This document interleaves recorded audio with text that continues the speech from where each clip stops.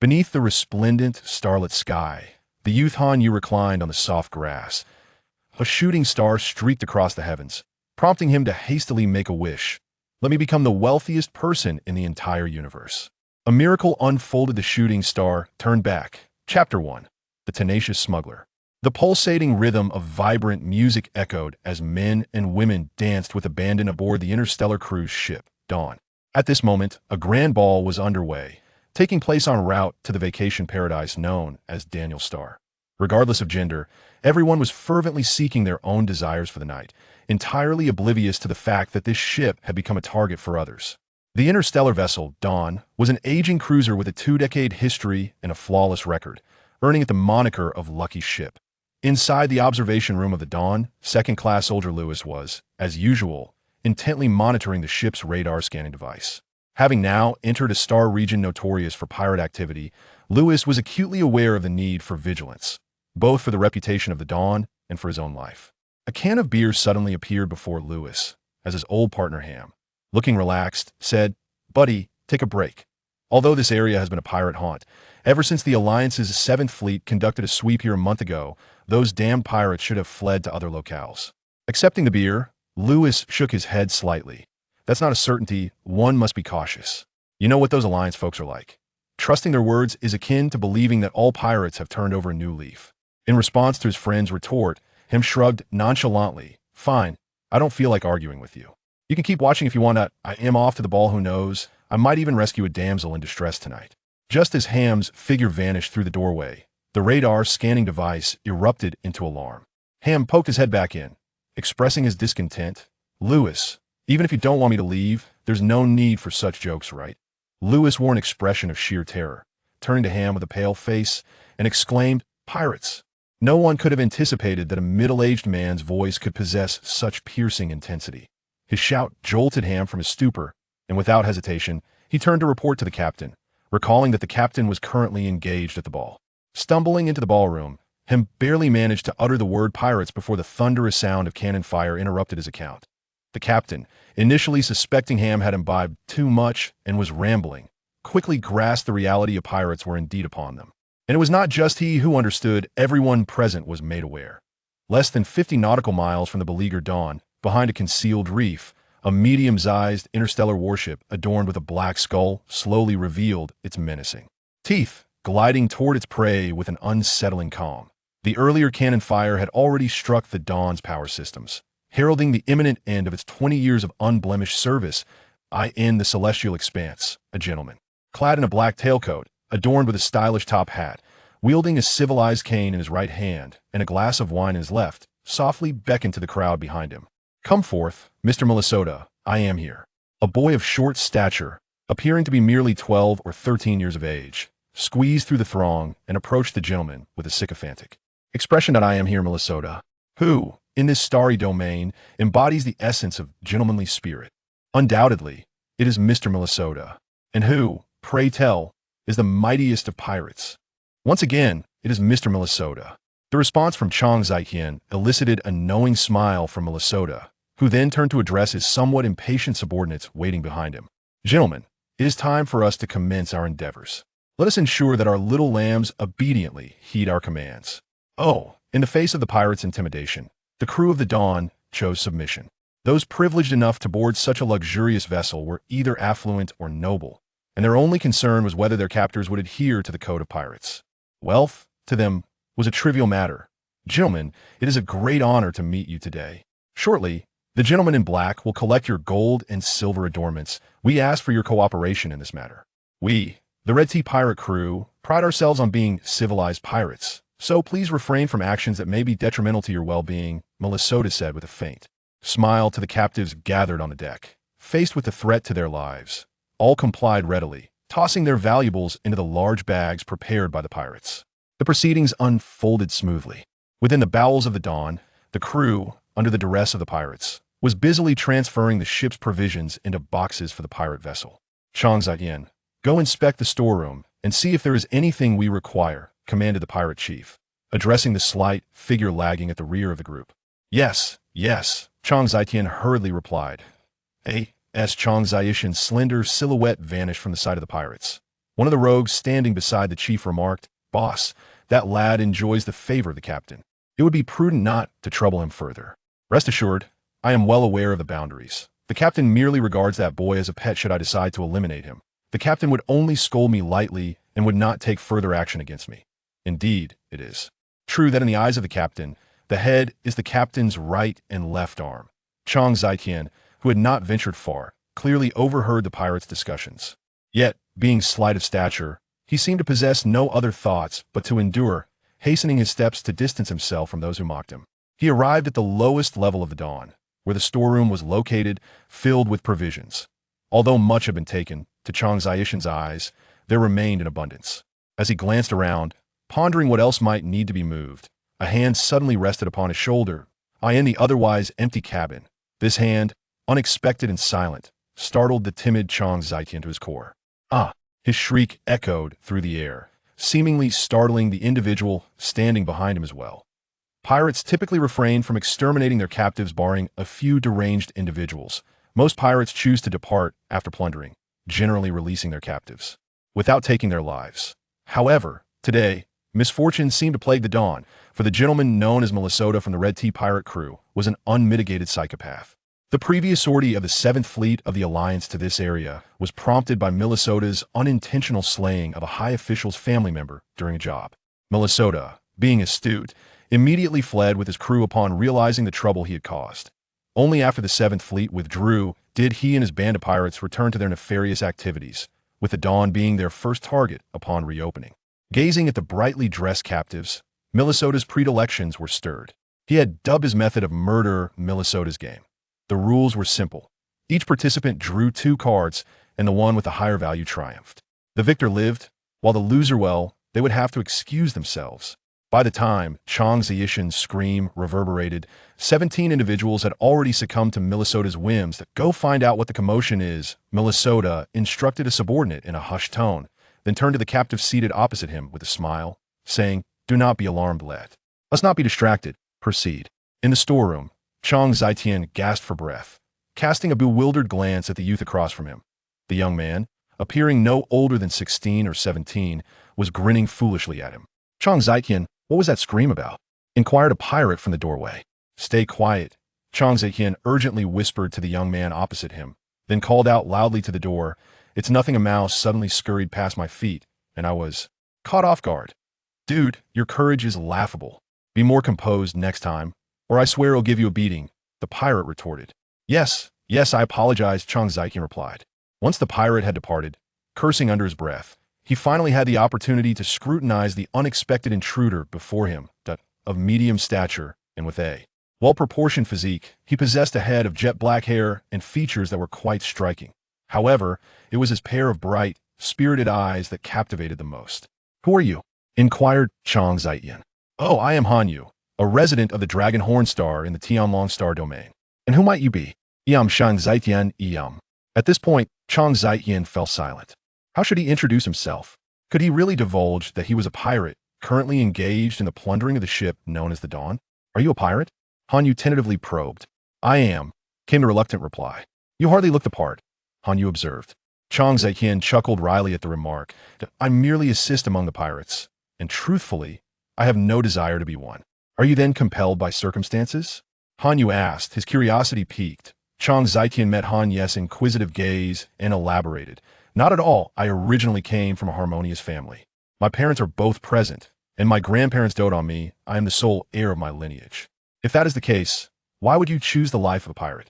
Han Yu questioned, perplexed. This is a long story," Chang Zitian began, as if a floodgate had been opened, recounting his ill-fated encounter during a summer fishing trip where he inadvertently crossed paths with the pirate Minnesota, who subsequently took him aboard the pirate ship to serve in a menial capacity. Regrettably, Han Yu proved to be an inadequate listener. Rather than offering the sympathy Chang Zitian had hoped for, he burst into laughter, exclaiming, "Chang Zitian, you truly are the epitome of misfortune." Chang Zitian shot Han Yu a disgruntled glance, realizing that this individual was undoubtedly not a legitimate passenger aboard the Dawn. In other words, he was merely a stowaway. With irritation, he queried, "Then what are your intentions in traveling to Daniel Star? You lack even the fare. What business do you have in that holiday paradise?" I am in search of companions, Han Yu replied with a grin. Ah, companions? Indeed. I seek the legendary nine-dragon jade pendant that my strength alone may prove insufficient. So I wish to gather a few partners to join me in this quest. The nine-dragon jade pendant? Are you referring to the one that grants any wish to its possessor? Indeed. Is it the same pendant that can fulfill any desire? Precisely that is at the pendant for which the Alliance forces have expended vast resources, yet have still yielded no results. Are you out of your mind? How could you possibly find such a legendary artifact that exists in the Death Star domain? Remember, when the Alliance dispatched 100,000 troops to explore that treacherous area. After a year, only around 5,000 soldiers return alive, and those who did either perished or went mad within 2 years. Oh, Chang Zietian, you are well aware of this. Han Yu exclaimed, astonished as he gazed at Chang Zietian. Thank you for the compliment. I do not require your praise. Chang Zietian snapped back, regaining his composure. Haha, don't be so quick to wear a long face. The situation is not as dire as you perceive. Why you chuckled, patting Chang Zietian on the shoulder before turning to search for food. Observing Han Yu's nonchalance, Chang Zietian felt a surge of frustration and could not help but advise Han Yu, heed my words and abandon this unrealistic notion. You will never find a nine-dragon pendant. There's always a chance, isn't there? If you give up without even trying, won't you feel regret? Han Yu replied, munching on the food he had scavenged. Chang Zietian shook his head repeatedly. Impossible, utterly impossible, completely out of the question. Han Yu, you will never find a nine-dragon pendant. Bang! Why did you hit me? Chang Zietian asked, cradling his head with a look of grievance. I just wanted to hit you. Han Yu replied with a serious expression. Is that so? Never mind. I'm used to it anyway, Chang Zietian said, dejectedly. Upon hearing this, Han Yu frowned at Chang Zietian and reflected, it's not about whether it's possible or impossible, it's about whether I wish to pursue it. When I decided to seek the nine-dragon pendant, I had already resolved to do so, even if it meant sacrificing my life in the process. Chang Zietian, who had been dejectedly looking down, suddenly jolted at Han Yu's words, lifting his gaze to meet Han Yu's resolute expression. He then lowered his head again, muttering to himself, I have never harbored such thoughts. Han Yu looked at Chang Zietian, puzzled. However, Chang Zietian continued, ignoring him, to hold a death-defying resolve. Hey, Han Yu, do you think if I too embrace such a determination, my dreams could be realized? What did you say?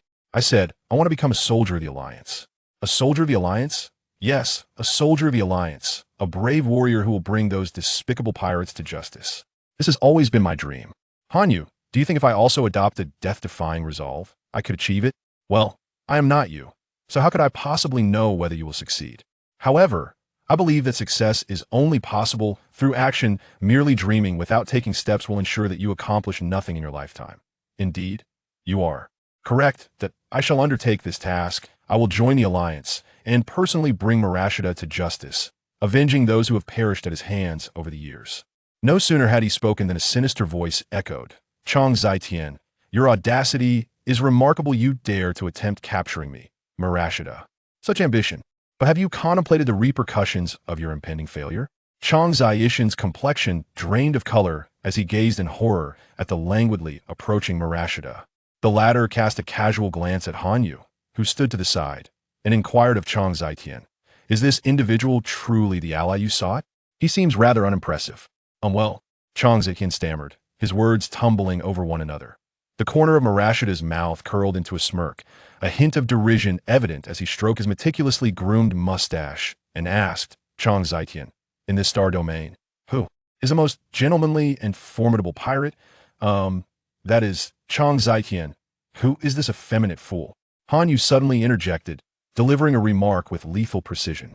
Marashida's lips twitched, and a portion of his delicate mustache was inadvertently pulled free. Chang Zietian stared blankly at Han Yu, suddenly recalling the words Han Yu had spoken to him earlier. A resolve for certain death? With this thought, Chang Zietian summoned his courage and boldly replied to Han Yu, this man is the most twisted and shameless pirate in this star domain. Marashida. You seek death. Marashida roared, lunging forward with his sword aimed at Chang Zietian. In terror, Chang Zietian shut his eyes, thinking to himself, this time I am surely doomed. Just as he braced for his demise, a figure appeared before him, intercepting Marashida's elegant blade. Slowly opening his eyes, Chang Zietian saw Han Yu turn to him with a smile, saying, "Congratulations, Chang Zaiyan. You have taken your first step towards your dream." "You insolent wretch! How dare you be so arrogant?" Marashida shouted furiously. "Heh, I wonder if the owner of this ship will forgive me for boarding uninvited once I capture you," Hanyu teased, pinching Marashida's sword between his fingers and gazing mockingly at him. This. Marashida seethed with rage, coldly retorting, "You wish to capture me, Marashida? You are still too inexperienced." With that, he launched a kick aimed at Hanyu's midsection. Yet Hanyu unexpectedly produced a wooden stick from who knows where and struck Marashida's leg with force. "Ah!" Marashida cried out in pain, relinquishing his sword and collapsing to the ground, cradling his injured leg. Chapter 2. The Swordmaster Who Eats for Free. The swift fluctuations of life can often leave one disoriented. This was precisely the sentiment shared by the passengers aboard the Dawn.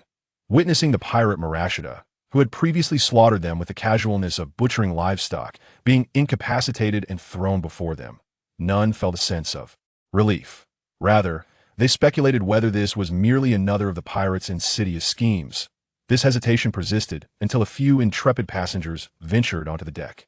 Beholding the pirates sprawled haphazardly on the ground, it was only then that the passengers of the Dawn realized they were indeed saved.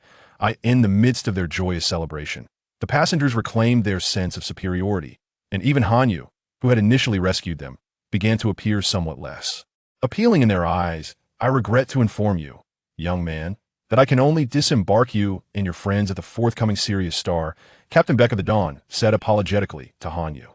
"It's quite all right, my actions were never solely for the sake of those people. You need not feel burdened, Captain," Hanyu replied with a cheerful smile. Upon hearing Hanyu's words, Beck felt an even greater sense of shame. Yet, he was merely the captain of the Dawn, a vessel belonging to a larger corporation. Should the passengers aboard decide to lodge a complaint against him, it would spell the end of his career. Under the unanimous demand of the esteemed passengers, Beck had no choice but to comply, disembarking Hanyu and Chang Zaiqian at Sirius Star when the ship passed by. With a pang of guilt, Beck noticed that Hanyu bore no resentment towards him, which only fueled his desire to make amends. After a moment's contemplation, he said to Hanyu, "I've heard you seek companions on Daniel Star?" "Yes. Do you have any suitable recommendations, uncle?" "Ah, I have no noteworthy suggestions to offer you. I merely wish to convey that Daniel Star may not harbor the companions you seek. Most capable individuals have already been courted by the influential, leaving behind those whom you might find unworthy. Thus, should you proceed to Daniel Star, you may end up with nothing." Intrigued by Beck's words, Hanyu inquired, "Oh, really? Do you have any suggestions then?" "Consider going to Sirius Star. Although it may lag behind Daniel Star in development, it is a hub for many explorers from various star systems. I am confident you will find the companions you desire there. Moreover, the inhabitants of Sirius Star possess far less opportunism compared to those on Daniel Star, so you need not fear deception." After reflecting on Beck's counsel, Hanyu smiled earnestly at him. "Thank you, uncle. I shall heed your advice." Beck smiled back and continued, "No need for thanks.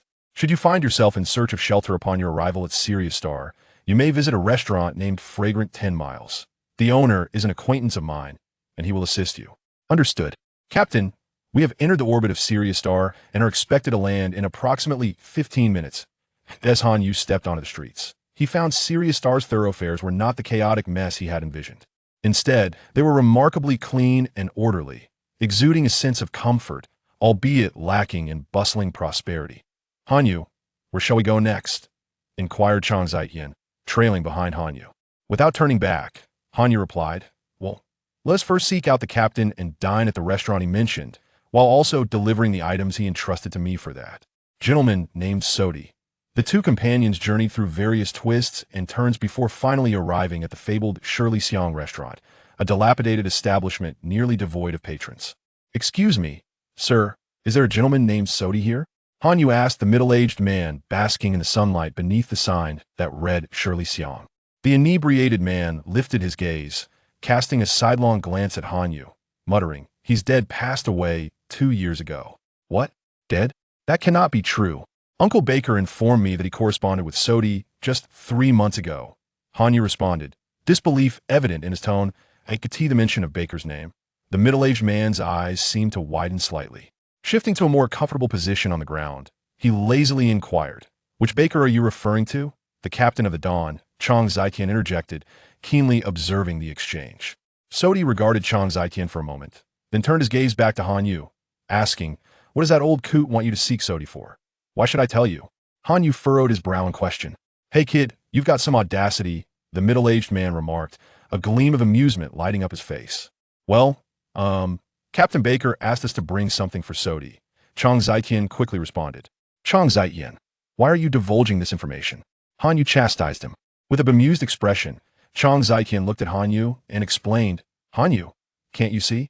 This gentleman is the person we are looking for." "Oh, is that so?" Hanyu scrutinized the middle-aged man with skepticism. "Hey, are you truly Sodi?"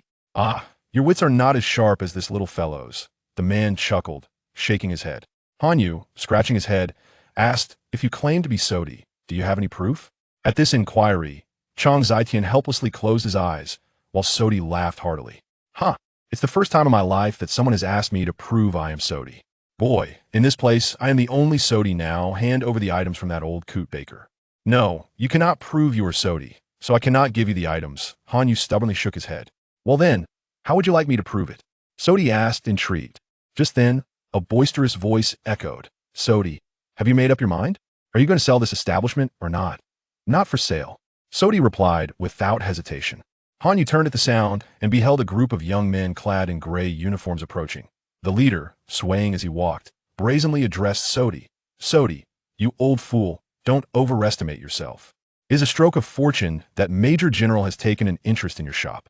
What is there worth guarding in such a shabby establishment? It's been half a month without a single customer. Is there even a need to keep it open?" "Oomph, Doug, if it weren't for your gang of ruffians causing trouble behind the scenes, would my shop really be devoid of customers for half a month?" Sodi retorted angrily. Faced with Sodi's fury, Doug took a cautious step back, glancing at the men he brought with him. Regaining his confidence, Doug shouted again, "Sodi, I know you have talent, but shutting down your shop is not a difficult task. To be frank, I have every intention of demolishing your establishment today. Try it. As long as I have even a single customer, I will not allow you scoundrels to touch my shop." Sodi bellowed. The argument attracted a crowd of onlookers.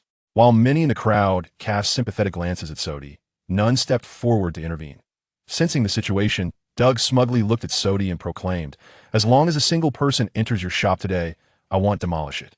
Chang Zitian, anxiously watching Hanyu, recognized that despite their short acquaintance, he understood Hanyu quite well. It was no surprise that he saw Hanyu's hand twitching with anticipation. "Hanyu, calm down. Don't create trouble. We have our own matters to attend to," Chang Zitian urged quietly. "Boss, I do like a serving of fried rice." A sudden voice interrupted Chang Zitian's thoughts. Although young, Chang Zitian's ability to read the room, honed during his time with a ruthless pirate crew, far surpassed that of Han Yat that moment. He could not help but turn towards the source of the voice. Many in the crowd shared Chang Zitian's sentiment and turned to look at the speaker. With silver hair tied in a ponytail, fair skin, and striking features, had it not been for the sword in hand, many might have mistaken this figure for a privileged nobleman. "Who are you, kid?" Doug asked, momentarily taken aback by the stranger's appearance, opting for diplomacy before aggression. However, the newcomer disregarded Doug entirely and inquired of Sodi, "Boss, do you not serve fried rice here?" "Of course we do. Please follow me," Sodi replied eagerly. "Stop," Doug barked, feeling his authority undermined. "What is it you want?" the swordsman asked, looking at Doug. "Who are you? State your name," Doug demanded, still seething but attempting to maintain his composure, pondering the identity of this audacious young man before deciding on the next course of action. "My surname is Ning, and my given name is Ping. I am a wandering sword. Do you have any further inquiries?" "Ning Ping? I have not heard of him." After a thorough mental search, Doug was convinced that the individual before him was not one of those formidable figures he was warned against provoking, which allowed him to. "Relax, kid, you're in over your head. Wise up and get lost at once," Doug shouted arrogantly at Ning Ping. Ning Ping cast a disdainful glance at Doug before turning to Sword and inquiring, "Boss, when will my fried rice be ready?" Once again ignored, Doug trembled with fury in this territory, who did not know that Doug was a figure whose stomp could shake the earth. To be so repeatedly disregarded by an insignificant nobody filled him with unparalleled rage. "Get him. If you kill him, it's on me," Doug ordered his subordinates in a furious voice. The thugs, clad in gray uniforms, brandished rubber batons, and charged at Ning Ping like wolves, eye in their eyes. This ungrateful swordsman was merely a meal laid out before them. With a sharp ding, the sound of a bell rang out, and those who had rushed toward Ning Ping found their batons inexplicably snapping in two. Before they could comprehend what had occurred, They felt a sudden chill at their thighs and looked down to find their trousers had mysteriously fallen. Help! The few men, now pantless, clutched their trousers and turned to flee. Doug's face turned ashen. His subordinates had embarrassed him, and as their leader, he felt utterly humiliated. Yet, deep down, Doug understood that given Ning Ping's earlier display of skill, any attempt he made would only invite further humiliation. He glanced again at Ning Ping and warned, "Kid, don't seek trouble. Do you know who I am working for? What does it matter to me whom you serve?" "This is utterly nonsensical," Ning Ping retorted before entering the restaurant, leaving Doug, who was about to invoke his connections, standing outside. "Boss, what should we do now?" one subordinate whispered. Doug's emotions were a tumultuous blend. He wanted to storm in and regain his dignity, yet his own lack of strength was a significant barrier to that aspiration. But to simply turn back, in front of so many witnesses, how could he bear to lose face? While he was caught in this dilemma, he heard his subordinate's question. A flicker of joy crossed his face, and he scolded the one who had spoken. "What business is it of yours to speak here?" After reprimanding him, Doug turned and walked away. As Doug and his subordinates departed in disgrace, the onlookers, seeing that the spectacle had ended, dispersed to tend to their own affairs. Only Han Yu and Chang Zietian remained in front of the restaurant. "Han Yu, what shall we do?" Chang Zietian quietly asked. Han Yu rubbed his stomach and replied, "Chang Zietian, are you hungry?" "Yes." "Then what are we waiting for?" With that, Han Yu pushed the door open and entered the restaurant. Seeing this, Chang Zietian sighed and followed him inside.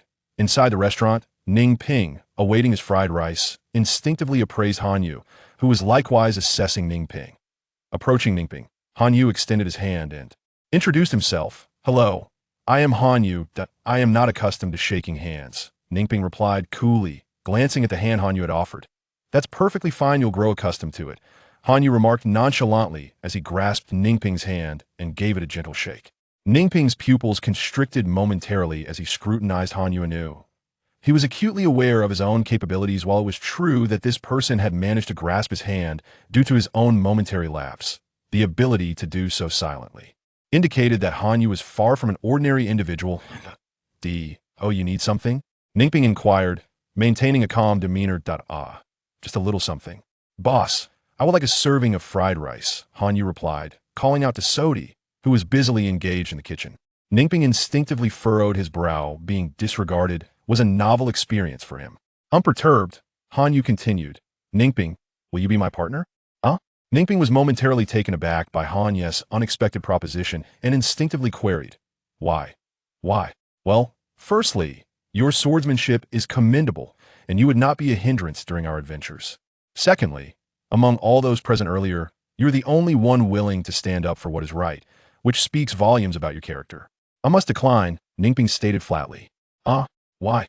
Han Yu asked, perplexed. "In no particular reason. I am accustomed to my freedom and am not inclined to team up with others," Ning Ping replied, while Han Yu glanced at Chang Zietian, seeking his assistance in persuading Ning Ping. However, Chang Zietian shook his head, indicating he was powerless to assist. Left without backup, Han Yu was compelled to find a way to convince Ning Ping on his own. Yet Ning Ping remained as obstinate as a stone in a cesspit, refusing to accept Han Yu's invitation. "Ning Ping, be my partner. Let us seek the nine-dragon pendant together," Han Yu continued, munching on his fried rice and persisting in his entreaty. "The nine-dragon pendant? That elusive trinket holds no interest for me," Ning Ping replied, shaking his head. Curious, Han Yu asked, "Then what is the purpose of your travels?" "I am here to defeat someone." "Who is it?" Ning Ping glanced at Han Yu. "That is of no concern to you." "How can it not concern me? We are partners. After all, if there's a problem, we must address it together." "Who said we were partners?" Ning Ping looked at the relentless Han Yu with exasperation, internally resolving to leave as soon as he finished his meal. "You are my partner," Han Yu replied, as if it were the most natural thing in the world. With a clatter, Ning Ping dropped his spoon and reached into his pocket to settle the bill, finding Han Yu exceedingly bothersome. However, as his hand delved into his pocket, his expression shifted, his fair complexion suddenly flushed as he hesitantly addressed Sodi. "Boss, may I discuss something with you?" Sodi regarded Ning Ping with suspicion, cautiously asking, "You're not suggesting that you lack the funds to pay, are you?" I apologize. That it seems I have misplaced my wallet," Ning Ping replied hesitantly. "Ha ha, Ning Ping, how can you be as unfortunate as I am? We truly are companions." Han Yu chuckled with a hint of schadenfreude. "Shut up." Both Ning Ping and Suada shouted in unison at Han Yu. The Sirius Star Defense Force, stationed on the planet Sirius, serves as a protective garrison for Daniel Star. This contingent is led by Captain Jiaji, who is in fact the ruler of Sirius. He relishes the view from the towering structure, soaring 150 meters high, where he can survey the realm he governs. Today was no exception. What is it? Jiaji inquired without turning as his secretary entered after knocking. General, Doug has returned. He has bungled the mission. Is that old fellow Suad is still unwilling to submit? Indeed, according to Doug, an unfamiliar swordsman named Ning Ping suddenly appeared and disrupted his initial plans. Excuses, mere excuses. Convey to Doug that I shall grant him one more opportunity. Should he fail to accomplish the task, there will be no reason for his return, he commanded. Understood. Chapter 3. The Game of Captain Jiaji. Hey, Ning Ping, become my companion and join me in an adventure. Upon hearing Han Yes' words, Ning Ping turned his back and declined. No, I have my own matters to attend to and cannot accompany you on your frivolous escapades. Come on. How can my endeavors be deemed frivolous? I am embarking on an adventure. Ning Ping, did you not mention you were seeking someone? We could increase our chances of finding that person while adventuring together, could we not? No, I have grown accustomed to my freedom and prefer to act independently. You ought to reconsider this attitude. You should know. You too. Cease your idle chatter. Once you have finished washing those dishes, I expect you to clean the courtyard. So, interjected, interrupting Han Yes' lengthy discourse. I say, Uncle Suad, wasn't it agreed that we could offset our meal costs by helping you with the dishes? Han Yu questioned with dissatisfaction. Silence, you two freeloaders. The mental compensation I have endured due to your presence must be repaid by you both. Get on with it. Suad brusquely interrupted Han Yu. Hearing this, Han Yu muttered quietly. Mental compensation? You seem far cheerier than when we first met. Han Yu, what are you mumbling about? Perhaps you should learn from Chang Zai Tian's diligence, replied Ning Ping. Han Yu glanced over to see Chang Zai Tian diligently wiping the table with a cloth, accompanied by a young girl of about 10 years. Truly, a harmonious pairing makes work feel less burdensome. Han Yu mused to himself. Suda turned upon hearing this and rushed to the young girl's side, saying with concern, Little Ellie, if you're unwell, you should refrain from moving about. Heed the doctor's advice and rest in bed. Daddy, Ellie is not tired. Ellie wants to help Daddy with his work, the young girl replied, wiping sweat from her brow with a delicate hand. Indeed, a bad bamboo produces good shoots, Han Yu murmured softly. Upon witnessing the scene, surprisingly, Ning Ping, who stood nearby, instinctively nodded in agreement with Han Yes' remark. However, as soon as she realized her alignment with Han Yes' thoughts, she abruptly snapped back to reality. Han Yu, if you keep chattering, you won't have dinner tonight. Suad turned around and shouted at Han Yu for speaking ill of him. Then, with a gentle expression, he addressed Ellie, saying, My dear Ellie, you may leave the remaining tasks to Chang Zai Tian. You should rest for now. Once you regain your strength, you can assist your father, all right? After much coaxing, he finally managed to persuade Ellie to head upstairs. Sighing as if lost in thought, Suad plopped down on the stairs leading up. Having finished washing the dishes and exiting the kitchen, Han Yu and Ning Ping exchanged a glance, nodded slightly, and sat down beside Uncle Suh, what illness does Ellie have? Han Yu inquired. Upon hearing this, Suad sighed and shook his head, saying, Alas, it's all my fault. If I had been more attentive back then, Ellie wouldn't have missed the optimal treatment period for her illness. What exactly is the illness? Han Yu pressed further. It's called organ failure syndrome. At the mention of this name, a flicker of concern crossed Ning Ping's eyes. Han Yu continued to inquire, Is there a cure? Suad shook his head in despair. I've taken Ellie to every planet near Sirius and consulted countless doctors, yet all have been unable to provide a remedy. As Ellie grows older, her condition worsens, and I dread the day she may suddenly leave me. I truly do not know how I would face life afterward. There may still be a way to treat this illness, Ning Ping suddenly interjected, addressing Suda. Suda, as if grasping a lifeline, eagerly asked Ning Ping, What is it? I would not hesitate to sacrifice my life for it. There's no need for such a sacrifice. A distant relative of mine suffered from this illness in his youth, but his parents sought a folk remedy that ultimately cured him. Ning Ping paused, suddenly looking troubled. I remember the remedy, but while the ingredients are relatively easy to procure, the catalyst is rather elusive. What catalyst? Sudiprest. The seed of the Magulai flower. The Magulai flower is a plant that grows in the vast desert and possesses a strong sense of self-awareness, often attacking those who venture too close. Its fruit is reputed to have life-extending properties, Yet due to its elusive nature, the Moguli flower's fruit remains a rarity in the market. Ningfeng, could you kindly transcribe that? Remedy for me. After a brief silence, Sida addressed Ningping. Uncle, you cannot possibly intend to venture into the vast desert alone, can you? Setting aside the challenge of locating it, do you truly believe you can confront the formidable Liua by yourself? It is essential to recognize that the fruit of the Voglia signifies its very essence devoid of its fruit. The plant will perish within a short span and set aside his task, and approached with a query. Enough, Changjar Tan, I have made my decision. Your counsel is unnecessary. Hida interjected, waving his hand to silence him as pleased. Just as Tan was about to continue persuading Sida, a startled cry from Li erupted from the second floor. The four men on the ground rushed upstairs, bursting through the door, only to find the window wide open and a note lying on the empty bed. Sida picked it up, revealing the words, "If you wish to spare the girl's life, you must prevent others from demolishing the house by tomorrow." Hey, Sida cried out in anguish, collapsing to the floor. "It must be that scoundrel Da," Han Yu exclaimed, his anger palpable as he turned to rush downstairs.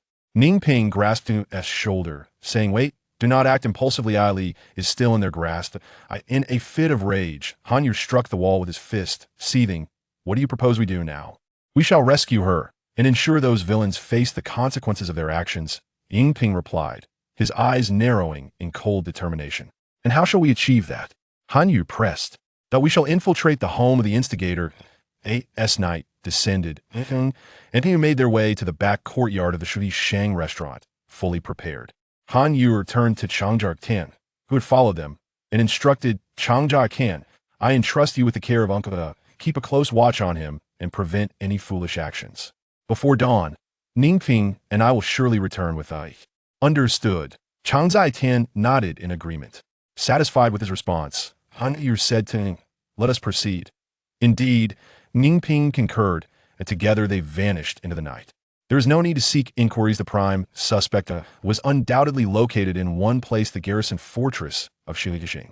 Their plan, forged through dialogue, was clear: locate, ascertain S whereabouts, and rescue her. The first step was to infiltrate the fortress and confront Aga.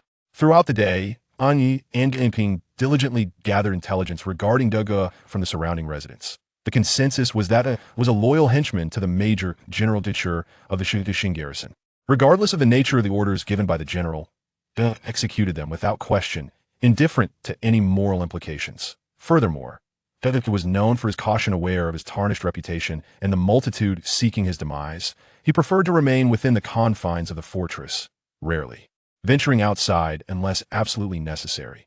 Lastly, concerning the intelligence about the fortress, it is regrettable that for the residents whom Han Yu and Ningping visited, the garrison's fortress remains an enigmatic entity, shrouded in mystery regarding its internal circumstances.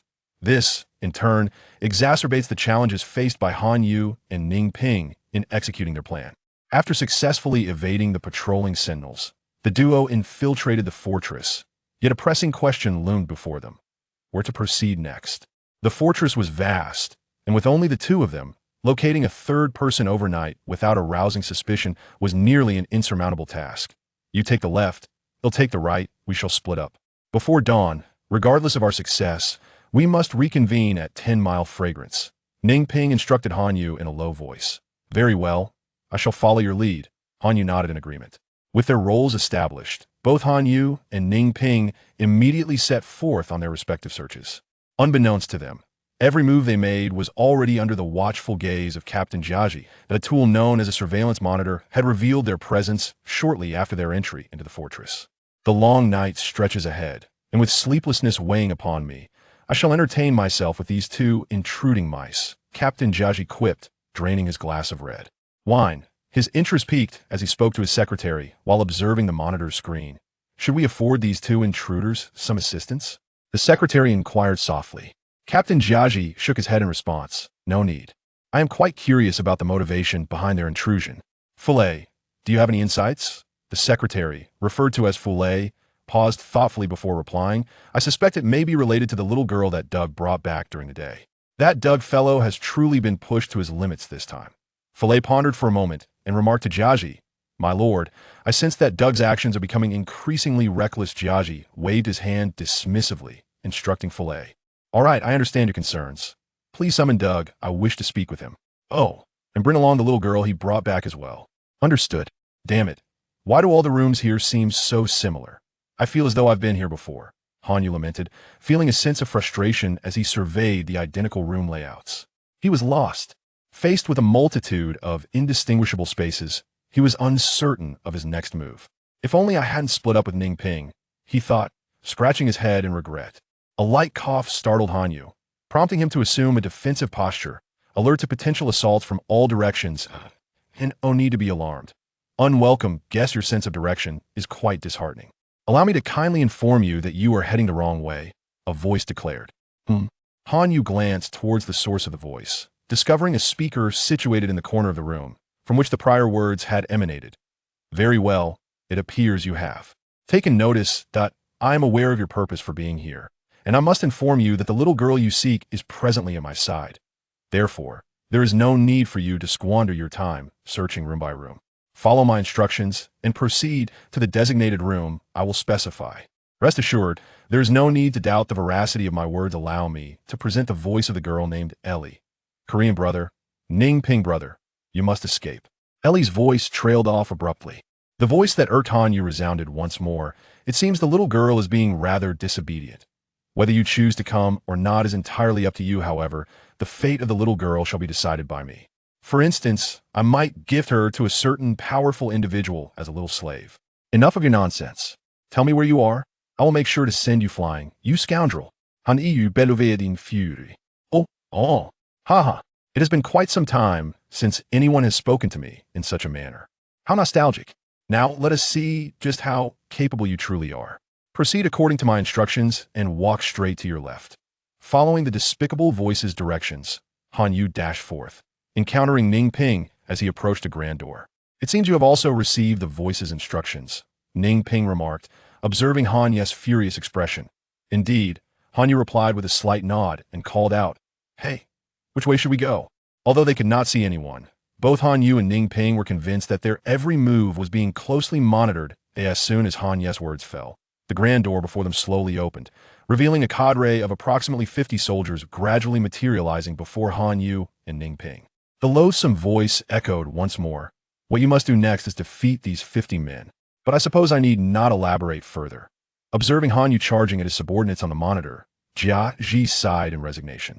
In his fury, Hanyu held nothing back, swiftly overcoming the 50 soldiers alongside Ning Ping. Their speed was such that even Jia Ji was taken aback. Impressive. It seems your skills are quite commendable. This means I can indulge in a bit more fun shortly. Continue straight down this path that is a reward for your swift defeat of your adversaries. Allow me to offer you a hint. Your next opponent shall not be human. Feeling entirely at the mercy of another, both Hanyu and Ning Ping experienced a profound sense of frustration. Yet apart from adhering to the adversary's directives, they had no alternative but to proceed, for surrendering their plan for the night was a path they would never choose. Just as Jiaji had indicated, their next opponent was indeed not of human origin. Emerging from a distance of at least 3 meters stood a colossal black bear, swaying its massive head as it ambled toward the two invaders. Observing the bear's formidable paws, Hanyu addressed Ning Ping. Ning Ping, leave this one to me. Are you certain you can handle it? Ning Ping inquired, unusually concerned. Why master once told me that as a man, one must never admit to inadequacy, Hanyu declared, stepping boldly towards the black bear. Witnessing this, Ning Ping positioned himself against the wall, sword cradled in his arms, observing Hanyu engage with the formidable beast. Aren't you going to assist your companion? The voice of Jiaji echoed in Ning Ping's ear. There is no need, I have faith in him, Ning Ping replied calmly. His response, evidently not what Jiaji anticipated, was rendered moot as the outcome of the battle swiftly unfolded. The black bear, howling in defeat, fled on its 4 limbs, while Hanyu emerged relatively unscathed, save for some tattered clothing. How did you manage that? Ning Ping inquired, a hint of surprise in his tone. In his eyes, even if Hanyu were to triumph, such a swift victory seemed improbable. Puffed with pride, Hanyu responded, it was nothing compared to the mountain king I encountered in my youth. This black bear is merely a triviality. Mountain king? Ah, it was a black bear residing in the mountains where I trained. a name I bestowed upon it. That creature was significantly larger than the one we just faced. Hanyu gestured expansively, illustrating his point. I suddenly find your childhood quite intriguing, Ning Ping remarked, gazing at Hanyu. It's simple, come adventure with me, and we may have the chance to visit my hometown together. Well, let me think about it. Ning Ping hesitated, not outright refusing as he usually would. Sure, take your time. Have you made your decision yet? Ning Ping rolled his eyes in exasperation, choosing to ignore Hanyu, and called out, Hey, which way do we go next? Hey, Ning Ping, you haven't shared your thoughts on the matter yet. Hanyu protested from the side. Regrettably, Ning Ping paid him no mind, as Jiaji's voice rang out once more. Next, proceed straight through the passage to your left. At the end, you will find the young lady Ellie, who is currently by my side. Upon hearing this, Ning Ping stepped into the left-hand passage, with the persistent Hanyu trailing behind him. Hey, Ning Ping, you still haven't told me what you think. Be quiet. Ning Ping's voice echoed within the passage, unable to endure Hanyu's incessant chatter.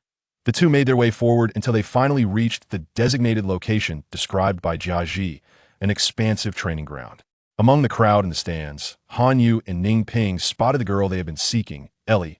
Clapping his hands, the figure seated in the central chair stood and addressed Hanyu and Ning Ping. Welcome, you audacious intruders. Chapter 4. Crossing 3 barriers. As you can see, the person you seek is now in my possession.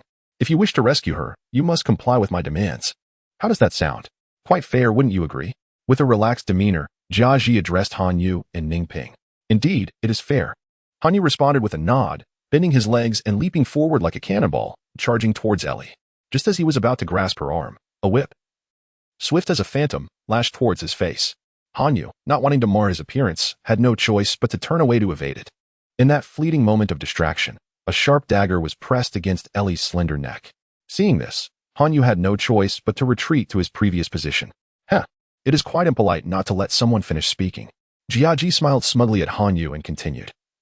You may choose not to abide by my rules to rescue her, but I cannot guarantee the safety of the one you seek. At these words, Hanyu prepared to strike at Jiaji, but Ning Ping intervened, urging him to remain calm and listen to what this fellow had to say before taking action. Jiaji, observing the situation, complimented, Well done, swordsman. You are indeed a composed individual, much more challenging to deal with than your impulsive companion. Enough of the pleasantries. State your rules. Ning Ping replied coldly.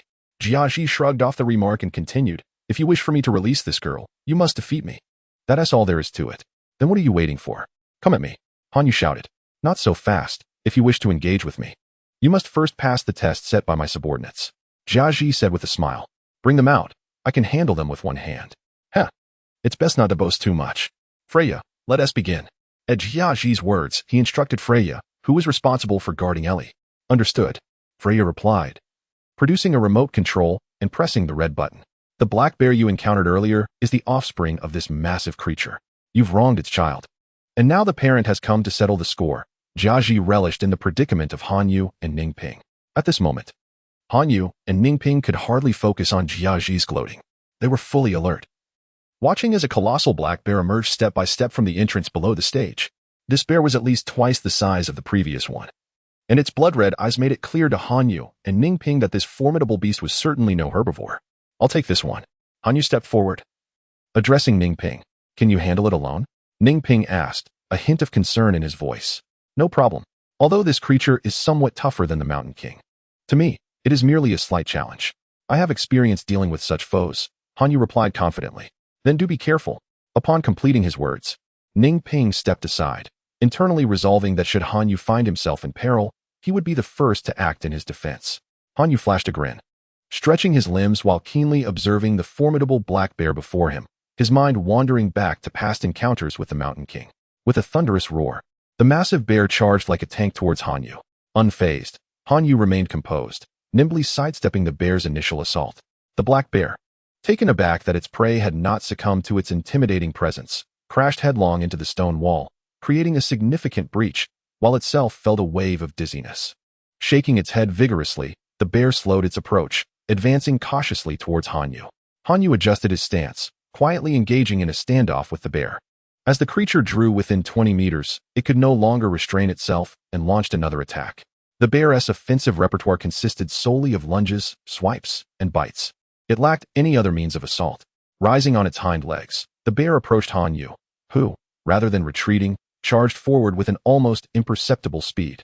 The bear, simple-minded, failed to comprehend why its opponent was advancing rather than retreating, and let out a triumphant roar as its massive paw swung toward Han Yu's head. From a distance, Ai Li, overwhelmed with fear, closed her eyes, only to find that the anticipated cheers from the onlookers were absent. Cautiously reopening her eyes, she gasped in astonishment.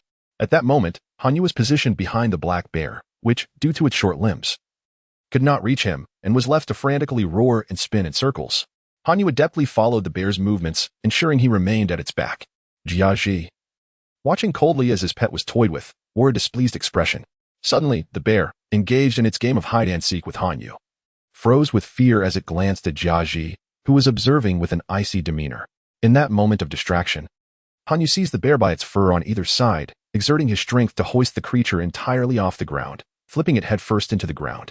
Clapping his hands, Jia Ji stood up, praising, "Splendid, truly splendid. However, this is merely the first round. The next will not be so easily won. Freya, it is your turn." "Yes," Freya responded, bringing Ai Li to Jia Ji's side before gracefully leaping down from the platform and striding towards Han Yu and Ningping with feline grace. "Han Yu, this battle is entrusted to me," Ningping stated calmly. "I can still fight," Han Yu exclaimed urgently in response. "I believe the final challenge lies with that individual on the platform taking matters into his own hands. First, you should recuperate your strength." "Very well, but do exercise caution." "Do you truly think you can prevail against me alone?" With an expression devoid of emotion, Freya inquired of Ningping. "I am uncertain whether victory is within reach. Only by attempting shall I discover." Ningping responded with a nod, crouching slightly as he assumed a drawing stance. "Humph, it appears you possess considerable confidence," Freya remarked coldly, unfurling her whip with her right hand. The whip was quite lengthy, measuring approximately 4 meters. Han Yu was bewildered as to how this woman could wield such an elongated implement. In an instant, Ningping vanished from sight, only to reappear before Freya moments later. Despite being adversaries, he harbored no desire to inflict severe harm upon her. Instead, he intended to render her unconscious. Just as he was poised to strike, an instinctual warning of danger surged within him. Startled, Ningping hastily altered his approach, pivoting his foot to retreat rather than advance. Han Yu, observing the duel, was perplexed by Ningping's sudden withdrawal. He had just been presented with a clear opportunity for victory. Why would he relinquish it? "It seems your sixth sense is quite keen," Freya remarked with a slight smile, addressing the retreating Ningping. Ningping furrowed his brow at her words. But before he could dwell on it, Freya provided the answer. A series of green ripples emanated from beneath her feet, and suddenly the concrete ground fractured, allowing numerous green vines to emerge from the earth, swiftly encircling the area where Ningping and Freya stood. "I am a plant-based ability user, with merely your iron sword. You cannot sever the vines I summon. Regrettably, your plans for tonight are doomed to failure," Freya stated coldly. Ningping sheathed his sword, resuming his drawing stance as he replied with an indifferent tone, "Not necessarily." In response to Ningping's assertion, Freya coldly retorted, "One does not shed tears until faced with the coffin." The green vines began to thrash violently, rapidly weaving into a large green sphere that enveloped Ningping. As the speed of the vines intensified, the sphere shrank ever smaller. "Ningping!" Han Yu could not restrain himself from shouting, preparing to intervene. However, just as Han Yu's words left his lips, the diminishing green sphere abruptly halted its motion, accompanied by the incessant cracking sounds of the vines snapping. Freya, who had maintained a stoic expression, now displayed a look of disbelief as she gazed at the very sphere she had conjured. As its creator, she should have possessed an intimate understanding of the situation within the sphere, yet now she sensed a disconnection from it. In the midst of her astonishment, the vine sphere suddenly erupted. Ningping stood unscathed amidst the shattered vines, his sword pointed defiantly at Freya, who found herself momentarily paralyzed, never having encountered such a scenario. Upon realizing that the woman before him possessed extraordinary abilities, Ningping set aside any feelings of compassion. Observing Fu Lei's moment of distraction, he swiftly bent his legs and vanished from sight, only to reappear directly in front of her. Rather than panicking, Fu Lei revealed a sly smile upon witnessing Ningping's approach. "Thorn trap," she proclaimed as numerous vines surged from the ground, ensnaring Ningping before he could react and swiftly binding his hands and feet. Ningping struggled fiercely, yet the vines constricted ever tighter. "Do not waste your energy," Fu Lei said, observing his futile attempts. "Once ensnared by my vines, not even a short-nosed elephant can escape." Ningping, undeterred by her words, continued to resist. Fu Lei shook her head and called out to Han Yu, who was watching from a distance, "Come now, it is your turn next." Han Yu scratched his head and shouted back to Ningping, "Ningping, This is not me disregarding your advice. She initiated the conflict, and I have no reason to abstain. Hearing Han Yu's words, Fu Lei reassured him, do not worry, soon you will meet the same fate as this fellow. She won't utter a word about it. Do not presume that your abilities render you invincible, she continued. There are others with powers as well, for instance, myself. Pointing to himself, Han Yu was enveloped in flames, which swiftly severed the vines attempting to ambush him from behind. As the flames soared, Fu Lei's expression shifted from confidence to genuine fear. Unlike her earlier deception towards Ning Ping, this time she truly felt threatened. Among those with abilities, there exists a natural hierarchy. Prior to reaching a certain level of strength, plant-based abilities are particularly vulnerable to fire-based powers, as the flames can incinerate any flora summoned. Cease. Just as Han Yu was poised to conclude his battle with Fu Lei, Jia Ji from the stands intervened. Han Yu extinguished the flames and cast a cold gaze upon Jia Ji. Rising to his feet, Jia Ji announced, you have passed this round. Fu Lei, you may withdraw. Yes, Fu Lei replied, shaken, as she turned to leave the stands. I apologize, my lord. I have disappointed you. Do not worry. Your defeat is merely a reflection of your current limitations, not a fault of your own. Allow me to handle the next challenge. Jia Ji reassured her with a slight shake of his head before donning a pair of black gloves with deliberate slowness. Meanwhile, Han Yu was negotiating with Ning Ping. Ning Ping, agree to be my companion and embark on an adventure with me, he said, grinning as he held Ning Ping's sword. You truly take advantage of the situation. Ning Ping replied, somewhat exasperated. Heh, Han Yu chuckled, adopting a demeanor that suggested he would not relent until he received an affirmative response. Faced with Han Yu's obstinacy, Ning Ping ultimately acquiesced, saying, very well, I accept your proposal. However, I too have a condition. You mentioned, aside from the position of captain, Han Yu replied hastily. I have no interest in becoming a captain. You know, I once told you that I am searching for someone, the Sword Saint, Lu Haoran. I aspire to defeat him. If I ever find him, I hope you will not hinder my duel with him. You seek to vanquish Lu Haoran? Why? For the title of Sword Saint. Ning Ping fell silent for a moment before responding, I understand.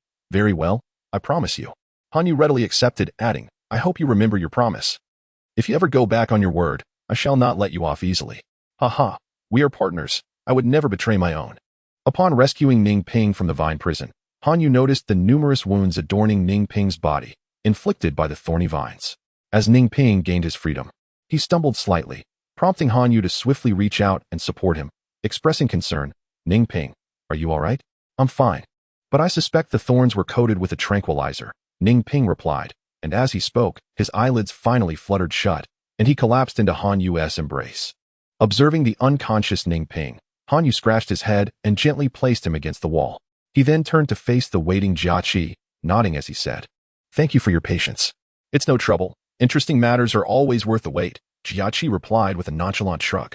If I defeat you, will you return Ellie to us? Han Yu inquired while stretching his limbs. Indeed. Moreover, not only will I return her, but I shall also present you with a reward. Jia Ji responded with a smile. No sooner had the words left his lips than Han Yu vanished from sight. In the next instant, he reappeared behind Jia Ji, delivering a powerful punch aimed at his back. Yet, as if he possessed eyes on the back of his head, Jia Ji began his maneuver the moment Han Yu materialized. At the very moment Han Yu struck, Jia Ji's fist was already in motion. With a thud, Han Yu collided heavily against the wall, while Jia Ji, moving with agility, said with a hint of pride, do not underestimate me. I am a captain in the alliance. This position was earned through sheer skill. Rubbing his sore cheek, Han Yu, feeling disgruntled, chose not to respond and charged at Jia Ji once more. This time, he approached with greater caution, yet Jia Ji was no slouch either. As he claimed, his current status was hard-won, and his wealth of combat experience matched Han Yu's prowess, honed from battling ferocious beasts in the mountains since childhood. Frustrated by his inability to gain the upper hand, Han Yu became increasingly agitated. With a forceful clap of his hands, he summoned a fireball that ignited in his palm. Hurling it fiercely towards Jia Ji to Han Yu's astonishment, Jia Ji reached out to catch it.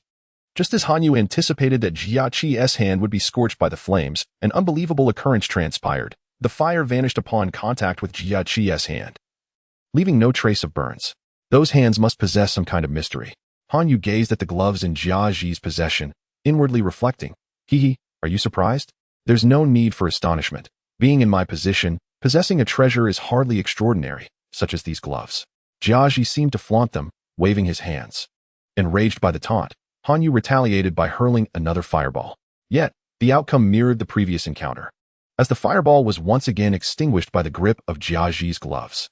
Jiaji waved his hand, smiling at Hanyu. Hee, if you've exhausted your tricks. It's my turn now. Hanyu furrowed his brow at Jiaji, contemplating. Those gloves cannot be as miraculous as he claims. Otherwise, he wouldn't flail his hands after encountering the flames, as if burned. Could it be that Hanyu has stumbled upon a possibility? Just as this thought crossed his mind, Jiaji closed the distance, launching a powerful uppercut to Hanyu's chin. Hanyu staggered backward, and Jiaji, seizing the moment, pressed his advantage, forcing Hanyu to retreat step by step. As Jiaji prepared to deliver a final blow, Hanyu unexpectedly seized Jiaji's right hand. Taken aback, Jiaji immediately clenched his left fist, aiming a fierce strike at Hanyu's face. Desperate to extricate himself from Hanyu's grasp. Bang! This time, Hanyu captured Jiaji's left hand as well. In a moment of panic reflected in Jiaji's eyes, Hanyu revealed a smirk and delivered a powerful headbutt that struck Jiaji's unguarded forehead. Chapter 5. The decision of Chang Tian. It must be said that Jiaji, a seasoned warrior, did not forget to retaliate even as his head spun from the blow. He launched a fierce kick toward Hanyu's abdomen. Hanyu leaped over Jiaji's head, landing behind him, and with great strength, he firmly controlled Jiaji's arms. Leaving Jiaji in a passive position, Jiaji attempted to kick backward, but Hanyu intercepted him mid-movement, disrupting his action. However, Hanyu did not dare to presume victory just yet. The tenacity of his opponent could only be truly appreciated through direct experience. With a surge of determination, crimson flames erupted from Hanyu's arm, swiftly engulfing Jiaji's limbs. The intense heat caused beads of sweat to form on Jiaji's forehead. Although the gloves he wore perfectly insulated against the fire, his unprotected arms remained flesh and blood. Yet, the pride of a warrior prevented Jiaji from begging for mercy. He could only struggle with all his might. At that moment, Hanyu resembled a powerful bear, firmly controlling Jiaji's arms, rendering his efforts futile. Stop, urged the observing Fulei, unable to contain herself. She understood that if the assault continued, her superior's arm could be irreparably damaged, and even if halted now, it would require months of treatment to restore it to its former state. Upon hearing her plea, Hanyu ceased his actions and released Jiaji. Upon gaining freedom, Jiaji immediately turned to deliver a blow to Hanyu. However, when his fist reached Hanyu, he found himself unable to strike. Ultimately, with a heavy heart, he lowered his arm and instructed Fulei, release that girl and let her go. My lord, Fulei exclaimed in surprise. All right, although I am not a virtuous man, I adhere to my principles. Defeat is defeat, and I can bear it. Let them go, Jiaji said, waving his hand dismissively at Fulei. My lord, I apologize. If it weren't for my interruption. Fulei spoke with regret. Enough, Fulei. The responsibility for this defeat lies solely with me, not with you. Had you not intervened, my arms would likely be incapacitated now. I did not shift blame onto my subordinates. Hey, are you Hanyu? Jiaji inquired, directing his attention to Hanyu. Indeed. Hanyu replied. You possess considerable skill. Would you be interested in working under me? No. Hanyu refused without hesitation. You are quite resolute, Jiaji remarked. As I mentioned earlier, should you win, there would be a reward for you. No need. Our purpose here is to rescue someone, and now that we have accomplished that, we require no reward. Hanyu shook his head, then crouched down to ask the approaching Ellie. Ellie, can you walk by yourself? Yes, she replied. Then bear with me a little. I need to carry Ningping back. Will you walk alongside me? Okay. Such a good girl, Hanyu said, patting Ellie on the head before turning to Ningping. Are you certain you do not want the reward? It would be beneficial for that fellow, Sodi. Jiaji called out leisurely to Hanyu, who paused and turned back to inquire, what exactly is this reward you speak of? A new shop, Jiaji responded. Hanyu looked at him skeptically. Fulei, please explain it to him. I must attend to my injuries now, and whether he accepts it or not is his decision. Jiaji instructed Fulei before turning away. Fulei stepped forward to Hanyu and explained, My lord is currently planning the commercial street of Sirius Star, and Sodi's restaurant lies within this planning area. He is willing to exchange a new shop for Sodi's current establishment. Has such an offer been made before? Hanyu asked Fulei. No, Fulei replied candidly. In the past, such matters were typically handled by Doug. However, this time, you and that swordsman were unexpected variables. Ellie, what do you think? Hanyu asked, glancing down at Ellie. After pondering for a moment, she nodded and said, Brother Hanyu, I think you should agree. I believe Dad wouldn't object. All right, if you think it's acceptable, I have no objections. Hey, woman, is my companion all right? He's fine. He merely fell asleep due to the anesthetic. That is good to hear. Is there anything else? If not, I shall take my companion and leave. Tomorrow, I shall send someone to Shirley Xiang to discuss the specifics of our exchange. Upon hearing this, Han Yu nodded, taking Ellie by the hand as he turned to stand beside Ning Ping. Observing the peacefully slumbering Ning Ping, he could not help but murmur, "You seem to be sleeping quite soundly." With that, Han Yu crouched down and hoisted Ning Ping onto his back, leading Ellie towards the fortress exit. "Wait, is there anything else?" Han Yu inquired, turning back. "I will see you out," Fry stated with a stern expression as she approached. "No need," Han Yu declined. Fry, maintaining her serious demeanor, retorted, "Do not presume that I am doing this willingly. I merely wish to prevent you, the directionally challenged, from wandering aimlessly within our fortress." Han Yu found himself at a loss for words. Could he be blamed for this? After all, the layout of this wretched place was quite similar throughout. In front of the Shirley Xiang restaurant, the surrounding residents had long extinguished their lights and retired for the night, leaving only this place aglow. Uncle Soder sat listlessly on the steps before the entrance, his gaze fixed vacantly on the road leading to the fortress, while Chang Zitian watched him with concern. "Uncle Soder, there is no need to worry. Though Han Yu may seem a bit careless at times, his abilities are certainly formidable. With him involved, I trust that Ellie will be safe," Chang Zitian reassured Soder once more. Since the incident, he had lost count of how many times he had offered such words of comfort. "Really? Then why has there been no news thus far?" Soder lifted his gaze to Chang Zitian, questioning. Scratching his head, Chang Zitian explained, "Well, you see, matters like these require time to resolve. Ellie has been abducted, and Han Yu and the others must defeat those villains to rescue her." "Is that so? But what if Han Yu and his group are no match for those thugs? There are many hidden talents within the fortress. If they fail, wouldn't it mean I have endangered them? They will be fine. Han Yu and the others will be all right," Chang Zitian assured Soder confidently, though internally, he harbored the same worries as Soder. During the day, upon learning of Ellie's abduction, the nearby residents had come to console Soder. From their words, Chang Zitian understood that the people within the military fortress were no ordinary individuals. Just as Chang Zitian and Soder were enveloped in their anxious thoughts, the sound of approaching footsteps echoed from afar.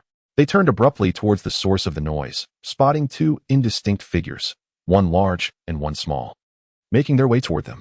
Under the light, the two figures revealed their true identities, prompting Soder to exclaim, "Ellie." He immediately sprang to his feet. But due to sitting for too long, his legs had gone numb, causing him to stumble and fall to the ground with a thud. "Daddy!" Ellie cried out in alarm. Swiftly jogging to Soder's side, he sat up and embraced Ellie tightly, tears of joy streaming down his face as he exclaimed, "Ellie, my angel. It is such a relief that you're unharmed." "I'm sorry, Daddy. I worried you," Ellie replied. It's all right. It is all my fault." Soder reassured her, when suddenly Han Yu's voice interrupted, "Uncle Soder, could you perhaps save the tears for later?" Sodi, feeling somewhat bashful, glanced up at Han Yu and, astonished, inquired, "What about Ning Ping? Is he injured?"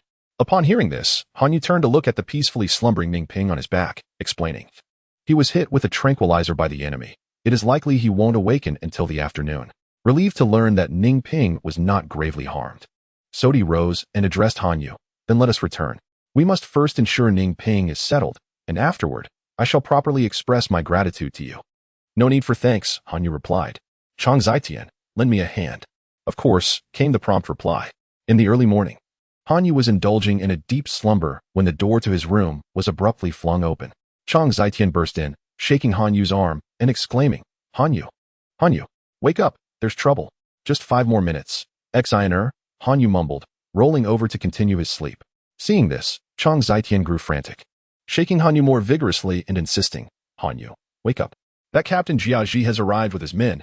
"Huh?" Upon hearing the name Jiaji, Han Yu's mind began to clear. He sat up and asked, "Who has come?" "Jiaji has brought a group of people. They are right outside the door."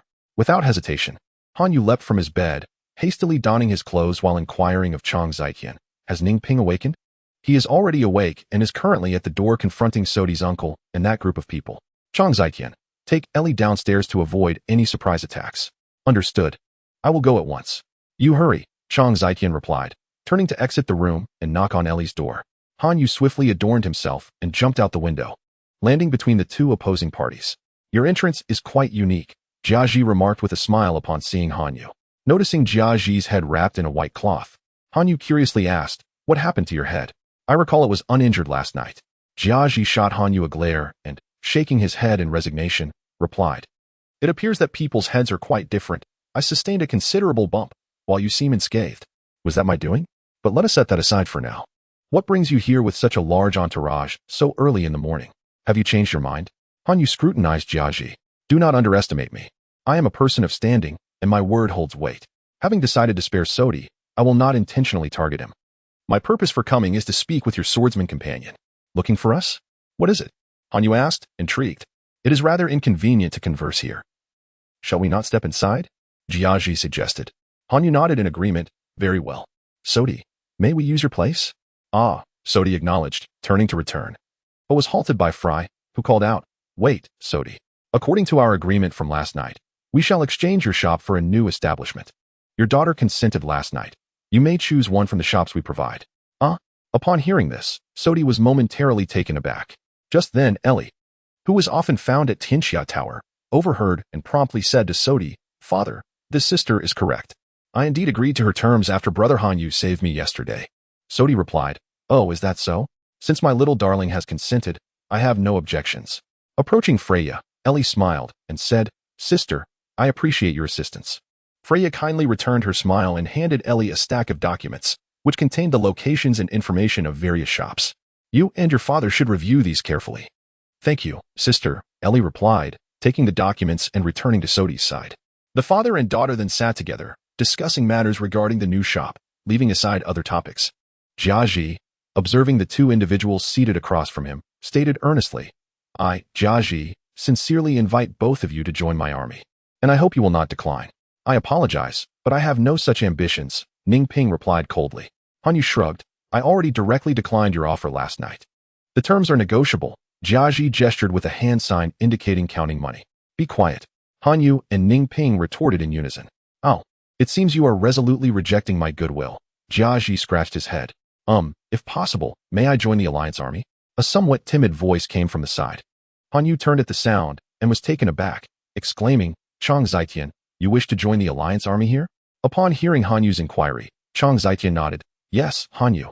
Do you recall, when we first met, I mentioned that my dream was to join the Alliance army and capture all those wicked pirates? I remember, Han Yu replied. But before he could finish, Jiaji interrupted. But what, kid? You want to join the Alliance army? In response to Jiaji's question, Chang Zitian straightened his posture and boldly declared, Yes, I wish to join the Alliance army. Jiaji scrutinized the evidently nervous Chang Zitian and remained silent for a moment. Meanwhile, Chang Zitian anxiously watched Jiaji, not even bothering to wipe the cold sweat trickling down his forehead. After a long pause, Jiaji finally asked, Kid, what is your name? Chang Zitian, he replied. Given your current condition, even if you join the Alliance army, you can only serve as a logistics soldier. Do you still wish to join? Yes, I do. From Han Yu, I have learned that a dream can only be considered a dream if one acts upon it. Merely speaking of it amounts to mere fantasy. Upon hearing Chang Zitian's response, Jiaji nodded slightly. All right, if you are not afraid of hardship, I will accept you. However, I must make it clear that if your performance does not meet my expectations, I will expel you from the army at any time. Yes, thank you very much. Chang Zitian exclaimed loudly. Jiaji responded affirmatively, rising to address Han Yu and Ning Ping. Although I am somewhat disappointed that I could not persuade you, it is still commendable to encounter someone with apparent resolve. Chang Zitian, I grant you half a day to bid farewell to your companions. Report to the military post alone by 3 o'clock this afternoon. Understood, Chang Zitian replied sharply, standing at attention. Once Jiaji and his entourage departed, Han Yu immediately inquired of Chang Zitian, what prompted your sudden decision to serve under that individual? Did you not express a desire to enlist on Daniel Star previously? My intention to join the military on Daniel Star was based on its stature as a significant planet, where the benefits would undoubtedly surpass those of other locations. However, after encountering you and Ning Ping, I realized that honing my skills should take precedence. Although military service on Daniel Star offers higher rewards, it lacks the rigorous training opportunities. In contrast, serving as a guardian of Daniel Star, Sirius, would provide ample opportunities to engage in combat against pirates, thus affording me greater chances for personal development. But such a choice will inevitably increase your risks, Han Yu cautioned. You once told me that when you resolved to seek the Nine Dragons pendant, you had already accepted the possibility of death. It was this very statement that inspired me to confront the pirate Minnesota for the first time. Although we ultimately relied on each other for salvation, I have come to understand that achieving one's goals necessitates the willingness to make sacrifices. Observing the steadfast determination in Chang Zitian's gaze, Han Yu ceased his attempts to dissuade him. He placed a reassuring hand on Chang Zitian's shoulder. Well, Since your mind is made up, I can only wish you well, and my heart is your friend. Thank you, Hanyu. We will always be friends, won't we? Indeed. We shall always remain friends, Hanyu replied with a smile. At the port of Daniel Star, reporters from various newspapers congregated anxiously, awaiting the arrival of the Dawn. News of the Dawn's encounter with the Red Tea Pirate Group had already been communicated to the military of Daniel Star. Many rejoiced at the prospect of the notorious pirate group's demise. However, curiosity prevailed regarding who had vanquished these pirates. If the passengers aboard the Dawn were to jest, then those foolish enough to engage in such banter would be merely trifling. Yet, battling against ruthless pirates is a different matter altogether. Unless the pirates were to be stunningly beautiful women. In truth, aside from the tall and slender Captain Minnesota, the remaining members of the Red Tea Pirate Group were all burly men. The wealth of an individual often bears an inverse relationship with their courage. Chapter 6. The Anomaly of the Daniel Military. Captain Beck, have you contemplated how to address the matter of capturing the pirate Minnesota? A burly man with a rugged countenance queried the captain of the Dawn, who sat across from him in the dimly lit room. Alas, I am growing old and my memory is faltering. Might you refresh my recollection? Beck sighed, addressing the imposing figure opposite him. Upon hearing Becker's response, the burly man comprehended that this elderly fellow was willing to collaborate with them. He immediately replied, "Very well, considering your advanced age. I shall extend a charitable gesture and offer you a word of caution." In truth, the mission of the Dawn was orchestrated by the military, with the objective of capturing the elusive pirate, Minnesota, who had evaded the onslaught of the 7th Fleet. Once Minnesota and his accomplices boarded the Dawn, an expert discreetly positioned among the passengers launched a surprise attack, successfully apprehending Minnesota and his gang. Captain Becker, do you understand? Yes, I understand, Becker nodded, reiterating the details relayed by the burly man. Satisfied, the man patted Becker's shoulder and earnestly advised, "Given your age, it is no longer suitable for you to continue in the role of captain. Allow your son to assume the responsibilities of the position. As for you, I trust your shipping company will provide you with a generous pension." Thank you, Becker expressed his gratitude. Since being brought here under the pretext of protection by the military, Becker had mentally prepared himself for the possibility of forging documents. Having lived for so long, he had encountered a myriad of individuals and was well versed in the intricacies of human relationships. He understood the harsh reality that one cannot contend against greater forces, especially since he had a family to protect. He did not wish for his stubbornness to endanger his wife and children. Despite the military personnel's cordial demeanor, he was acutely aware that any misstep could lead to a fate akin to that of Lewis, who had been imprisoned under accusations of collusion with pirates. Bring Captain Becker to rest. The old man has had a long journey and requires proper recuperation, the burly man called out loudly to those outside. Soon after, 2 soldiers entered and courteously escorted Becker away. Once Becker's figure vanished, the burly man casually remarked to his partner, "Well, that is settled. The higher-ups should be satisfied now." "I truly do not understand why those bigwigs orchestrate such schemes," his partner replied, closing his notebook. The burly man shrugged and responded, "That is a matter for those prominent figures to ponder. We mere pawns are to follow orders." At the Daniel Star garrison, a young officer was earnestly protesting to his superior. "I refuse to accept this fabricated merit." The young officer fixed a serious gaze upon his seated superior, Major General Solomon, the commander of the Daniel Star garrison. Solomon frowned at his young son, admonishing, "Do not act foolishly. This is the military, not your home, and you cannot simply dismiss it at will. Is this credit truly ours?" The young officer retorted sarcastically. The question rendered Solomon momentarily speechless, and he solemnly replied, "At this moment, this credit belongs to us." "Only in your view," the young officer challenged. "I fail to comprehend, Major General Solomon, why we must seize this merit that rightfully does not belong to us. If this matter is uncovered in the future, how much of our military's reputation will remain? Do you think I desire this credit?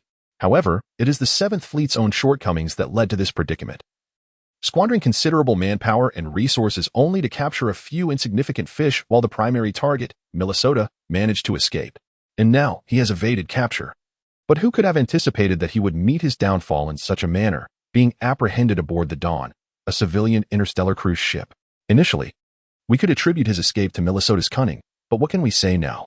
Beyond demonstrating the incompetence of the 7th Fleet, what grounds do we have to convince others that the 7th Fleet is not utterly inept? Yet, must we credit a nameless subordinate for this? The young officer made a final effort, asserting that if they were not to seize his credit, whom were they to claim? Could they confront the dignitaries aboard the Dawn? Fortunately, those individuals mishandled the situation. Otherwise, the 7th Fleet would be left with no semblance of dignity. Do you think we could have brought those Dawn crew members here without their insinuations? The young officer, hearing this insider information for the first time, quickly inquired. Enough of these irrelevant questions, my son. For the overall honor of the Seventh Fleet, you must reluctantly acquiesce. Upon hearing this, Snoke shook his head vehemently, declaring, No, Snoke, must remain an upright individual. I cannot engage in the act of usurping another's credit. You should seek assistance elsewhere, Major Solomon. Do not be so ungrateful. Do you think it was easy for me to secure this opportunity? Major Solomon, having expended considerable effort, felt a surge of irritation as his son remained obstinate. If someone desires it, let them have it. I maintain that within the Seventh Fleet, if one possesses the skill and the vessel, they can earn their accolades through genuine merit, without resorting to underhanded tactics. If there is nothing further, I shall take my leave. With that, Snoke saluted Solomon and turned to depart. Come back. Those individuals wish to meet you upon learning you are my son. Solomon called after him. Let those fellows go to hell. Snoke retorted without looking back as he exited the office, the sound of Solomon's curses echoing behind him. You scoundrel. Having left the office, Snoke made his way directly to the holding area of the Dawn's crew. At this moment, he was filled with curiosity about who had captured Minnesota. He did not seek out those crew members who had already made agreements with the military. He could hardly believe their words. Instead, he found the only crew member of the Dawn who remained steadfastly unwilling to cooperate with the military, Lewis. No matter how many times you ask, my answer remains the same. The military had no involvement in saving everyone aboard the Dawn. Before Snoke could utter a word, Lewis, seated in a corner of the room, proclaimed, Then pray tell, who was it that saved you? Snoke inquired, fixing his gaze on Lewis. Upon hearing the words, Lewis immediately cast a wary glance at the inquirer. Snorkek, what is the purpose of your question? Have you military personnel sunk to such depths of shamelessness that you would attempt to harm the very individuals who captured the pirates for the sake of accolades? I shall not divulge anything to you. Snorkek furrowed his brows upon hearing this. You must understand, aside from yourself, all your companions have consented to cooperate with the military. They are unworthy of being my companions, Lewis retorted angrily. Could you enlighten me as to the reasoning behind your steadfastness? I presume the individual who saved the Dawn had not bestowed upon you any additional benefits? For the sake of my conscience, Lewis replied after a moment of silence. Snorkek gazed intently at Lewis, and after a while, he suddenly chuckled. Indeed, you are quite the fool. But I find it appealing. Your name is Lewis, is it not? To be frank, if you refuse to cooperate with the military this time, you will be imprisoned under the pretext of being an accomplice to piracy. And it is likely you shall never see the light of day again. Is such a fate worth it for the sake of your conscience? I do not know. I merely wish to be true to my own conscience. Lewis slowly shook his head in response. Allow me to pose a question to you. Rest assured, this inquiry bears no relation to your cooperation with the military, Snorkek said, fixing his gaze on Lewis. Go ahead, Lewis replied. I have heard that the individual who rescued you faced unjust treatment aboard the Dawn. What was the nature of that treatment? The nobles coerced the captain to expel their savior from the ship, claiming that the individual lacked a ticket and thus had no right to travel with them on the Dawn. Outrageous, Snorkek remarked. Indeed, it is outrageous. The nobles later regretted their actions, but by then, the deed was done, and remorse had come too late. To amend this error, they initiated remedial measures before reaching Daniel Star, though their efforts were not directed towards us, the lowly crew, but rather through their networks to suppress the incident. Subsequently, this led to your military colluding with them. Let us not speak so harshly. At least I, Snorkek, disdain the idea of claiming this credit. Lewis, it would be a pity for you to spend the latter half of your life behind bars. However, I cannot allow you to wander freely with such knowledge. Come work under me. As for this matter, consider it a secret to be kept within your heart, never to be spoken of. Why? Why do you wish to save me? Lewis inquired, perplexed. It is nothing of great significance. I merely wish to meet the individual who saved the Dawn. Keeping you by my side would enable me to recognize him when the opportunity arises. Lewis, you are but a small figure, no matter how much you struggle. You will not create significant ripples. Moreover, with everyone else having compromised, your solitary resistance appears increasingly futile. Sometimes, taking a step back can indeed be a wise choice. After a prolonged silence, Lewis ultimately acquiesced to Snorkek's suggestion. Having received Lewis's consent, Snooker was elated. He approached the soldier on guard and instructed, "Open the door. I wish to take this individual with me." The guard hesitated, casting a troubled glance at Snooker. "Rest assured, should any reprimand arise from above, I shall take full responsibility. Major Knockhawk, it is not that I am unwilling to obey your orders, but Major General Solomon has decreed that no one is permitted to take these individuals out." Upon hearing this, Snooker furrowed his brow but did not press the guard further. "Very well, I shall seek Major General Solomon's written directive and return. In the meantime, do not trouble him. Understood. 2 days later, during a celebratory banquet held by the military on Darstar to commend the successful capture of the pirate Minnesota, Snooker departed Daniel Star with his fleet, embarking on a mission to eradicate the pirates in the vicinity. As the inhabitants of Daniel Star reveled in the demise of the pirate group that had long plagued their lives, Han Yu and Ning Ping finally arrived at the port of Daniel Star aboard an interstellar vessel, gazing at the towering buildings lining the streets. Han Yu could not suppress his astonishment. Wow, those buildings are impressively tall. Humph, a country bumpkin, came a voice of disdain from nearby. Unfazed, Han Yu continued, Ning Ping? Look over there. It seems to be a restaurant. Shall we go eat something? Sure, Ning Ping replied, nodding in assent, and followed Han Yu towards the eatery. The voice that had previously mocked Han Yu resurfaced. Stop right there. A group of several individuals blocked the path of Han Yu and Ping. Han Yu observed a young man with dyed blonde hair swaggering towards them and inquired, Is that a nose ring you're wearing? Does it hurt when you get it pierced? The young man paused, momentarily taken aback by the question, and instinctively replied, Not at all. I had it done by a professional, you jerk. Where are you from? Realizing halfway through his response, the young man became enraged and demanded, Who do you think you are? Oh, me? I hail from the Dragon Horn Star in the Celestial Dragon Sector. As a newcomer to your esteemed land, I would appreciate any guidance you could provide. Han Yu replied with a courteous demeanor. Humph, an outsider. Do you know the rules here? The young man regarded Han Yu with disdain. No, I do not. What are the rules? Han Yu asked candidly. Humph, every outsider arriving at Daniel Star must pay us a protection fee. Given your polite manner, the two of you shall pay 1,000 star credits. Han Yu blinked, as if struck by a sudden revelation, and clapped his hands in understanding. Oh, I see. You are attempting to extort us, are you? Ning Ping, who had been observing silently, could not help but chuckle. The young man's face darkened, feeling as though he had been outwitted by this country bumpkin. Get them. Teach these two bumpkins a lesson. Wait. Han Yu called out loudly. What? Now you're begging for mercy? I'll tell you, it's too late. The young man smirked at Han Yu. Not at all. I am not seeking mercy. I merely wish to inform you that we are being robbed. Everyone, including the young man, was taken aback, simultaneously questioning whether Han Yu, the one who uttered those words, had lost his mind. Is it really you? Are you unaware of who holds the advantage? The young man asked, gazing at Han Yu as if he were a simpleton. In response, Han Yu retorted, What makes you think you have the upper hand? Humph, isn't it obvious? I command 50 subordinates, while you two are merely a duo. The young man declared. Just as his words fell, Ning Ping's voice emerged from behind. Are those useless subordinates of yours the ones you rely on? The young man turned around and was instantly drenched in cold sweat. His 50 subordinates lay scattered on the ground, leaving only Ning Ping standing. Well, it appears that we are the ones in the advantageous position, Han Yu chuckled, addressing the young man with a grin. Hero, please spare me, the young man pleaded, kneeling before Han Yu. For Han Yu and Ning Ping, encountering a small-time thug was hardly a matter of concern. After releasing that group of thugs, they entered a restaurant to satisfy their hunger. However, fate had other plans. While Han Yu and Ning Ping were dining, the previously released thugs stormed into the restaurant, pointing at Han Yu and Ning Ping while shouting to a woman behind them, Sister, it's them. Upon witnessing this, the other diners hastily settled their bills and departed, leaving the once bustling restaurant nearly empty, save for Han Yu, Ning Ping, and the thugs' companions, along with the distraught restaurant owner. Hey, you two, where do you hail from? The woman, referred to as Sister by the thugs, approached Han Yu and Ning Ping's table. Muffled by food, Han Yu mumbled an unclear response. The onlookers were baffled, prompting Ning Ping to set down his chopsticks and clarify. He means he comes from the Tianlong star domain. After hearing Ning Ping's explanation, the woman nodded. Ah, I see. While they were in the wrong initially, since you attacked them, as their leader, you must take responsibility. I want to make it difficult for you.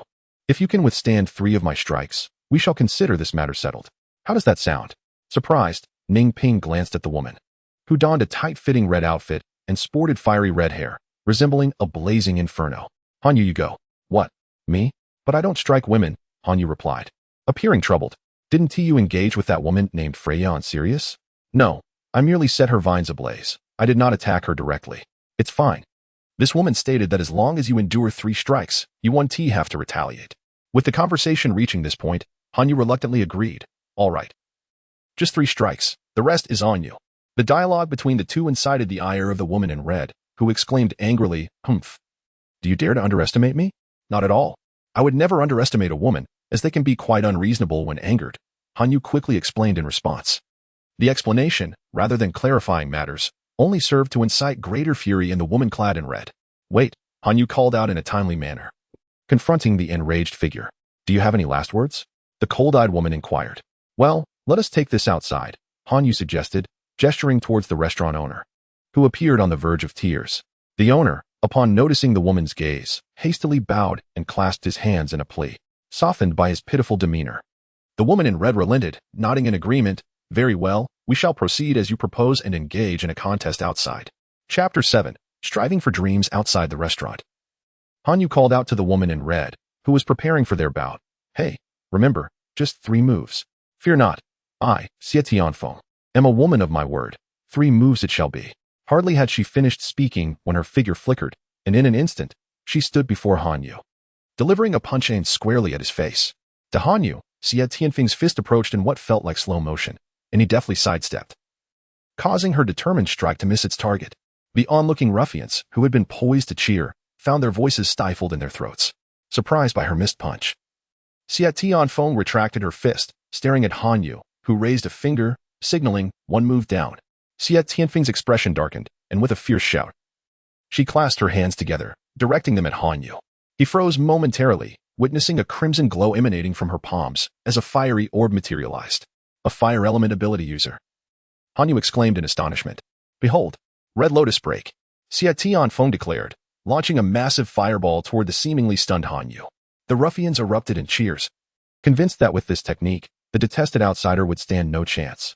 Yet, as often happens, fate took an unexpected turn. With a resounding crack, Han Yu emerged unscathed before the crowd, while Xie Tianfeng's flames encircled him, gradually dissipating. That's 2 moves, Han Yu gestured, indicating the count. Cautiously, Xie Tianfeng scrutinized him, asking, Who are you really? Just 2 ordinary folks from a distant land, Han Yu replied with a shrug. Ordinary? Xie Tianfeng regarded him skeptically, realizing that surviving her ultimate technique unscathed implied that this seemingly simpleton possessed strength that might surpass her own. Coupled with the swordsman at his side, she sensed she was now in a precarious position. Inhabitants of Daniel Star fell into 3 categories, those of noble lineage, formidable warriors, and individuals like Xie Tianfeng, capable but overlooked by the elite. Such warriors can only exist in the lower strata of Daniel Star.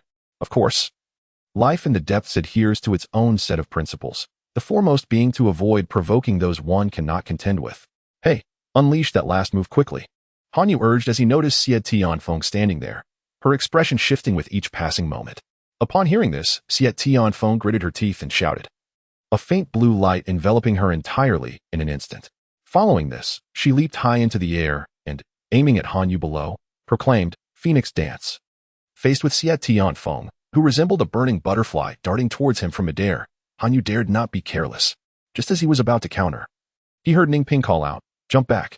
Without a moment's hesitation, Han Yu leaped backward, and at that precise moment, Xie Tianfeng landed. The ground cracked and sank beneath her, but thanks to Ningping's warning, Han Yu emerged relatively unscathed, despite his clothes being tattered. Ningping approached Xie Tianfeng and said, 3 moves have passed. Our entanglement is now severed. Hearing this, Xie Tianfeng forced a smile and nodded. Indeed, 3 moves have passed. You are free to leave. A round of applause erupted as a bald man pushed through the crowd, exclaiming, Marvelous, simply marvelous. I had only stepped out for a stroll and stumbled upon such an exhilarating contest. Upon recognizing the newcomer, Xie Tianfeng's expression hardened, and she coldly inquired, Too long. What brings you here? This is not your territory. Ha ha, Fire Phoenix, do temper your temper. You are not my match now. So it would be wise for you to speak respectfully. As he spoke, the bald man pointed behind Xie Tianfeng. Otherwise, your useless little subordinates may suffer. Xie Tianfeng turned to see, her anger flaring. Too long. Are you trying to take advantage of me? Well, Fire Phoenix, how should I put it? You truly are a clever woman. The bald man grinned, unfazed. Xie Tianfeng retorted coldly. Humph, if you wish to swallow my territory, you must first prove you have the appetite for it. That is not for you to worry about. Fire Phoenix, I have a proposition for you. What do you think? What proposition? Xie Tianfeng inquired while focusing on regaining her strength. How about you become my woman? If our families merge, this area will be ours. Huh, just with you? Xie Tianfeng scoffed at the bald man. I admit, I may not be handsome, but I excel in other areas. I guarantee, if you join me, every night will leave you in ecstasy. Xie Tianfeng's face flushed with anger at the bald man's crude remarks, just as she was about to retaliate against this presumptuous scoundrel. A cry of agony erupted from one of her captured subordinates, prompting her to turn and see his arm grotesquely twisted. Too long. You dare to move against me? If you refuse to comply, I shall not only act against them, but also against you, the bald man declared, stepping closer to Xie Tianfeng. At that moment, a profound hatred surged within Xie Tianfeng, regretting her earlier altercation with the outsider, which had left her vulnerable to this unscrupulous individual who had long harbored ill intentions towards her. Desperately scanning her surroundings, Xie Tianfeng's eyes brightened as she cried out to Han Yu, who was watching from the sidelines. Outsider, lend me your assistance. Me? Han Yu replied in surprise, pointing at himself. It seemed just moments ago this woman had engaged him in combat, and now she sought his help. Yes, you.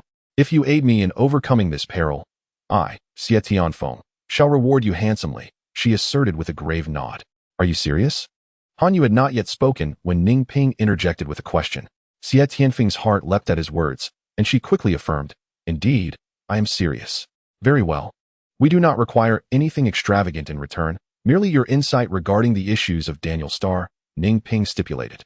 Hey, Ning Ping, didn't you mention earlier that we should avoid trouble? Han Yu inquired, puzzled. Ning Ping, stretching his limbs, replied, Circumstances have changed. We have just arrived at Daniel Starr, and being unfamiliar with the terrain, having a local guide will save us considerable time. Oh, I see. Then I leave this matter to you. Han Yu nodded and stepped aside. Ning Ping positioned himself between the bald man and Xie Tianfeng, addressing the bald man. Will you leave on your own? Or shall I assist you in your departure? Kid, do not be too arrogant. Haven't you heard the saying, a strong dragon cannot suppress a local snake? The bald man glared at Ning Ping. Ning Ping, unfazed, replied nonchalantly, I have heard it. But for us, one local snake is sufficient. The bald man, realizing the futility of threats, resorted to demonstrating his prowess, knowing that losing as a leader is undesirable, but fleeing without a fight is even worse. With a strange cry, he brandished a pair of nunchaku, swinging them wildly. Observing the bald man, who danced around him while emitting bizarre sounds, Ning Ping shook his head in resignation, closed his eyes, slightly crouched, and rested his hand on the hilt of his sword, as the bald man circled behind Ning Ping. Aiming for a strike to the back of his head, Ning Ping moved simultaneously. With a swift motion, the bald man's nunchaku was reduced to a short stick, leaving him momentarily stunned. With a sudden shout, he turned and plunged into the crowd. Upon witnessing the bald man fleeing in a panic, Ning Ping shook his head, choosing not to pursue. Instead, he cast a glance at those who had captured Xie Tianfeng's subordinates, prompting them to shudder and release their hold, turning to flee. Thank you, Xie Tianfeng said awkwardly, looking at Han Yu and Ning Ping. It was strange for her, having once viewed them as adversaries, now to see them as her saviors. The swiftness of this role reversal left her somewhat disconcerted. No need for thanks. We merely sought our own interests, Ning Ping replied calmly. Now, it is time for you to fulfill your promise. The cold demeanor of Ning Ping oddly reassured Xie Tianfeng, who nodded and said, Very well. What do you wish to inquire about? Let us converse elsewhere, Han Yu interjected. Ning Ping surveyed the surrounding crowd and nodded in agreement, stating, Indeed. This is not a suitable place for discussion. Upon arriving at Xie Tianfeng's residence, she addressed Han Yu and Ning Ping. All right, feel free to ask your questions. As long as I possess the answers, I shall not hold back. My first question is, what is the most lucrative profession on Daniel Starr? Xie Tianfeng was taken aback, looking puzzled at Ning Ping's inquiry. Han Yu, standing nearby, shared the same confusion, asking, Ning Ping, do we lack funds? Ning Ping rolled his eyes and replied, We do have a little, but it is hardly sufficient for the endeavors we intend to undertake. May I inquire what you plan to do? Xie Tianfeng asked. Does it concern you? Ning Ping countered. Xie Tianfeng replied earnestly, There are certain activities I engage in, such as drug trafficking and arms dealing, which I strictly avoid due to their perilous nature. If such is your intent, I must ask you to leave. Rest assured, we have no interest in such matters. We merely seek partners for a star system exploration, Han Yu clarified to Xie Tianfeng. Star system exploration? Just the two of you? Xie Tianfeng surveyed Han Yu and Ning Ping with skepticism. At present, it is indeed just us, but I am confident others will join us in due course. Upon hearing Han Yu's words, Xie Tianfeng cautiously inquired, May I ask if you two possess a ship? None. And funds? None. Anything at all? None. What kind of risk are you contemplating? Xie Tianfeng looked at Han Yu and Ning Ping, somewhat exasperated. Although we lack these resources now, it does not preclude future possibilities. You need only answer our questions. The rest is not your concern, Ning Ping stated with serene composure. Xie Tianfeng glanced at Ning Ping and asked helplessly, Do you have any idea how much even the most ordinary exploration vessel costs? Not at all. Allow me to enlighten you. Even the most basic exploration ship could purchase this entire street. Moreover, even with a ship, without a navigator, you two would be utterly incapable of navigating out of Daniel's star. Navigator? What sort of navigator? Hanyu, perplexed, inquired from the side. A starship navigator, as the title suggests, is the pilot of a vessel, an indispensable member for every starship. Given that you are embarking on cosmic explorations, an exceptional navigator becomes an essential companion for your journey. However, do you truly believe that any competent navigator would deign to associate with two impoverished souls such as yourselves, who lack even a ship? Your rambling is excessive. Could you please share something of actual relevance? Ning Ping interjected, her impatience evident. All right, Xie Tianfeng conceded. As far as I know, the most lucrative role on Daniel's star is to serve as bodyguards for the affluent. However, given your youth, I doubt anyone would hire you. Your remaining option is to take on tasks from the Bounty Hunter Guild to earn some bounty. In my opinion, the earnings from other ventures are far too meager for your aspirations. After considering Xie Tianfeng's advice, Hanyu turned to Ning Ping and asked, "What do you think? Let's go to the Bounty Hunter Guild for tasks.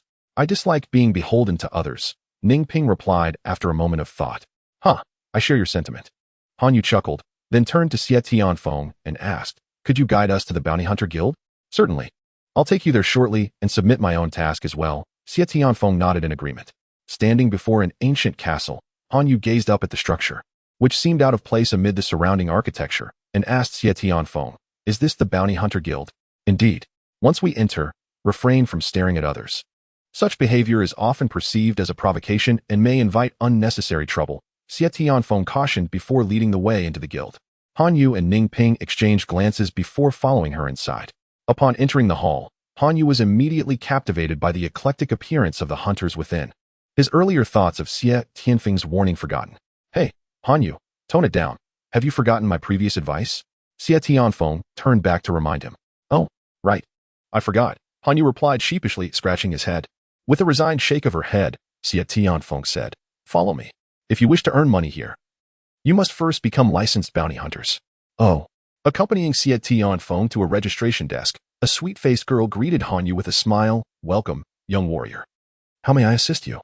"Hello, please assist them in obtaining a junior hunter certificate," Xie Tianfeng instructed the girl. The girl promptly produced 2 forms and handed them over. "Here you go. Please fill out these forms." Xie Tianfeng, "Why are we limited to being junior hunters?" Hanyu whispered to her. "It's the standard procedure. Everyone aspiring to be a hunter must start at the most basic level," she explained. "But I noticed that junior hunters seem to only undertake trivial tasks like finding lost items or childcare, which offer very little in terms of compensation," Hanyu continued, still speaking softly. "I understand. However, this is a regulation of the Bounty Hunter Guild, and I am powerless to change it. Is there truly no task that does not impose level restrictions?" Ning Ping inquired from the side. "Indeed, there are such tasks, but they are notoriously difficult to complete and fraught with peril. Typically, no one dares to undertake them. What tasks are available?" Ning Ping pressed further. "Those tasks can be found on that electronic bulletin board. All the tasks displayed there are devoid of level restrictions." Xie Tianfeng pointed towards the massive screen situated in the hall. "Allow me to take a look," Hanyu said as he squeezed in front of the screen. Upon glancing up, he read aloud. Level task. Acquire the undergarments worn by the beloved of Dragon Emperor Su Dakai, Yelena. Reward. 200,000 star yuan. Upon finishing, Hanyu turned to Xie Tianfeng with a peculiar expression and asked, "Xie Tianfeng, why is this task so bizarre? Is that not the reason it lacks level restrictions?" Xie Tianfeng shrugged in response. Hanyu, rendered speechless, turned back to the screen and continued reading. Level task. Obtain the seeds of the Moguli flower. Reward. 170 million star yuan. To his astonishment, he realized the Moguli flower was so valuable. "Ning Ping, if we could find a Moguli flower, our expedition ship troubles would be resolved." No sooner had Hanyu spoken than a mocking voice interjected. "Ha, kid? Do you really think you can find a Moguli flower? Surely, you are aware of its other name?" "What other name?" Hanyu asked with curiosity. The desert demon flower. The fruit of the Moguli flower is said to possess life-extending properties. It is rumored that consuming its fruit can add 50 years to one's life. For the sake of those 50 years, countless heroes have rushed into the great desert. Yet few return alive. Among those who do survive, many have tragically taken their own lives soon after. You wish to obtain a Moguli flower? Young man, it would be wise to abandon such unrealistic aspirations and focus on living out your days. Sir, where exactly is this great desert you speak of? Han Yu asked the man who was advising him. Of course, it resides in the Death Star domain. Just as Han Yu was about to inquire further, the doors of the Bounty Hunter Guild were suddenly flung open with force. A group of bodyguards clad in black rushed in, followed closely by an elderly man with silvery hair, whose voice resonated with authority. Casting a glance over the gathered crowd, he spoke in a deep tone. I wish to issue a task, but I require only the most courageous among you. Chapter 8. The first task to become a bounty hunter, one must first possess audacity. At the very least, one must conceal any signs of timidity. However, what Han Yu did not anticipate was that when the elder announced his intention to issue a task, everyone in the hall, save for Ning Ping and himself, including Xie Tianfeng, collectively took a step back. Xie Tianfeng, what is the meaning of this? Ning Ping whispered as he inquired. When circumstances deviate from the norm, something sinister is afoot. The fact that even the fearless bounty hunters reacted this way implies that the task the elder was about to present was anything but simple. Do not ask too many questions. In any case, this matter is none of your concern. You and Han Yu should stay out of it. That person is a lunatic. Xie Tianfeng spoke urgently in a hushed tone to Ning Ping. I'm afraid it might be too late, Ning Ping replied, glancing in the direction of the elderly man. Xie Tianfeng, puzzled, followed Ning Ping's gaze and noticed that Han Yu had somehow already approached the old man and struck up a conversation. Oh, for heaven's sake. Why didn't you keep an eye on him? Xie Tianfeng lamented, lightly tapping her forehead in exasperation and muttering her grievances to Ning Ping. What can I do about it? He's not a child, Ning Ping retorted. However, your reaction intrigues me. What kind of task does that person intend to issue that has instilled such fear in you? With a wry smile, Xie Tianfeng whispered, it no longer matters to tell you. That individual seeks someone to hunt down the ghost-faced Fox King residing in Mount Motaluo. Ghost-faced Fox King? What is that? Ning Ping inquired, bewildered. It is a variant of a magical fox, possessing 3 tails, each representing a distinct ability. It is cunning and known to devour humans. To put it plainly, the Hunters Guild has dispatched 9 hunting teams in pursuit of that ghost-faced Fox King, and not a single one has returned. Consequently, despite the generous reward offered by that person, life takes precedence for most. No one is willing to undertake a task where they risk their lives without certainty of survival. You should act quickly to deter Han Yu from accepting this ill-fated task. After hearing Xie Tianfeng's counsel, Ning Ping asked, do you happen to know the amount of the reward being offered? Surely you do not wish to try your luck as well. Xie Tianfeng stared at Ning Ping, wide-eyed. A substantial reward. And it is a task that does not require a hunter's rank. What reason do I have to refuse? Ning Ping replied, turning to approach Han Yu. Xie Tianfeng gazed blankly at Ning Ping's retreating figure, only snapping back to reality after Ning Ping had taken several steps away. She hurriedly caught Ning Ping's arm, urgently advising, don't act recklessly. You and Han Yu could lose your lives. Is there truly anything in this world devoid of danger? The more perilous the endeavor, the greater the reward. Would you not agree? Ning Ping countered. Ning Ping, let us give it a try, Han Yu remarked as he observed Ning Ping approaching. Indeed, however. We must make certain preparations before we proceed, Ning Ping acknowledged with a nod. The multitude of hunters in the hall regarded Han Yu and Ning Ping with a mix of sympathy, disdain, and mockery, while only Xie Tianfeng displayed genuine concern. Making one last effort to persuade, Han Yu, Ning Ping, reconsider, the ghost-faced Fox King is truly formidable. Some estimate that its intelligence surpasses that of ordinary humans. You are speaking too much, interrupted the elderly man who had issued the task, confronted by the somewhat frigid gaze of the elder. Xie Tianfeng hesitated and took a step back. Observing this, Han Yu spoke up, Uncle Paul, since my companions and I have pledged to undertake your task, we shall not waver. There is no need for you to intimidate her out of concern. Paul, upon hearing this, cast a glance at Xie Tianfeng and replied, I am well aware that the ghost-faced Fox King is formidable. Thus, I have enlisted more than just these 2 individuals before you. Young lady, it would be wise for you to mind your own affairs and refrain from meddling. Watching Han Yu and Ning Ping depart with Paul, Xie Tianfeng opened her mouth. Yet the words of persuasion remained unspoken. As Paul had indicated, Xie Tianfeng still had to reside on Daniel Star, offending someone like Paul, who wielded considerable influence there, would yield no benefits for her. Han Yu and Ning Ping followed Paul back to his opulent villa, sprawling over more than 3,000 square meters. At the entrance, a butler clad in a tailcoat directed 2 neat rows of maids to bow before Paul, saying, Welcome home, master. Please follow me. These are merely formalities, so do not concern yourselves. As he spoke, Paul guided Han Yu and Ning Ping into the villa. Han Yu, much like when he first arrived on Daniel Star, gazed around in wonder, while Ning Ping maintained a calm demeanor, trailing behind the elder with unwavering focus. Ningping's composed behavior puzzled Paul, who observed them quietly.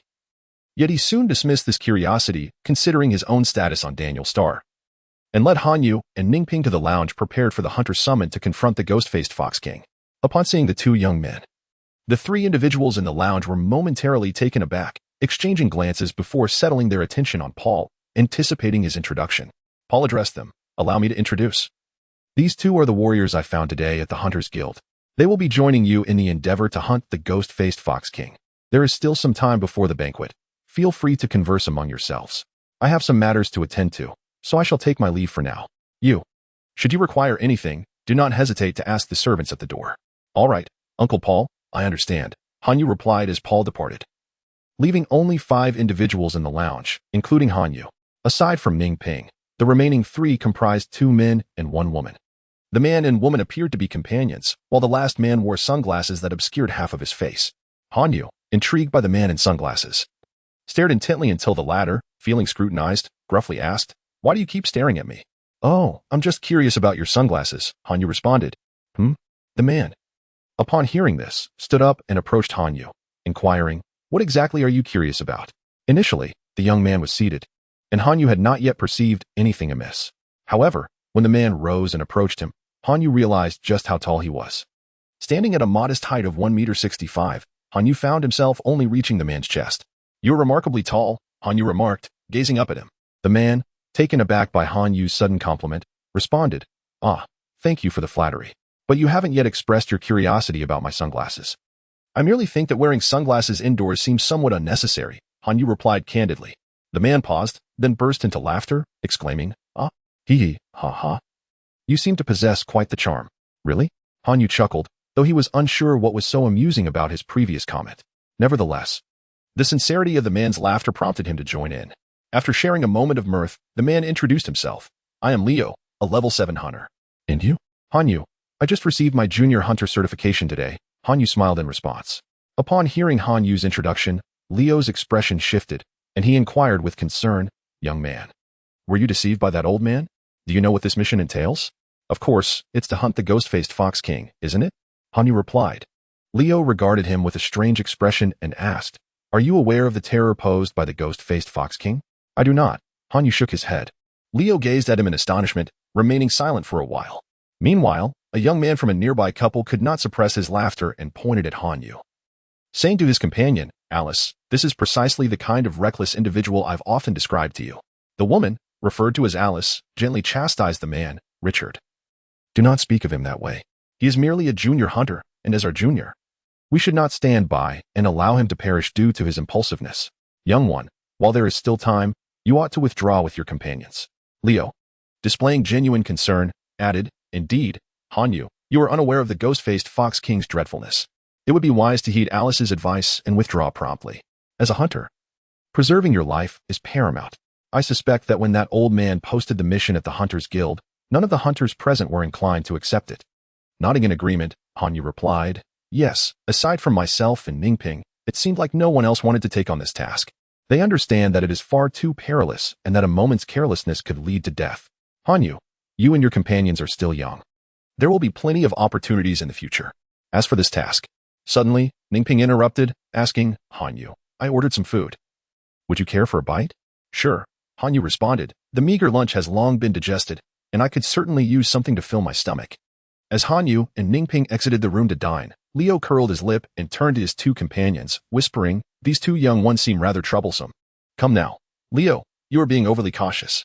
How could those 2, barely having acquired their novice hunter certificates and knowing nothing, possibly jeopardize our plans?" Richard replied, a look of incredulity on his face as he regarded Leo. In response, Leo spoke in a measured tone. "A cautious approach endures through the ages. I do not wish for our scheme to falter due to a minor mishap." "Very well then. We can simply eliminate those 2 whom you deem a nuisance once we reach Mount Maradalo, and then commence my plan. That should put your mind at ease, wouldn't it?" Upon hearing Richard's suggestion, Alice, with a hint of reluctance, remarked, "Is that truly wise? They are so young, merely the dawn of their journey." "Alice, do you not find your own words repugnant? How many young souls have perished at your hands over the years? Are you perhaps reluctant because those 2 are mere fledglings?" Richard inquired, a teasing glint in his eye as he scrutinized Alice. Alice shot him a fierce glare, retorting, "Richard, you best show some respect in your speech." Speak to me in such a manner again, and I shall ensure you regret it. Yes, yes, who is unaware of your ferocity, my fierce lady? Richard raised his hands in mock surrender. Humph, Alice scoffed, turning away to disregard Richard. Leo, observing the exchange, shook his head in silence. Meanwhile, Han Yu and Ning Ping, accompanied by a servant, traversed a lengthy corridor until they arrived at a room exceeding 300 square meters. The long table at the center was laden with steaming dishes, the mere sight of which was tantalizing. Han Yu, unable to contain his excitement, swallowed hard and asked the servant beside him, "Is all this prepared for us?" "Indeed. Esteemed guest, these delicacies are at your disposal," the servant assured. With that confirmation, Han Yu exclaimed with delight, rushing to the table and seizing a golden brown roasted piglet. Taking a hearty bite as the juices dripped down, Ning Ping, observing Han Yu's voracious appetite, shook his head slightly and approached the table at a more measured pace. He donned a napkin and, with refined grace, began to dine on the medium-rare steak before him. After a while, Ning Ping glanced at the servant standing nearby and instructed, "You may leave. I am not accustomed to being watched while I eat." "Of course," the servant replied promptly, retreating from the room. The vast chamber was left with only Han Yu, who was fervently gnawing on the leg of an unknown creature. "Han Yu, be mindful of those 3 individuals we encountered earlier while on our mission," Ning Ping whispered to the engrossed Han Yu. "Eh? What do you mean?" Han Yu queried, looking at Ning Ping in confusion. Ning Ping frowned slightly. "Swallow your food before speaking." "Oh." Han Yu responded with a nod, swallowing the morsel in his mouth. And once again inquired of Ning Ping, "Why pay attention to those 3 individuals? Are they not our companions for this mission? I sense something peculiar about them." Ning Ping replied. "What is peculiar?" Han Yu questioned, perplexed. Ning Ping shook his head. "I am uncertain. I merely feel that those 3 are not as straightforward as they appear. In any case, it is prudent to exercise caution. Being wary of them poses no detriment to us. However, Ning Ping, harboring suspicions of others is unwise," Han Yu pondered, speaking softly to him.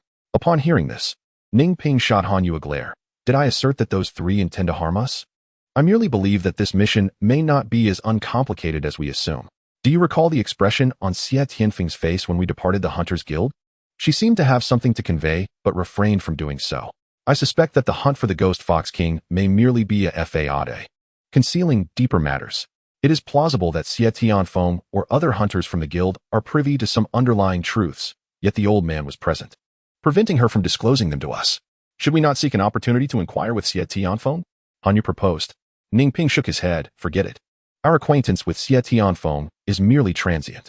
Since she chose not to reveal the intricacies of the matter at the Hunters Guild, we should refrain from burdening her further. Let us resolve this matter ourselves. You are right. We shall proceed with caution, adapting as circumstances unfold." With their discussion concluded, Han Yu and Ning Ping departed the dining hall, guided by a servant back to their quarters. As they traversed the corridor, a sudden commotion echoed from a distance. Curious, Han Yu turned to follow the sound, but a thicket obstructed his view. "Hey, what is happening over there?" he inquired of the servant leading them. The servant glanced at the source of the noise and replied, "Nothing of concern. The master recently acquired a 3-eyed wolf and is currently having it trained." As if to corroborate the servantess' words, a series of low wolf howls emanated from the woods. Han Yu and Ning Ping paid little heed to this minor incident, for they regarded the taming of wild animals as pets to be an indulgence of the affluent. Disregarding the matter, the pair followed the servant back to their quarters. The 3 individuals they had previously encountered were now absent, leaving only one servant behind. Upon their return, the remaining servant promptly rose and bowed, stating, "Please follow me. The master has matters regarding this mission to discuss with you." The 3 in the room have already departed. "Ah, please lead the way," Ning Ping responded. Following the servant through the intricacies of the villa, Han Yu felt as though he might become disoriented before finally reaching their destination. "The master is waiting for you in the room. As a servant, I find it inappropriate to enter. Please proceed on your own," said the servant guiding them.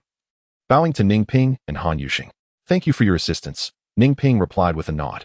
After the servant turned to leave, Han Yu pushed open the door, and together with Ning Ping, entered the room. "Apologies for our tardiness," Han Yu addressed the 7 individuals awaiting them inside.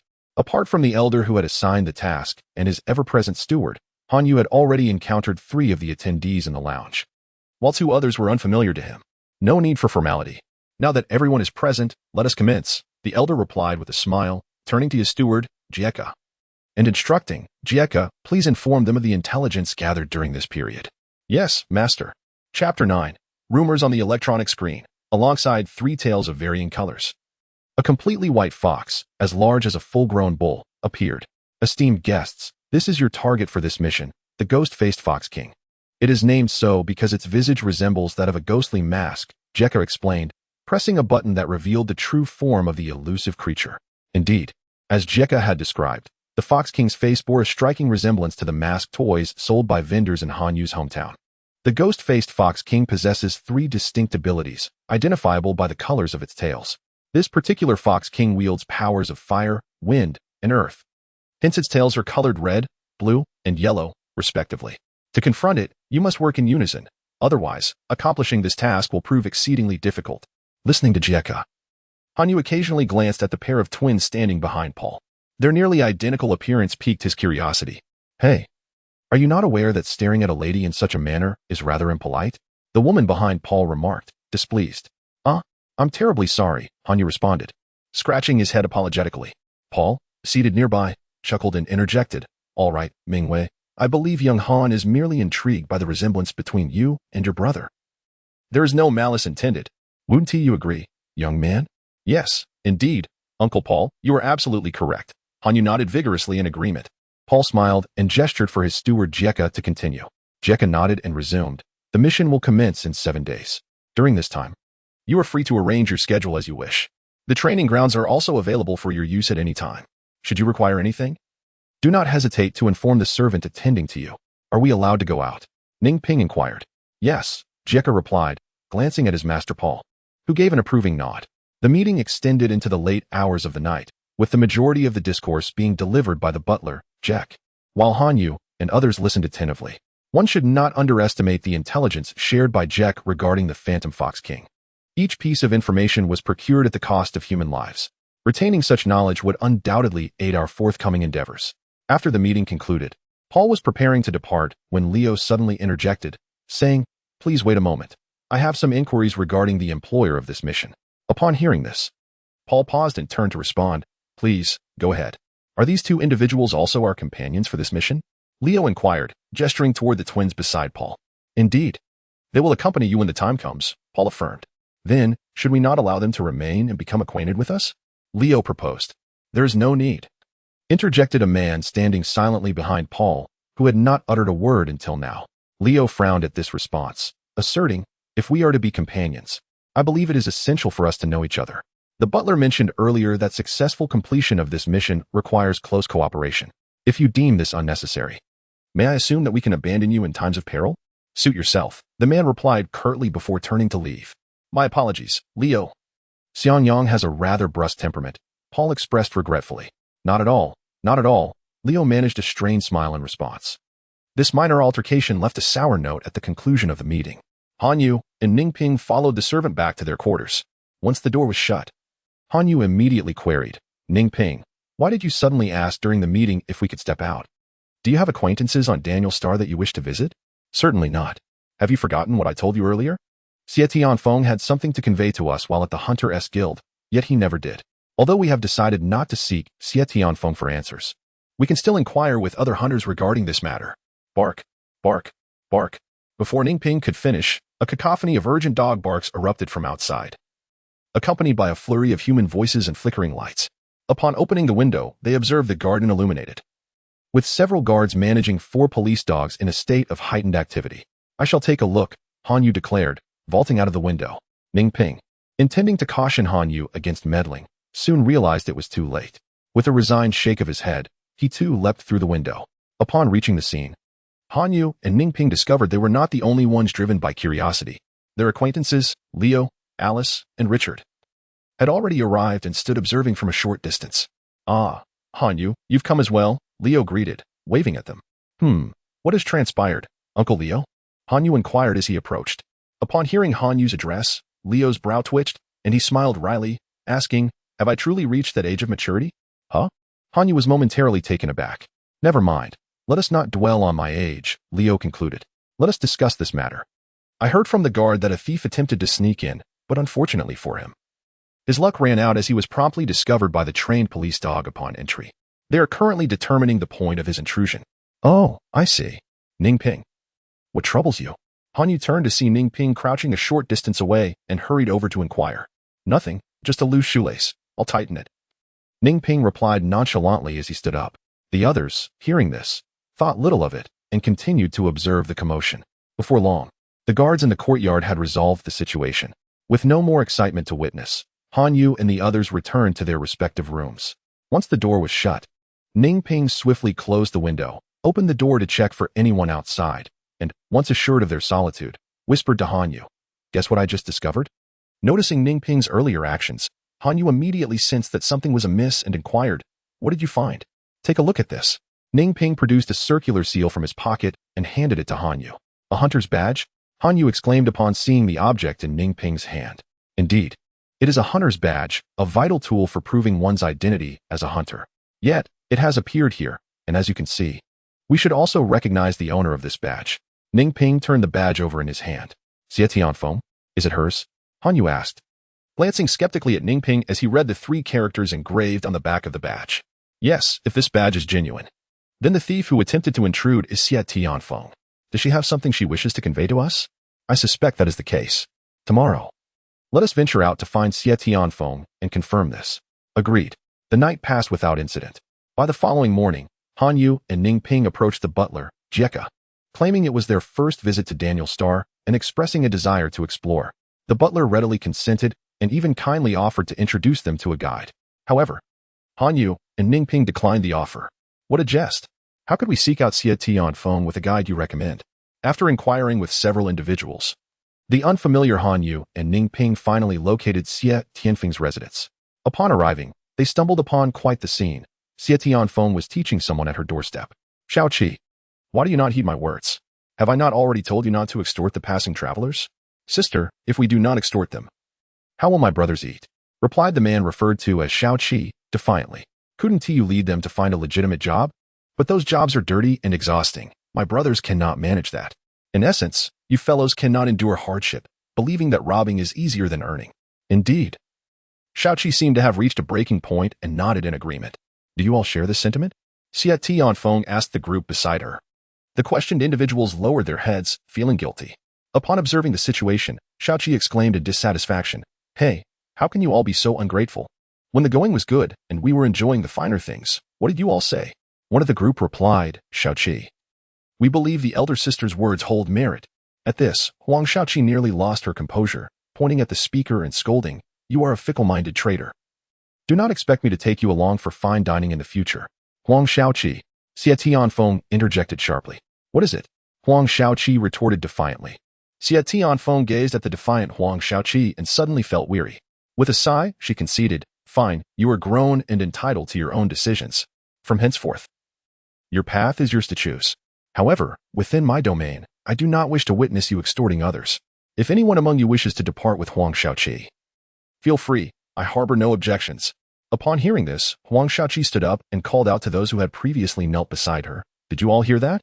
If you desire a life of luxury and comfort, rise and follow me." She repeated this thrice, but no one stood to respond. Disappointment washed over Huang Shaoqi as she glanced at her once loyal companions, and she addressed the crowd. "Very well, since you are unwilling to stand with me, I, Huang Shaoqi, shall not force you. I only hope you do not come to regret this decision. From this day forth, I sever all ties with you." With that, she turned on her heel and departed without a backward glance. Xie Tianfeng reached out several times, wishing to call out to Huang Shaoqi, yet remained silent, watching helplessly as she vanished into the throng. Once the crowd dispersed, Xie Tianfeng turned to return indoors, only to hear someone behind her calling her name. She turned to find Han Yu and Ning Ping approaching leisurely. "What brings you two here?" Xie Tianfeng inquired, somewhat surprised. "Let us discuss inside." "This is not a suitable place for conversation," Ning Ping suggested. "All right," Xie Tianfeng conceded, leading Han Yu and Ning Ping into the house. As they entered, Ning Ping handed Xie Tianfeng an item, asking, "Is this yours?" Upon receiving it and instinctively reaching for her waist, Xie Tianfeng's expression shifted dramatically. "How did this come to be in your possession?" she exclaimed. "We found it," Ning Ping replied nonchalantly, then continued, with a calm demeanor, "Now, can you tell us what you intended when you infiltrated Paul S.'s residence last night?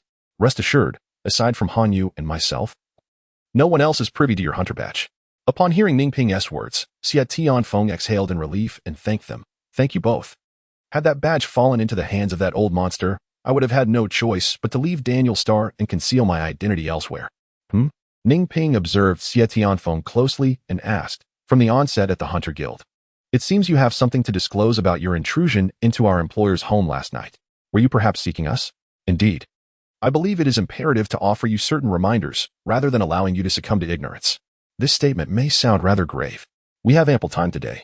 Could you kindly begin from the very start? Very well. I shall share with you the rumors I have gathered regarding the Phantom Fox King, so that you are not left in the dark by others. Surely, the remuneration for this mission is exceedingly generous, is it not? Yes, indeed, it is quite substantial. Ning Ping nodded in affirmation. In truth, at the inception of this task, the reward was not as bountiful as it is now. However, due to several prior failures, few hunters are willing to undertake this mission. What was once a high-level task has now been downgraded to one that does not require the expertise of seasoned hunters. Furthermore, as the duration of this mission has extended, various speculations have begun to emerge. Might there be any explanation for why Uncle Paul issued this task? Han Yu interjected. There are indeed explanations, and not merely two. One suggests it is an act of vengeance, claiming that Paul's grandson perished at the hands of the Phantom Fox King while hunting in the mountains. Another theory posits that Paul, for some nefarious purpose, deliberately sends capable individuals into the Modolo Mountains to battle the Phantom Fox King, thereby gathering the resentful spirits of those who meet their demise. Is there truly such dark sorcery in existence? Han Yu questioned skeptically. I have heard of it, yet I have never witnessed it myself, Ning Ping replied, shaking his head. Xie Tianfeng then said, Han Yu, do not dismiss it lightly. Dark sorcery indeed exists. At least, I have encountered it once. Oh, where did this occur? Han Yu inquired with interest, while Ning Ping also displayed keen curiosity. If I had a choice, I would prefer not to have witnessed it. Xie Tianfeng replied with a bitter smile. This transpired 2 years ago, when I had just become a level 4 hunter. I had just completed a task and was in the hunter's hall submitting my report when, much like yesterday, I encountered Paul, who was there to disseminate information. Did you undertake this task as well? Han Yu interrupted Xie Tianfeng's narrative. At that time, I was inclined to try, but unfortunately, they deemed me an insignificant level 4 hunter, and thus I was not selected. Xie Tianfeng responded with a wry smile. Oh, and what happened next? Han Yu pressed for more details. Then, in my frustration, I discreetly followed the group heading to the Modolo Mountains. I was cautious not to approach too closely, so I trailed them from a distance. To this day, I am grateful that I chose to keep my distance. What did you witness in the Modolo Mountains?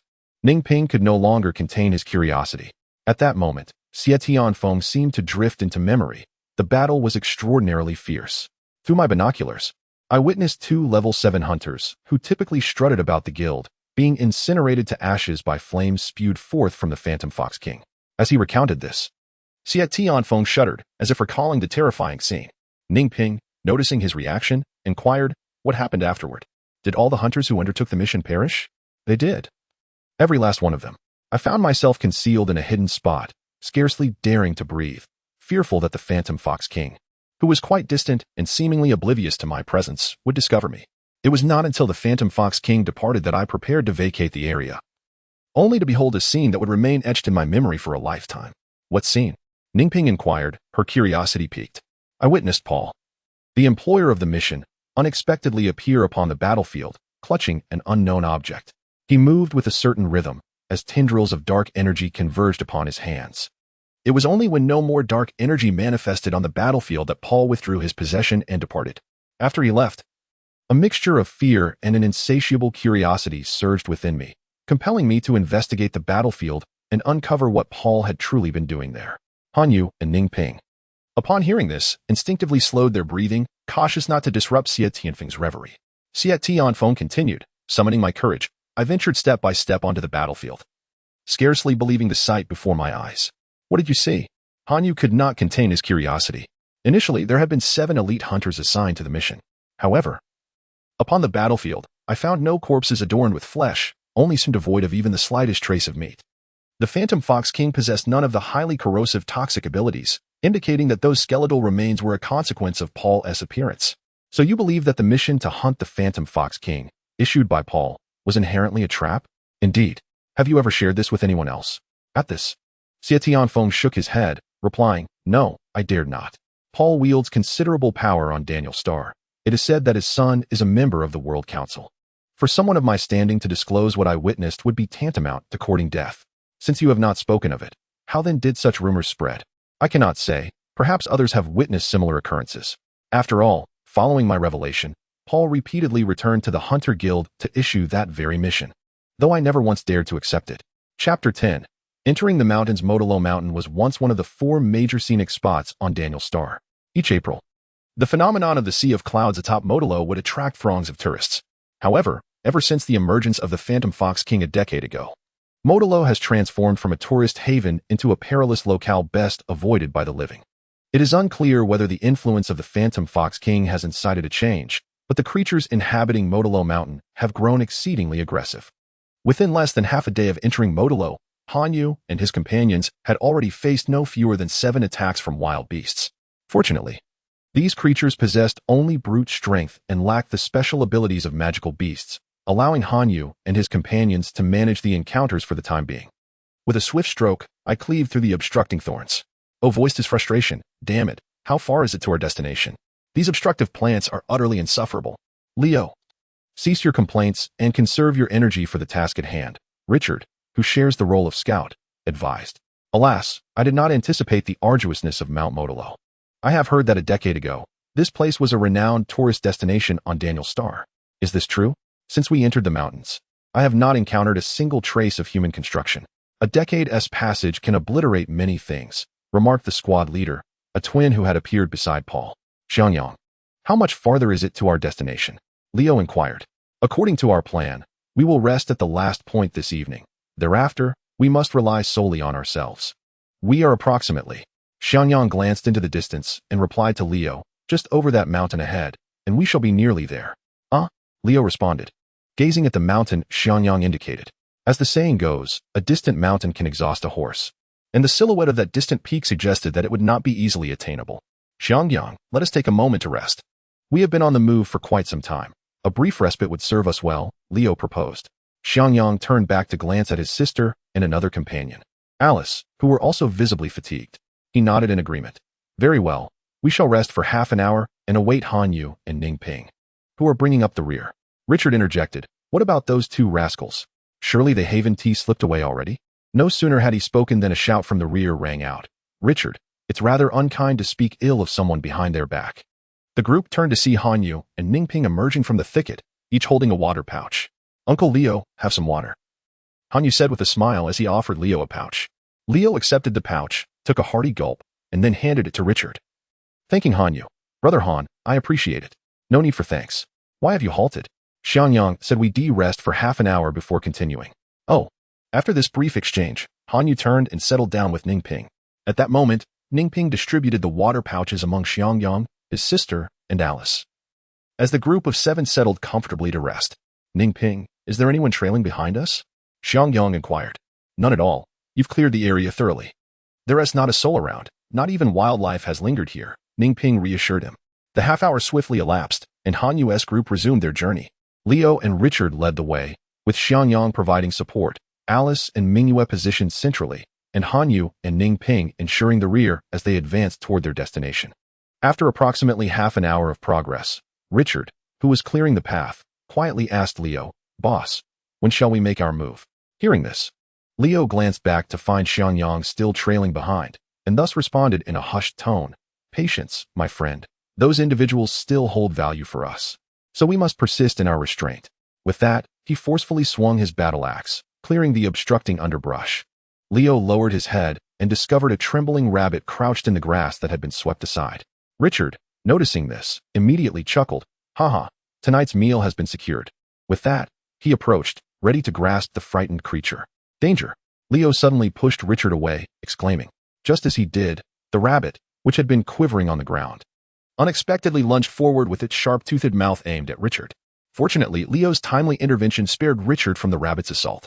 Regaining his composure, Richard sprang to his feet in a fit of anger, drawing his sword to confront the audacious rabbit. Where did the rabbit go? Richard scanned the surroundings but found the wretched creature absent. Leo, with a grave expression, replied, It has fled. Fled? Why didn't you stop it? Richard complained, oblivious to Leo's troubled demeanor. Enough with the complaints. Focus, our troubles are at hand. No sooner had he spoken than rustling sounds echoed from the thicket. Leo's expression shifted instantly as he pulled Richard, urging, Quick, retreat to an open area. Only then did Richard notice Leo's unease, and, without hesitation, followed him back. Xiangyang, responsible for support, spotted Leo's retreat and immediately signaled alarm, rushing to the scene with Xiang Mingyue and Alice. Upon arrival, they found Leo and Richard besieged by a swarm of rabbits. Witnessing the scene, Xiangyang couldn't help but think, did these two scoundrels steal the rabbits' carrots? Fortunately, Leo did not allow Xiangyang's imagination to run wild. While battling the rabbits, he shouted, Xiangyang, these are carnivorous razor-toothed rabbits. Do not be deceived by their appearance. Xiangyang was taken aback, quickly warning Xiang Mingyue and Alice, who were crouched down, attempting to embrace the rabbits, while simultaneously delivering a swift kick to one of the exposed toothed rabbits. His abrupt action startled both Xiang Mingyue and Alice, who were about to scold him for his lack of compassion, only to see the once adorable rabbit reveal its menacing teeth. They were both taken aback, silently grateful for Xiangyang and Leo. Had it not been for Leo's warning and Xiangyang's swift action, they might have been left disfigured. These wretched rabbits. Alice and Xiang Mingyue cursed simultaneously in their hearts. The five of them, Xiangyang, Leo, and Richard at the forefront, with Xiang Mingyue and Alice providing support, found themselves encircled by hundreds of razor-toothed rabbits, which continually displayed their menacing teeth to intimidate their would-be prey. Leo, are these razor-toothed rabbits formidable? Richard inquired during a brief lull. I've heard their teeth can sever iron chains. Wouldn't you say that's impressive? Leo replied with a wry smile, shaking the battle axe in his hand. Upon catching sight of the several notches on the blade of Leo's battle axe, Richard felt a sudden jolt of alarm. He recalled that had Leo not pushed him just in time, his face would have likely been no match for the axe forged from fine steel. No matter, he reassured himself, as long as I reach my destination. There are weapons prepared specifically for our mission. Xiangyang spoke to Leo, let us first overcome this immediate peril. He had not anticipated that the Modolo Mountains would harbor such ferocious fang-toothed rabbits. It was no wonder that no other animals could be seen nearby, as they had likely all fallen prey to these creatures.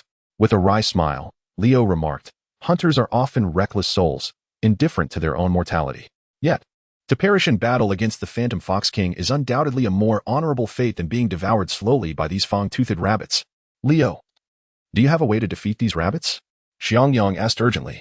Indeed, fang-toothed rabbits are frightened by fire. If we can ignite a flame, it should drive them away. Leo replied. Among the five, Leo and Richard practiced ancient martial arts, while Alice was a water element wielder. It was Alice's water shield that provided them the opportunity to converse. But as the assault of the fang-toothed rabbits intensified, the shield grew increasingly thin.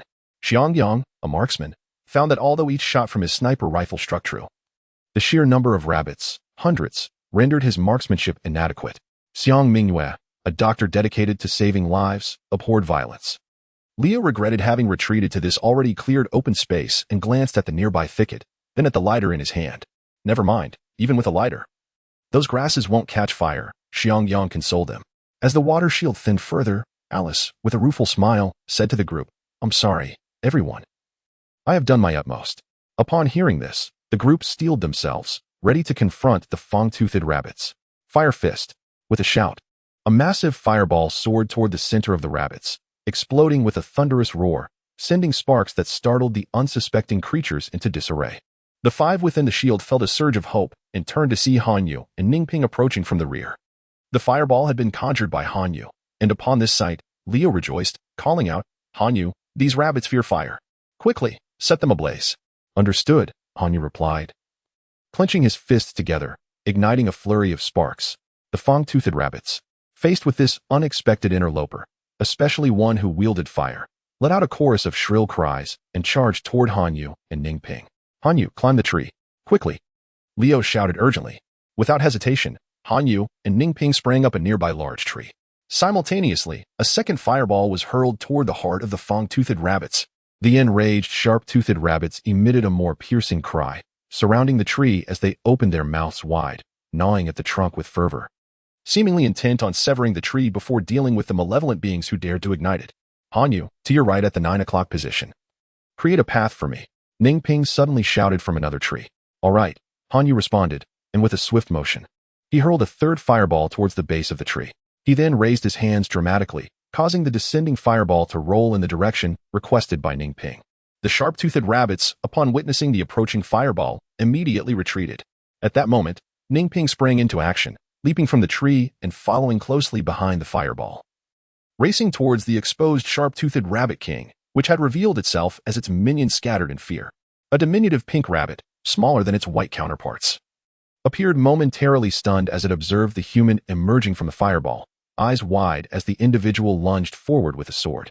Ning Ping pierced the Rabbit King's neck with a single thrust, then swiftly leaped onto a nearby tree, the slain king still impaled upon his blade.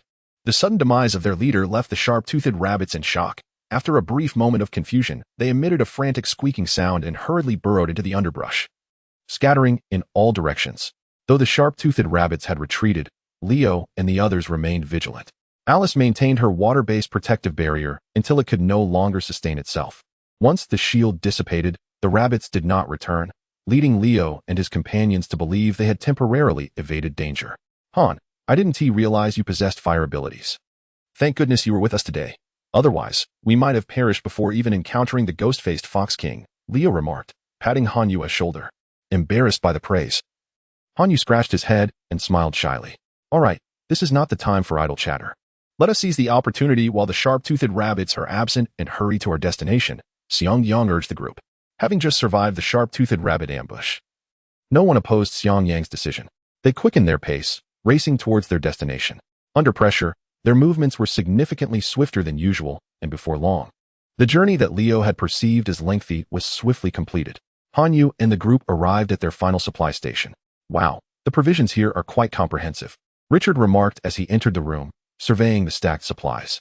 Let us not get distracted by the supplies just yet. We need to assign tasks first, Xiang Yang interjected. Ming Yu and Alice, you two are in charge of dinner for everyone tonight. Han Yu, Ning Ping, you both should scout the area. If you encounter any dangerous creatures, drive them away or sound a warning if you cannot. Richard, Leo, you two assist me in organizing the supplies. Yang serves as the captain of this team, and in the absence of any overt conflict, his commands naturally take precedence. The group disperses, embarking on their assigned tasks. Han Yu and Ning Ping leave the cabin to commence their patrol.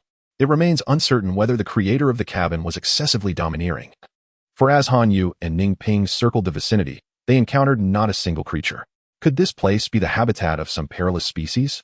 Han Yu jestingly remarked to Ning Ping. Yet, Ning Ping did not share in his amusement, instead posing a question. Han Yu, have you noticed? Our team indeed possesses an air of peculiarity. Of course, I have observed. Not only our team, but even the cabin built in the mountain strikes me as rather strange. Han Yu replied. Oh, do elaborate. It is undeniable that while the cabin appears somewhat dilapidated from the outside, its interior is surprisingly well equipped. This raises my curiosity. Who maintains this cabin? It is well known that the sharp-toothed rabbit is an animal with a strong sense of territory. Any creature that intrudes upon its domain without permission will face its wrath. Is there more? Indeed, there are the three individuals accompanying Leo. The recent attack by the sharp-toothed rabbit suggests that those three are adept at concealing their true capabilities. I believe that even without your and my intervention, the rabbits could not pose a genuine threat to Leo and his companions. This is evidenced by Alice, who claimed to be exhausted yet traversed the path with remarkable speed. As for Xiang Yang and Xiang Mingwei, the twins, I refuse to believe their assertions of merely being a marksman and a doctor. Given the generous reward for the task of hunting the Phantom Fox King, it is evident that those favored by employer Paul cannot be ordinary individuals. Moreover, the twins exude an aura of danger. As Han Yu articulated his analysis, Ning Ping gazed at him with a smile, causing Han Yu some vexation, prompting him to exclaim, Hey, could you refrain from wearing that look of a teachable child? Though I am a good person, I am not devoid of temper. Apologies. I merely feel delighted. Ning Ping replied, delighted that you possess some intellect, recognizing who treats you well and who harbors ill intentions. Indeed, spending time with you inevitably influences one, Han Yu responded, beaming with pride. Ning Ping, contemplating his words, mused internally, is this fellow praising me or mocking me? Not long after Han Yu and his companions passed, two figures suddenly appeared at the site where the sharp-toothed rabbits had attacked. Sir, may I inquire if you are satisfied with this hunt? One figure bowed and asked the other. Quite so. I have nearly discerned the details of those two novice hunters. However, unraveling the backgrounds of those three advanced hunters is likely beyond the capabilities of a mere pack of sharp-toothed rabbits. What does the sir imply? Continue to probe, and find a way to inform Xiangyang and Xiangmingyu that until the true nature of those three advanced hunters is discerned, the ghost-faced Fox King should not be revealed to them. Humph, a bunch of fools. Do they think they can seek revenge with just three individuals? They truly underestimate me. Were it not for my concern for my son's future, I would never tolerate your petty schemes before me. By the way, my lord, How should we address the matter mentioned by Huang Xiaoqi? I shall leave it in your capable hands. If Huang Xiaoqi is willing to betray his elder sister for the sake of his future today, he may very well sell me out tomorrow. Thus, let us ensure he meets his end along with this issue. Understood. Chapter 11. The unfathomable human heart in a dimly lit alley. 3 burly men were mercilessly assaulting a figure curled up on the ground, their fists and feet raining down while they hurled curses. The victim, instinctively shielding himself, silently endured the onslaught. Stop! A woman's voice rang out from the alley's entrance. The assailants paused, turning to see a woman approaching. Who are you? Inquired the leader of the trio. I am Xie Tianfeng, and this is my territory. As she spoke, a flame flickered to life in her hand. Upon seeing the fire, the men took a step back, their bravado wavering. The leader hastily explained, this is not our fault. He attempted to extort us, and that's why we acted. Xie Tianfeng glanced at the man on the ground and nodded at the 3, saying, You've already beaten him. Surely your anger has subsided? If this continues, someone may end up dead, and I believe you do not wish to attract trouble. Very well, we do not want to cause a ruckus. We shall let this kid off this time. Kid, stop thinking about devious paths and learn to live a grounded life. With that, the trio departed the alley. Xie Tianfeng extended a hand to help the man on the ground rise, sighing, Xiaoqi, come back with me. Huang Xiaoqi replied quietly, following the woman back to their original home. The sting of the antiseptic made Huang Xiaoqi gasp involuntarily. Observing this, Xie Tianfeng furrowed her brow, wanting to admonish him.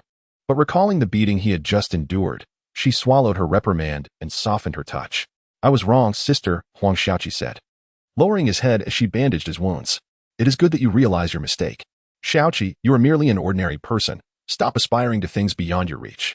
On Daniel Star, there are hidden talents among the masses, and we, who live at the bottom, must recognize our place to survive. Yes, sister, Xiaoqi will remember. Now that you have returned, stay at home for a few days. Once you recover, seek a legitimate job. Do not continue to squander your days aimlessly. With that, Xie Tianfeng tidied the medical kit and prepared to leave. Sister, where are you going? I went to seek out the Earth Dragon to settle accounts for the treachery he plotted against me some days ago, intending to return that evening. Shortly after Xie Tianfeng departed, Huang Qiqi was resting with his eyes closed on the sofa when suddenly a piece of the window shattered. Startled, he sat upright, only to find not only shards of glass scattered across the floor, but also a small leather ball. Approaching, Huang Qiqi picked up the ball and moved to the window, where he beheld a timid little boy gazing up at him. Child, is this ball yours? Yes, it is. Uncle, someone over there wishes to see you. The boy replied, pointing towards a tree not far away. Here is your ball, Huang Qiqi said, tossing it back to the boy. He then climbed out the window and strolled towards the tree, inquiring of the man beneath it, Oker, what brings you here? If Xie Tianfeng had been present, she would have been shocked to recognize that the man under the tree was one of those who had assaulted Huang Qiqi in the alley. Nothing much. The steward was concerned you might fail your task, and sent us to discreetly watch over you. Oker replied lazily. I appreciate the gesture, but my plans are progressing as I anticipated. I advise you not to act rashly and jeopardize my strategy. Otherwise, I shall not spare you, Huang Qiqi asserted, turning to head back inside. Upon Huang Qiqi's return, one of the men under the tree remarked to Okurer, Boss, it appears that kid genuinely believes we are here to claim his achievements. Let him continue to dream.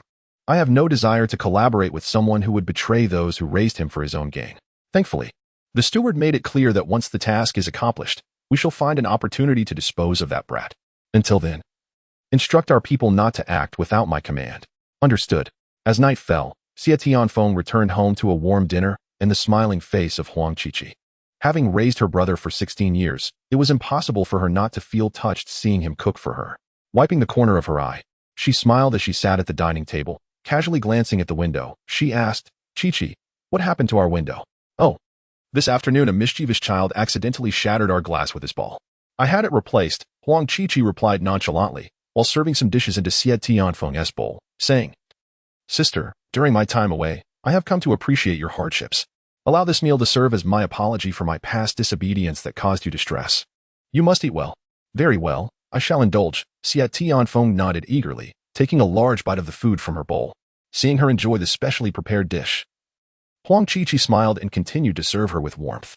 However, before Xie Tianfeng could fully relish her brother's filial piety, the door was suddenly kicked open with force, and a burly man stood at the threshold, shouting, Wafeng, you wretched woman, today it's either you or me. Xie Tianfeng cast a dissatisfied glance at the intruder who had interrupted her meal, setting down her chopsticks to address the uninvited guest. Too long. Have you not had your fill of lessons yet? Humph. Too long, was defeated earlier due to my lack of strength from hunger. Now that I am replenished. Fire Phoenix, come forth and engage me in a battle of 300 rounds. Oh, very well, Xie Tianfeng replied, cracking her knuckles with a mischievous glint in her eye as she stood up to face Tu Long. With a flurry of movement, Tu Long, bruised and battered, was unceremoniously ejected from the house by Xie Tianfeng. Standing at the doorway with her hands on her hips, she declared, Tu Long, if you wish to triumph over me, you shall have to wait until your next life. I will fight you. Tu Long wobbled to his feet, recklessly charging towards Xie Tianfeng. Seeing this, Xie Tianfeng merely smiled disdainfully, raising her right hand to conjure a fireball to roast Tu Long as she usually did. However, to her astonishment, no fireball materialized in her palm, and she felt her strength inexplicably draining away. Tu Long, unimpeded, seized the stunned Xie Tianfeng in his arms, both of them momentarily taken aback. As Tu Long prepared for his reckless assault, he had anticipated the consequences, yet this turn of events left him bewildered. Both Tu Long and Xie Tianfeng questioned the situation in their minds. Xie Tianfeng abruptly turned to look at Huang Xiaoqi behind her, noticing the latter's evasive gaze as he stood to the side. Suddenly, everything clicked for Xie Tianfeng. Why? She asked Huang Xiaoqi in confusion. Hey, Fire Phoenix. What is wrong with you? Before Huang Xiaoqi could respond, Tu Long, still holding Xie Tianfeng, interjected. Xie Tianfeng glanced up at Tu Long and shook her head with a bitter smile. Tu Long, you should leave quickly. Otherwise, you will truly find yourself in grave danger tonight. Huh? What are you talking about?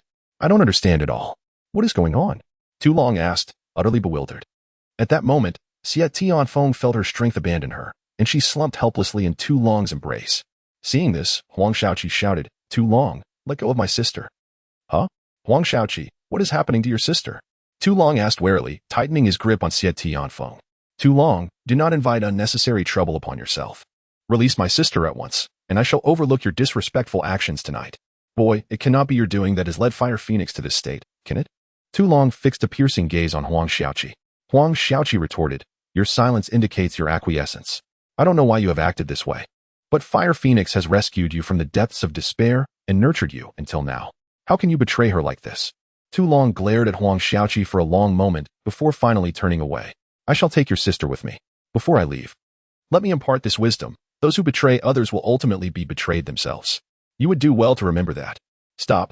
Leave my sister behind. As soon as Huang Xiaoqi noticed that the Earth Dragon intended to leave, he rushed forward, hoping to intercept him. However, just as he reached the doorway, an earthen wall materialized unexpectedly before him. With no time to halt his momentum, Huang Xiaoqi collided intimately with the wall, his face firmly imprinting against its surface. When he stood up, rubbing his sore cheek, the Earth Dragon had already vanished from sight. Damn! Huang Xiaoqi cursed under his breath. Upon turning around, he found several individuals who had previously claimed to be assisting him on behalf of the butler, Jekka, leisurely sipping tea inside the room.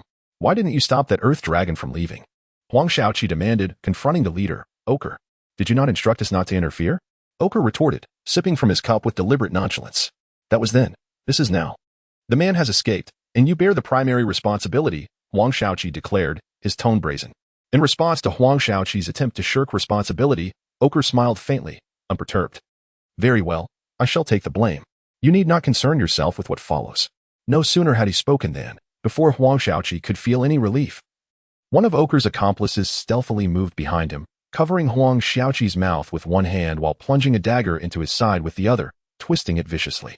Huang Xiaoqi's eyes bulged as he struggled a few times before collapsing limply to the ground, his body twitching intermittently. Ochre glanced at Huang Xiaoqi and gave a thumbs up to his accomplice. Well executed. Boss, what shall we do now? Naturally, we shall commence a game of cat and mouse. Ochre replied, rising and cracking his neck. Meanwhile, the Earth Dragon sprinted down the street, cradling Xie Tianfeng in his arms. Despite attracting the gaze of numerous passers-by, he remained oblivious to their stares. However, Xie Tianfeng was acutely aware. Even though she felt utterly drained of strength, her mind was clearer than ever. Earth Dragon, put me down by the roadside and run away, Xie Tianfeng murmured, burying her head in his embrace, too weak to lift it. It's fine, I'm not tired. The Earth Dragon reassured her. Since Huang Xiaoqi dared to ambush you, he must have prepared a backup plan. We should head towards a crowded area. It will make it difficult for him to act. Earth Dragon, this matter may not be as simple as you think. First, take me to a secluded place where no one knows us. I will explain everything to you, so you won't die in ignorance of the reasons behind it. All right. Veering down a narrow alley, the Earth Dragon carried Xie Tianfeng into a clandestine tavern. Shortly thereafter, their pursuers lost sight of their target. What? We've lost them? Oker stroked his chin, pondering. Where did we lose them? Inside the underground tavern, the target had entered but had not emerged, and no trace of them could be found within. Understood. Notify our team to surround the perimeter of the underground bar without alarming the target. I shall proceed there immediately. 10 minutes later, O'Kale arrived at the entrance of the underground bar, inquiring with one of his subordinates waiting outside. Is this the place? Indeed, it is, came the response. Very well, Vincent, accompany me inside for a look. Elvin, you and your team ensure the area is secure. Do not allow any rats to escape. As O'Kale stepped into the underground bar alongside Vincent, the cacophonous strains of heavy metal music assaulted his senses, leaving him somewhat disoriented. Can one truly appreciate such wretched music? O'Kale muttered under his breath, a remark that would soon stir trouble. The crowd surrounding them, comprised entirely of heavy metal enthusiasts, turned their ire upon O'Kale and Vincent. What are you staring at? Looking for a death wish? Vincent barked, positioning himself protectively in front of O'Kale. The saying goes, it is not the foolishness of the adversary that one fears, but rather the folly of one's own companions, for it is they who may utter ill-timed remarks. Vincent's outburst ignited a brawl. Beat him. The crowd roared, and the agitated throng launched an attack on O'Kale and Vincent. The underground bar, already limited in space, constricted further as bodies jostled closely together, leaving little room for maneuver. Despite their considerable prowess, O'Kale and Vincent found themselves overwhelmed, eventually being knocked to the ground and subjected to a flurry of kicks. By the time Elvin, stationed outside, sensed something amiss and rushed in to rescue his boss, O'Kale was nearly unrecognizable. Police are typically the first to arrive at the scene, and this occasion was no exception. As the dust settled and the altercation came to a close, fully armed riot officers arrived, blocking the entrance with their vehicles. Listen up, everyone inside. You are surrounded. Cease all resistance and come out peacefully. What shall we do, boss? Elvin asked O'Kale, who was seated and tending to his wounds. After a moment's contemplation, O'Kale instructed. Inform our people not to reveal their identities and to cooperate with the officers. Vincent, this incident falls upon you. Understood, boss, Vincent replied dejectedly, his own appearance resembling a battered mess, prompting a suppressed chuckle from Elvin. In a nearby private booth of the bar, Tulung peered through the curtains at O'Kale and his crew being escorted away by the police, exhaling a sigh of relief. A series of knocks, two short, one long, resounded at the door. Tulung reassured Xie Tianfeng, who was leaning against the sofa. Do not fret, it is my people. With that, Tulung opened the door to find the bar's owner waiting. Boss, those individuals have been taken by the police. Indeed, I saw. Is the vehicle ready? It is prepared. However, boss, are you truly planning to leave with that woman? Nonsense. When have I, too long, ever spoken lightly? Yet, boss, is it truly worth it to do this for her? There is no question of worth. I am willing to make this sacrifice for her. Enough with the persuasion. After I depart, you must continue to cleanse our operations. We have already profited from legitimate endeavors, so let us refrain from engaging in anything shady that might bring us trouble in the future. Boss, will you not return? The bar owner asked, astonished. I am uncertain when I shall return from this journey, hence I must clarify matters beforehand. Once this ordeal is over, I shall return to see you all. Until my return, you must all take care of yourselves. Do you understand? Yes, boss, please take care. Indeed, I shall. Time is of the essence. I will not waste words with you. Lead the way swiftly. I must leave before those who are watching us emerge from the station. Then, boss, follow me. Tulong nodded, turning to lift Xie Tianfeng from the sofa, following the bar owner to the garage. Boss, take care. The bar owner said reluctantly as he watched Tulong depart. From the driver's seat, Tulong patted the bar owner on the shoulder, saying, Do not wear such a sorrowful face. I am not heading to my demise. Yes, boss. As the vehicle traversed the road, Xie Tianfeng suddenly inquired, Tulong, is it truly worth it for you to do this for me? He chuckled. How do you wish for me to respond? Huafeng, since I, Tulong, have chosen to cherish you, I shall do everything in my power to protect you. Do not pose such foolish questions about worth again. As long as I deem it worthwhile, then it is. Chapter 12. The first encounter at the supply cabin on Motaluo Mountain. Han Yu and his companions, having toiled throughout the day, partook of a modest meal before retreating into their sleeping bags to regain their strength for the following day's endeavors. Rustling sounds awakened the weary occupants of the cabin, who immediately opened their eyes. Without turning on the lights, they quietly approached the window, illuminated only by the dim moonlight streaming in. Outside, towering figures were advancing toward the cabin. Did you discern what is outside? Xiang Yang quietly asked Xiang Mingwei beside him. Xiang Mingwei shook her head slightly, whispering, their movements are too swift. I cannot see clearly. It is the howler monkeys, Richard interjected from the side. Xiang Yang turned to Richard, startled to see his eyes glowing in the dim room. You startled me, Xiang Yang exclaimed. There is no need for alarm.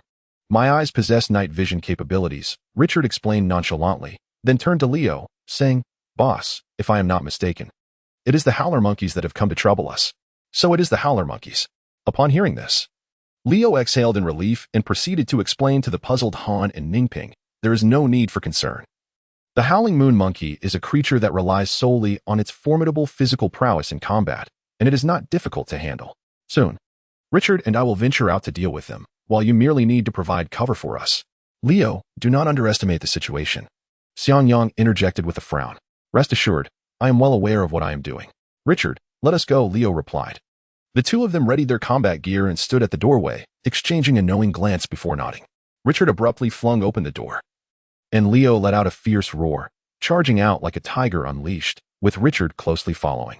Moments later, the sounds of human shouts intertwined with the cries of the monkeys echoed from within the room, accompanied by the sounds of flesh meeting flesh. Han Yu and Ningping stood guard at the entrance, peering outside. However, aside from the 20 meters illuminated by torches in front of the wooden cabin, they could see little else except for the indistinct silhouettes of dozens of figures attacking them. Suddenly, a series of urgent monkey howls pierced the air. Following the sound, Han Yu and the others turned to see a massive monkey, illuminated by the bright moon, on a nearby hill, clearly visible to them. Damn it! We have encountered an evolved monkey, Han Yu exclaimed. Do not just stand there. Hurry up and assist. Richard's urgent voice echoed from the darkness. Han Yu responded affirmatively and was about to spring into action when he heard Xiang Yang's voice from behind. Wait a moment. Han Yu, Ningping. You two have exhausted considerable energy during the day. Leave this to me. Turning around, Han Yu saw Xiang Yang armed with a sniper rifle, moving to the window to aim at the monkey, which was beating its chest and howling at the moon. Is it possible to hit it? Han Yu couldn't help but ask softly. Fear not, my rifle has been specially modified, with an effective range of up to 1,500 meters. I am confident I can take down that giant monkey on the hill, Xiang Yang replied, focusing intently on his target. With a loud bang, the report of the rifle rang out, and the howling monkey on the opposing hill collapsed to the ground. Turning to Han Yu with a triumphant expression, Xiang Yang declared, What do you think? I was right, wasn't I? Although I may not possess your strength with this rifle, I believe I am qualified to join you in hunting the demon-faced Fox King. A resounding roar, even louder than before, abruptly interrupted Xiang Yang's self-congratulation. What in the world is happening? Xiang Yang muttered in surprise. Damn it, who fired the shot? And not only that, how could they fail to kill that monkey with a single shot? Do you not realize that a wounded howling moon monkey becomes tenfold more formidable? Richard's voice resonated again. I refuse to believe I will miss again, Xiang Yang said, his face flushed as he took aim once more. Yet this time, the enraged monkey seemed to sense that it was being targeted. It abruptly ceased its howling and fixed its gaze intently on Xiang Yang, who was aiming at it from the window of the wooden cabin. As Xiang Yang momentarily faltered in his grip, he once again peered through the scope, only to discover that the howling moon monkey atop the distant hill had vanished from sight. At that moment, Leo and Richard, who had ventured out to battle, emerged into the view of the onlookers, their bodies drenched in blood. Alice gasped in surprise and hurriedly approached them, concern etched on her face. Leo, Richard, are you injured? Leo waved his hand dismissively and addressed the group with solemnity. No, this is all the blood of those monkeys. Time is of the essence, so I shall be brief. Our troubles have escalated. The monkey that survived my previous shot has likely evolved into the howling moon divine monkey in response to its rage. We must prepare for combat. As if to affirm Leo's words, a massive figure suddenly lunged towards him from behind. Fire Fist. Han Yu, sensing the imminent danger, sprang into action. A colossal flaming fist hurtled towards the descending figure. The creature in midair let out a thunderous roar and, with a powerful swipe of its right claw, tore through the flames with sheer force. Seizing the opportunity, Leo adjusted his stance and, with a fierce shout, raised his axe to strike at the belly of the howling moon divine monkey suspended above. To the astonishment of Han Yu and the others, the monkey deftly evaded Leo's decisive blow, retreating just in time to land safely on the ground. Illuminated by the flickering flames, Han Yu and the others finally beheld the true form of the howling moon divine monkey as described by Leo. It possessed formidable forelimbs and an exceptionally muscular physique. Aside from its white underbelly, the rest of its body was cloaked in a layer of azure fur, and it now fixed its blood-red eyes upon Xiangyang. Leo, what distinguishes the Howling Moon Divine Monkey from the Howling Moon Monkey? Xiangyang inquired, a hint of anxiety in his voice. Casting a glance at Xiangyang, Leo focused on the Divine Monkey and replied, the Howling Moon Divine Monkey is far more formidable. As you witnessed, Han Yu's fire fist was effortlessly torn apart by this beast. Just imagine the consequences if our bodies were to be struck by those massive claws. With a fierce roar, the Howling Moon Divine Monkey seemed unwilling to remain at a standstill against Han Yu and the others, suddenly charging towards Leo and his companions. Alice swiftly conjured a water barrier, shielding herself, Xiangyang, and Xiangming from harm, while Han Yu, Ningping, Leo, and Richard spread out to encircle the Divine Monkey. The thwarted Howling Moon Divine Monkey surveyed the 4 humans surrounding it, failing to locate its intended target. It then turned its gaze toward the trio encased in the blue barrier, having finally identified its quarry, the wretched beings that had harmed it. With a furious roar, the Divine Monkey lunged towards Alice, Xiangyang, and Xiangming. Damn it! Block its path!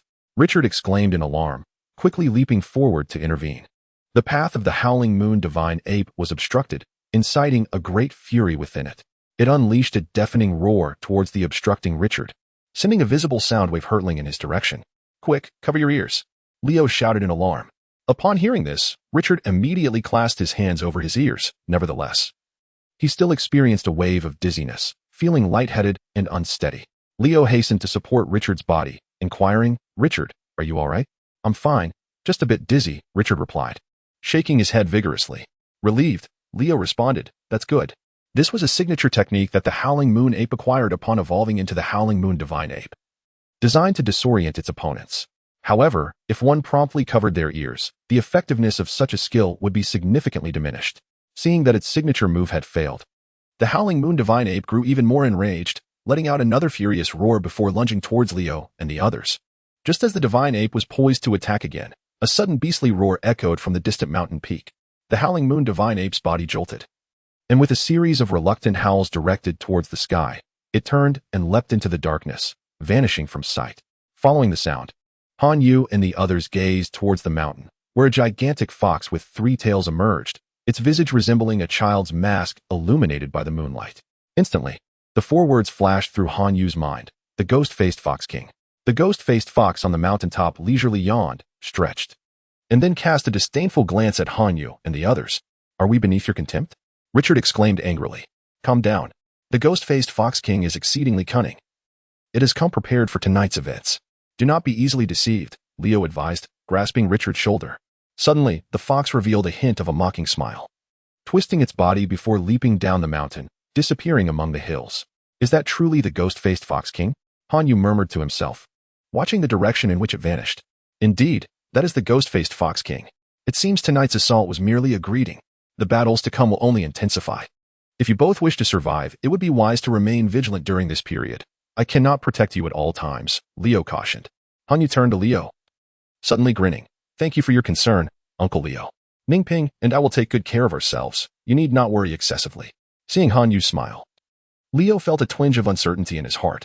He then addressed Xiangyang. Xiangyang, you made an error tonight.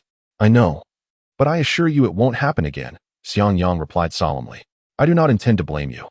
I merely wish to remind you that we are all in the same boat. If we wish to avoid capsizing, it would be best to cooperate for the time being. What do you say? After a moment of silence, Xiangyang nodded in agreement. All right, let us proceed as you suggest. After the commotion caused by the Howling Moon Monkey, the drowsiness of the group dissipated entirely. However, merely waiting for dawn was not a viable option. To guard against the Howling Moon Monkey or other creatures returning to disrupt their peace, Leo and the others agreed to take turns resting, with Alice and Xiang Mingwei being the exceptions. The remaining 5 would alternate in keeping watch, ensuring vigilance over their surroundings. Han Yu and Ningping were assigned as the first pair on watch duty. Ningping, do you perceive anything? Han Yu inquired softly while seated on the rooftop, his gaze scanning the surroundings. Ningping, sitting back-to-back with Han Yu, replied, Did you notice something? Indeed, I have. The reason that Howling Moon Divine Monkey could tear through my flames is likely due to the moonlight, Ningping explained. Hey, Ningping, why are you silent? Is my conjecture incorrect? Haven't you noticed anything about our companions? Ningping's expression bore a hint of resignation. Oh, those people? Why bother with them? I've never trusted them from the start. Even if they harbor hidden agendas, what does it matter to us? as long as we possess enough strength. Why concern ourselves with their petty tricks? By your reasoning, it seems I have been overly cautious, Han Yu chuckled. Tell me, Ning Ping, how clever do you think that ghost-faced Fox King truly is? And it must possess considerable strength to command the Howling Moon Divine Monkey to retreat from attacking us. Ning Ping, bemused by Han Yu's growing excitement, could not help but ask, Han Yu, why are you so pleased? Keep in mind, the more formidable the ghost-faced Fox King, the slimmer our chances of completing the task. We might even risk our lives. Ning Ping. That doesn't sound like the words of someone who has defeated Sword Saint Lahouran. Compared to Sword Saint Lahouran, what is the ghost-faced Fox King? If we cannot handle the ghost-faced Fox King, then what need is there to entertain such unrealistic aspirations? Ning Ping's body stiffened at Han Yu's words, and upon looking at him again, he noticed a slight difference in Han Yu from before. With a smile curling his lips, Ning Ping remarked, "You are right. If we cannot even contend with a ghost-faced Fox King, then declaring a challenge against Lu Howren is but a farce, with no possibility of realization." Han Yu smiled in response, choosing not to speak further. As dawn broke, Han Yu and his companions readied themselves for departure. They had already tasted the ghost-faced Fox King's might the previous night, and it was now their turn to retaliate. After a night of contemplation, Han Yu observed that Liu, Xiang Yang, and the others exhibited a markedly different demeanor than before. Although this intrigued him, he decided to remain an indifferent spectator, believing it did not significantly affect him. Meanwhile, after his conversation with Han Yu, Ning Ping had also come to terms with the situations. As long as Liu and the others did not interfere with his and Han Yu's plans, their actions were of no concern to him. Amidst this somewhat eerie atmosphere, Han Yu and his group departed from the outskirts of Modolo Mountain, embarking on their quest to confront the ghost-faced Fox King. Their first trial was to defend the first line of defense at Mount Modolo against the Howling Moon Monkeys. The previous night's battle had left them unsatisfied, and with the Howling Moon Divine Monkey wounded, their reunion was one filled with animosity. Without a word, they commenced their conflict. Unlike the previous night, due to environmental constraints, Leo and Richard could not fully unleash their powers. In contrast, Leo, who had agreed to cooperate temporarily, showcased his true strength alongside his companions. As Han Yu battled against the Howling Moon Monkeys attacking him, he pondered the odds of victory should he engage with Leo and the others. With a swift sound of a blade, Ning Ping eliminated a Howling Moon Monkey attempting to ambush Han Yu and cautioned, "Do not lose focus during combat. It is easy to be caught off guard." Grateful for Ning Ping's intervention, Han Yu scratched his head and replied sheepishly, "I understand." Perhaps enraged by the slaughter of its kin, the Howling Moon Divine Monkey let out a furious roar and lunged down from its vantage point, targeting Xiang Yang, who had injured it the night before with an unfamiliar weapon. At that moment, Xiang Yang was clad in entirely different gear, having discarded his sniper rifle. Armed with dual blades, he focused intently on the rushing Howling Moon Divine Monkey. Seeking death, Xiang Yang hissed through clenched teeth, thoroughly displeased that the beast had chosen him as its target. Without hesitation, he sprang forward as the Divine Monkey closed the distance to less than 100 meters. From a distance, Ning Ping halted in his tracks, astonished by Xiang Yang's bold move. With a sickening thud, the once mighty Howling Moon Divine Monkey collapsed, its massive forelimbs falling lifelessly nearby. And scathed and expressionless, Xiang Yang gazed down at the creature, declaring, "The price for daring to provoke me is death." With a swift motion of his right hand, a crimson flash erupted as the sharp blades severed the Divine Monkey's legs. Its cries of agony intensified, echoing tenfold. The battle ceased as all eyes, be it Leo and his comrades or the Howling Moon Monkeys, were drawn to Xiang Yang, who methodically dismantled the now defenseless Divine Monkey. It was a gruesome demise, leaving no trace of its former self.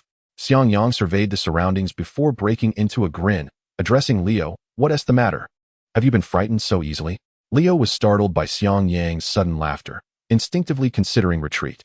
Yet, reason cautioned him against such a move. To retreat now would instill a psychological barrier for future encounters with Xiang Yang, an unthinkable disadvantage for a warrior. "Conserve your strength. I anticipate encountering other extraordinary beasts before confronting the Phantom Fox King," Leo advised Xiang Yang, turning to hoist his colossal axe and continue onward. "Is that so?"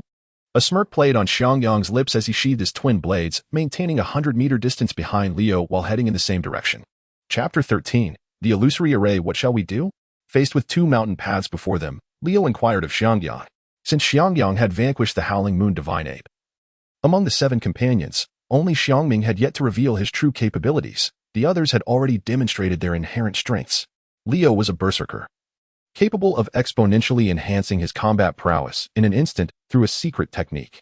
However, this method exacted a toll on the user's life, the greater the power obtained, the more substantial the life force required. Thus, this technique failed to evoke envy in Hanyu. Richard was an assassin, his movements enigmatic and adept at stealthy eliminations. Hanyu had witnessed Richard single-handedly dispatching a group of blocking beast leaders and retreating unscathed. Alice was an extraordinary ability user. Not merely a water manipulator, but an upper-tier wielder of water and ice powers. Though she was still in her developmental phase, it was believed that once she mastered her ice abilities, she would emerge as a formidable adversary. Xiangyang, akin to Richard, was also an assassin, albeit more potent than Richard. The only enigma remained Xiangming. Hanyu was perpetually uncertain of her abilities. In contrast, Hanyu and Ningping found themselves as the least effective members of the group.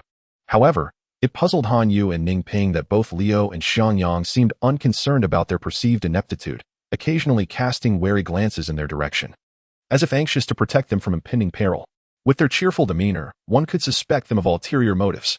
Although the reasons behind Liu and Xiangyang's attentiveness eluded Hanyu, it was prudent to remain cautious.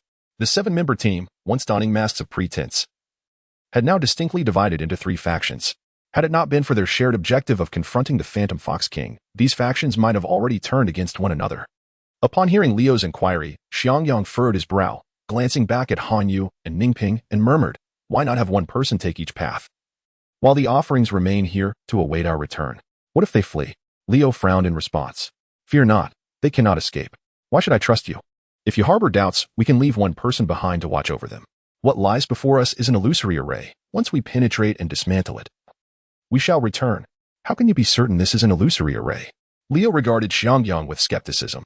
"Believe it or not, it's of no consequence to me." Xiangyang replied nonchalantly. Liu narrowed his eyes, glaring at Xiangyang, who, undaunted, met his gaze with unwavering resolve. Upon witnessing the situation, Richard and Alice immediately prepared for combat, while Hanyu and Ningping took refuge at a distance to avoid any repercussions. A conflict did not ensue. After a lengthy exchange of glances, Liu withdrew his gaze and said, "Very well, I shall trust you this once. Alice, you shall remain here." "What, boss? I am not pleased with this," Alice replied, somewhat reluctantly. "Now, let us not forget our agreement upon arrival. Obedience to orders is paramount." "Understood," Alice pouted, responding with evident reluctance. "Xiang Mingwei, you two shall stay." Xiangyang instructed, turning to the individual behind him. "What? I must stay as well?" Xiang Mingwei inquired, surprised. "Indeed," Xiangyang affirmed with a nod. "Brother, I do not wish to remain. I cannot entrust my back to someone I do not trust, especially not to Alice. But brother, without my assistance, how do you intend to unravel the illusion array before you?" Xiang Mingwei pressed urgently. "Rest assured, I shall manage," Xiangyang reassured. The phenomena witnessed within the illusion array can be deceptive. In moments of crisis, it is vital to maintain your composure, otherwise, becoming ensnared in the illusion will render escape nearly impossible. At the mountain path, Xiangyang cautioned Liu and Richard, who were set to traverse another route. "Thank you for the reminder," Liu expressed, clasping his fists in gratitude before turning to lead Richard along the path. Not long after Liu and Richard embarked on their journey, an unknown white mist enveloped them, and shortly thereafter, the mist dissipated, leaving Liu and Richard completely vanished from sight. "It appears they have entered the illusion array," Alice remarked to Xiang Mingwei, who stood at the entrance. The remaining individuals exchanged no words and proceeded to attend to their respective tasks. Since entering the mountain, they had scarcely found a moment of respite. Hanyu and Ningping decided to prepare some food and seize the opportunity for a brief rest, for none could predict what awaited them next. Observing Hanyu and Ningping tending to their affairs, a fleeting expression of sympathy crossed Alice and Xiang Mingyue's faces, but it vanished in an instant. Their profession forbade them from indulging in emotions. Within the illusion array, Liu abruptly realized that Richard, who had been trailing him, had inexplicably vanished. "Richard, where are you? Speak to me and reveal your location." Liu called out loudly into the empty expanse. Aside from his echo, no response emerged from Richard. "Damn it," Liu muttered under his breath, suddenly recalling Xiangyang's warning before their departure. What he currently perceived might not be the truth. He hastily bit his tongue to steady his mind. Sure enough, less than 10 meters away, Liu spotted Richard spinning in place.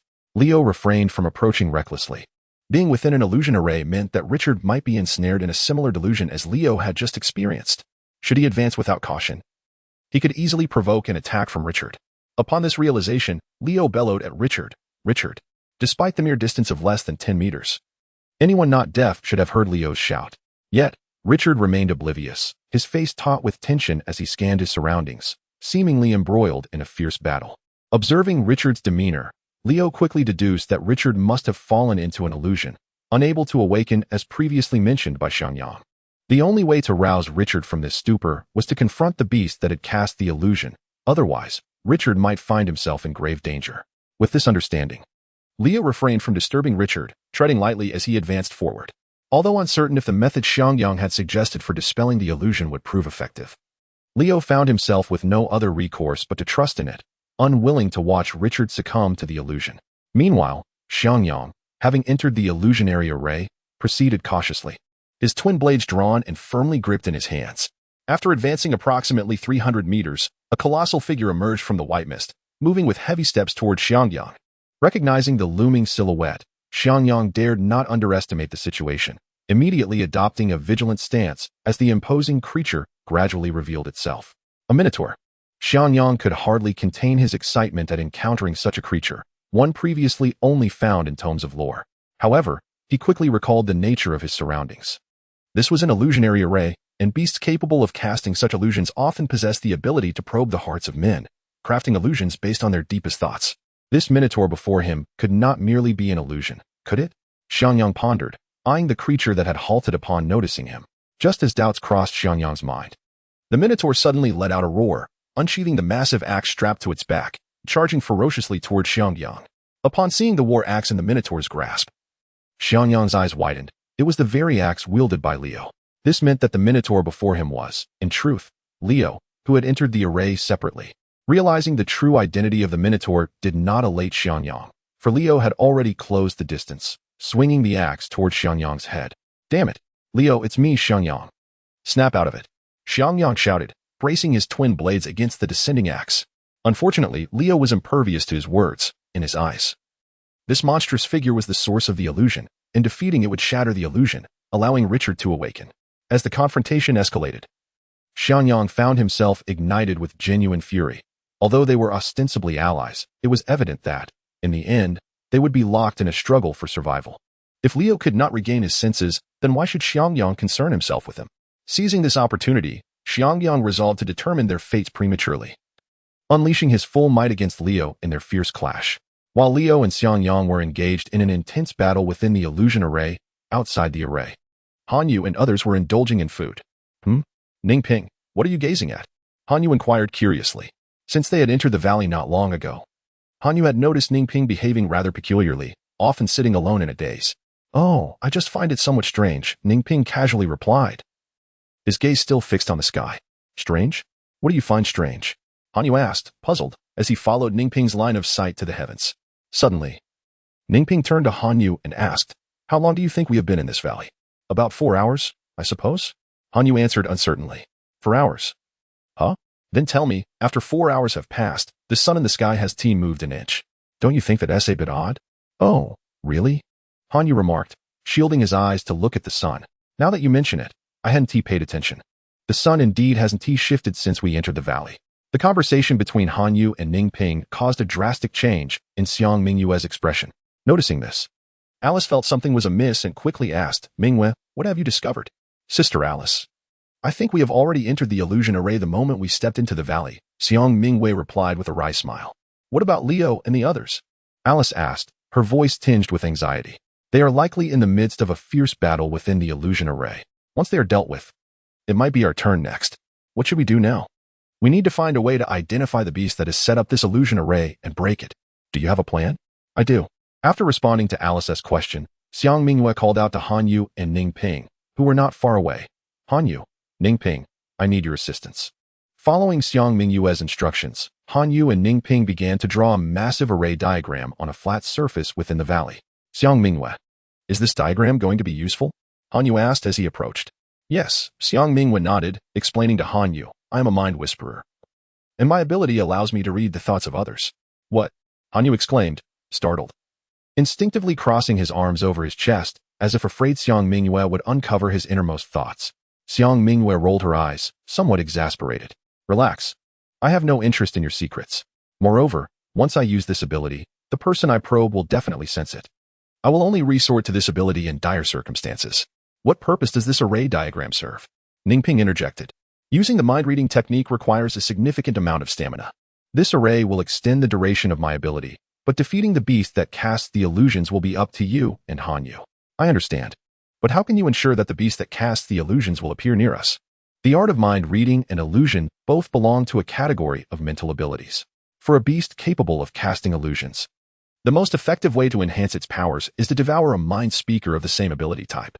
Conversely, a mind speaker seeking to bolster their capabilities should absorb the crystal stones found within the brains of these extraordinary beasts. This is fundamental knowledge that every practitioner should be aware of. Given that you are a fire-type practitioner, how could you be unaware of such a fact? Xiang Mingwei gazed at Hanyu with a hint of curiosity. Well, you see, my place of origin did not have instructors for practitioners. So my understanding of such matters is rather limited, Hanyu replied with a smile. Xiang Mingwei looked at Hanyu, astonished. Then who taught you the techniques for using fire abilities? Oh, during my childhood, while training in the mountains, I learned through combat with the beasts that resided there. And in the process, I developed my skills. So, it was born from experience. What a pity, Xiang Mingwei assessed Hanyu from head to toe. And after muttering what a pity, fell silent, focusing on the final preparations. Hanyu felt perplexed by Xiang Mingwei's ambiguous remark, unable to grasp its meaning. He contemplated asking for clarification, but seeing her engrossed in her tasks, he surmised that she would likely not entertain his inquiry. Hanyu, once this matter is settled, we should pay a visit to Dreamstar, Ningping suggested. Dreamstar? What is that place? Hanyu inquired, intrigued. Dreamstar, originally known as Skull Star, is the location of the highest institution in the Alliance.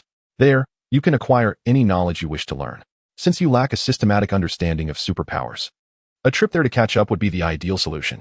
Moreover, we have other matters to attend to while we are there. What matters? The Starship Navigator. I suspect it will be quite difficult to find one on Daniel's star. It would be wiser to try our luck at Dreamstar. Perhaps we might encounter someone compatible with us. Oh, I see. That makes sense. Very well, after we complete this task, we shall journey to Dreamstar. Hanyu stated after a moment of contemplation. Listening to Hanyu and Ningping, Alice silently shook her head but chose not to voice her thoughts. After Xiang Mingwei completed her final preparations, she called out to Hanyu and Ningping. You two, stop chatting and get ready. We are about to begin. Remember, beasts that typically cast illusions are not exceptionally powerful, so do not be deceived by the illusions you may encounter. Understood, Hanyu responded. Xiang Mingwei then sat cross-legged on the ground, focusing her mind and closing her eyes. In a short while, the white mist that had previously lingered only on the mountain path surged towards Hanyu and the others, engulfing them in an instant. Hanyu and Ningping, mindful of Xiang Mingwei's earlier warnings, steadied their minds and calmly surveyed their surroundings for any suspicious movements. A woman's startled scream suddenly echoed from behind Hanyu. Hanyu instinctively turned around and beheld a monstrous figure with a green face and sharp fangs, wielding a long sword and fixated upon him. With a single glance, Hanyu recognized the sword as belonging to Ningping. Realizing that Ningping stood before him, Hanyu, fearing a misunderstanding, hastily performed the agreed-upon gesture, bouncing thrice in place. As Hanyu had anticipated, Ningping perceived the creature before him as another grotesque monster. However, upon witnessing the creature bounce thrice, Ningping's initial tension dissipated, and he promptly executed the predetermined action, drawing his sword and tracing 3 circles in the air. With their identities clarified, Hanyu and Ningping stood silently, leaving the illusion-casting beast utterly disappointed. Yet, it understood the futility of its illusion against the 2 individuals before it and began to approach Alice instead. For an illusion to succeed, it must exploit the vulnerabilities of the target's psyche. Once the target is mentally prepared, the illusion often falters. Contemplating that women typically harbor fears of small creatures such as mice or cockroaches, the beast had already devised a plan to frighten Alice with its illusion. However, before it could execute its scheme, it suddenly found itself falling into a trap. When it regained its composure and looked up, it was met with the gaze of 4 pairs of eyes. In the eyes of Hanyu and his companions, a small black cat, the size of an adult wild dog, stared at them with wide, fearful eyes, uncertain of how these 4 individuals intended to treat it. Chapter 14. Clue the Illusion Cat. A type of beast capable of employing psychic abilities. Yet, this creature, limited to rudimentary illusions, often serves merely as a pet for the affluent. It was my first encounter with a specimen as large as the one before me, akin to an adult wild dog. Could it be that larger illusion cats possess stronger illusions? Alice shared her knowledge of illusion cats with Hanyu while observing the black cat, which had been bound by the 4 of them. Xiang Mingwei interjected, "Is this the illusion cat? I've heard that their price is exorbitant." with black market rates soaring to 100,000 star coins each. A specimen of this size should fetch a substantial sum, right? Not quite. Illusion cats, when kept as pets, are more valuable the smaller they are. Larger ones like this are unlikely to attract buyers. Wealthy individuals purchase illusion cats primarily to flaunt their status. Who would buy a creature that poses a threat to their own safety? Alice replied, shaking her head in response. Is illusion cat meat delicious?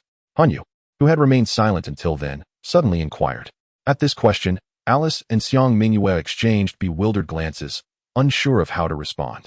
Meanwhile, the cat, lying on the ground, bristled with fear at the mention of such a topic, staring at Hanyu with wide, terrified eyes. Did I say something wrong?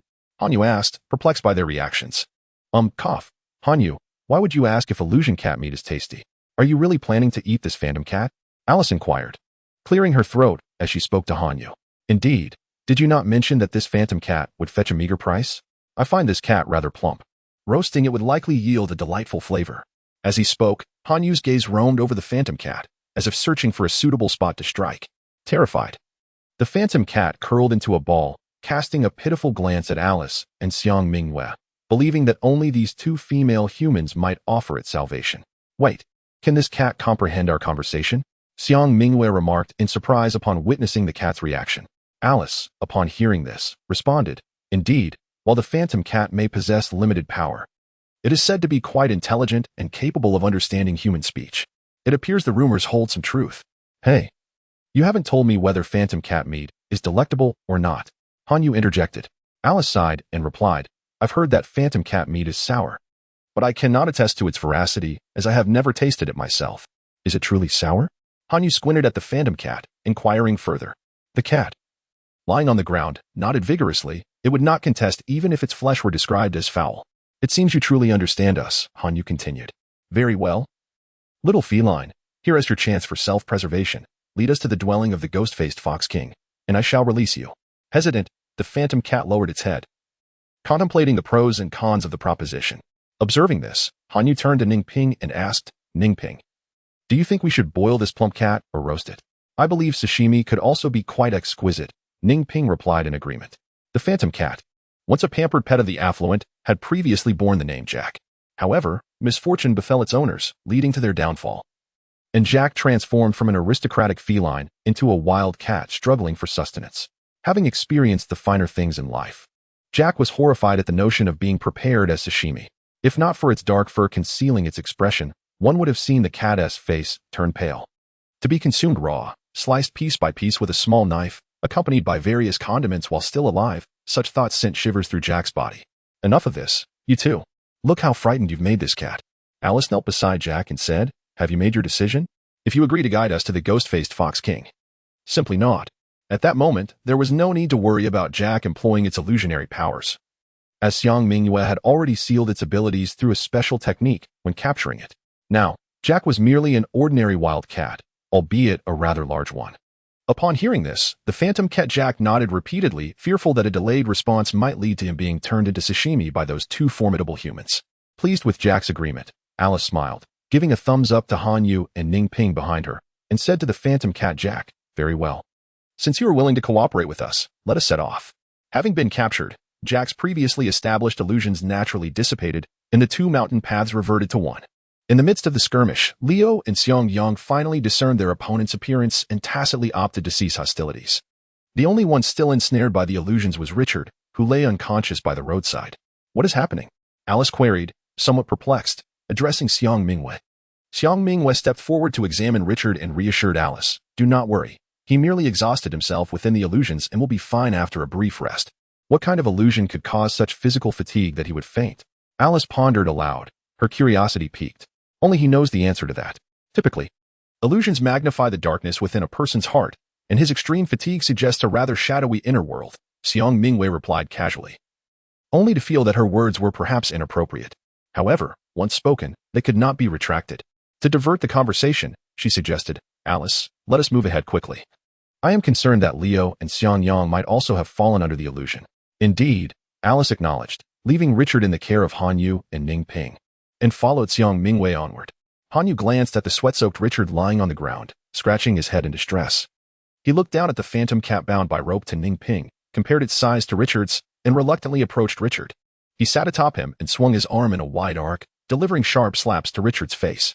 Smack, smack, smack. Even Jack, the phantom cat, could not bear to watch this and turned away. At last, Richard, jolted by the pain, opened his eyes.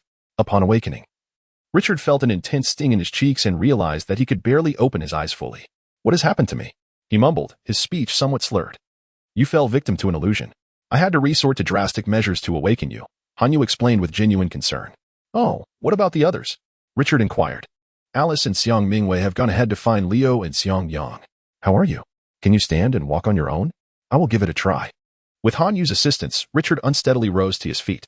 After attempting a few steps, he assured Hanyu, I'm fine. I can manage. Good.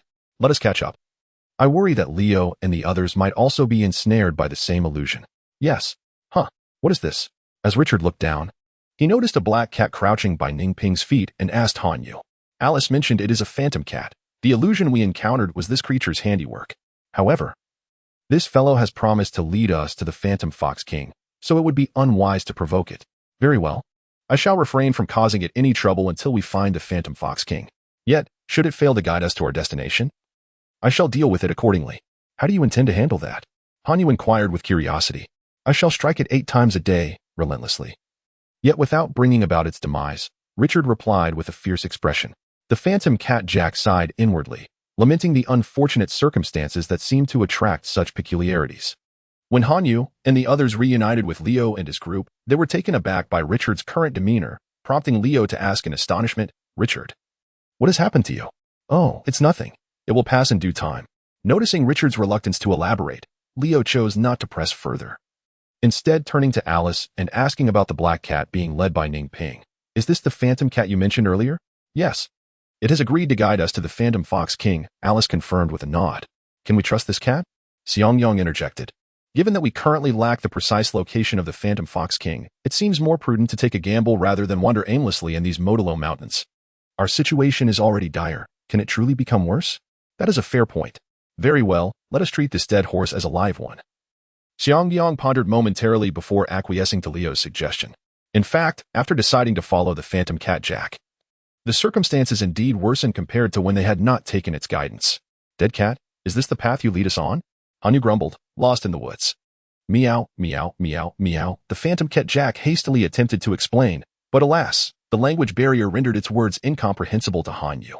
All right, enough of this.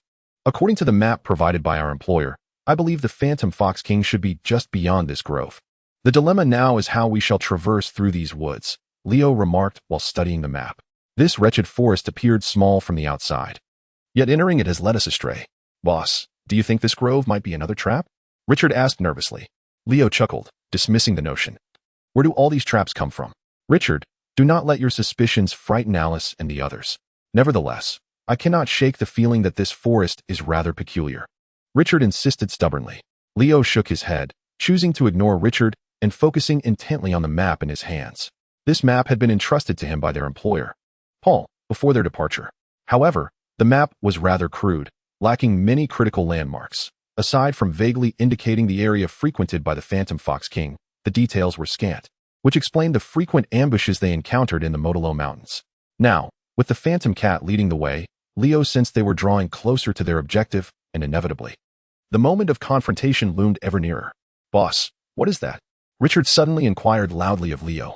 Leo glanced at Richard and followed the direction of his gaze into the sky, his heart momentarily startled. What was flying above? It clearly had no wings. How could it soar through the air? Quick, hide. We must not be discovered, Leo instructed the group, putting away the map. However, there was no need for Leo's reminder. Hanyu and the others had already sought refuge upon spotting the unidentified flying object. The enigmatic craft drew nearer, and soon it hovered directly above Leo and his companions.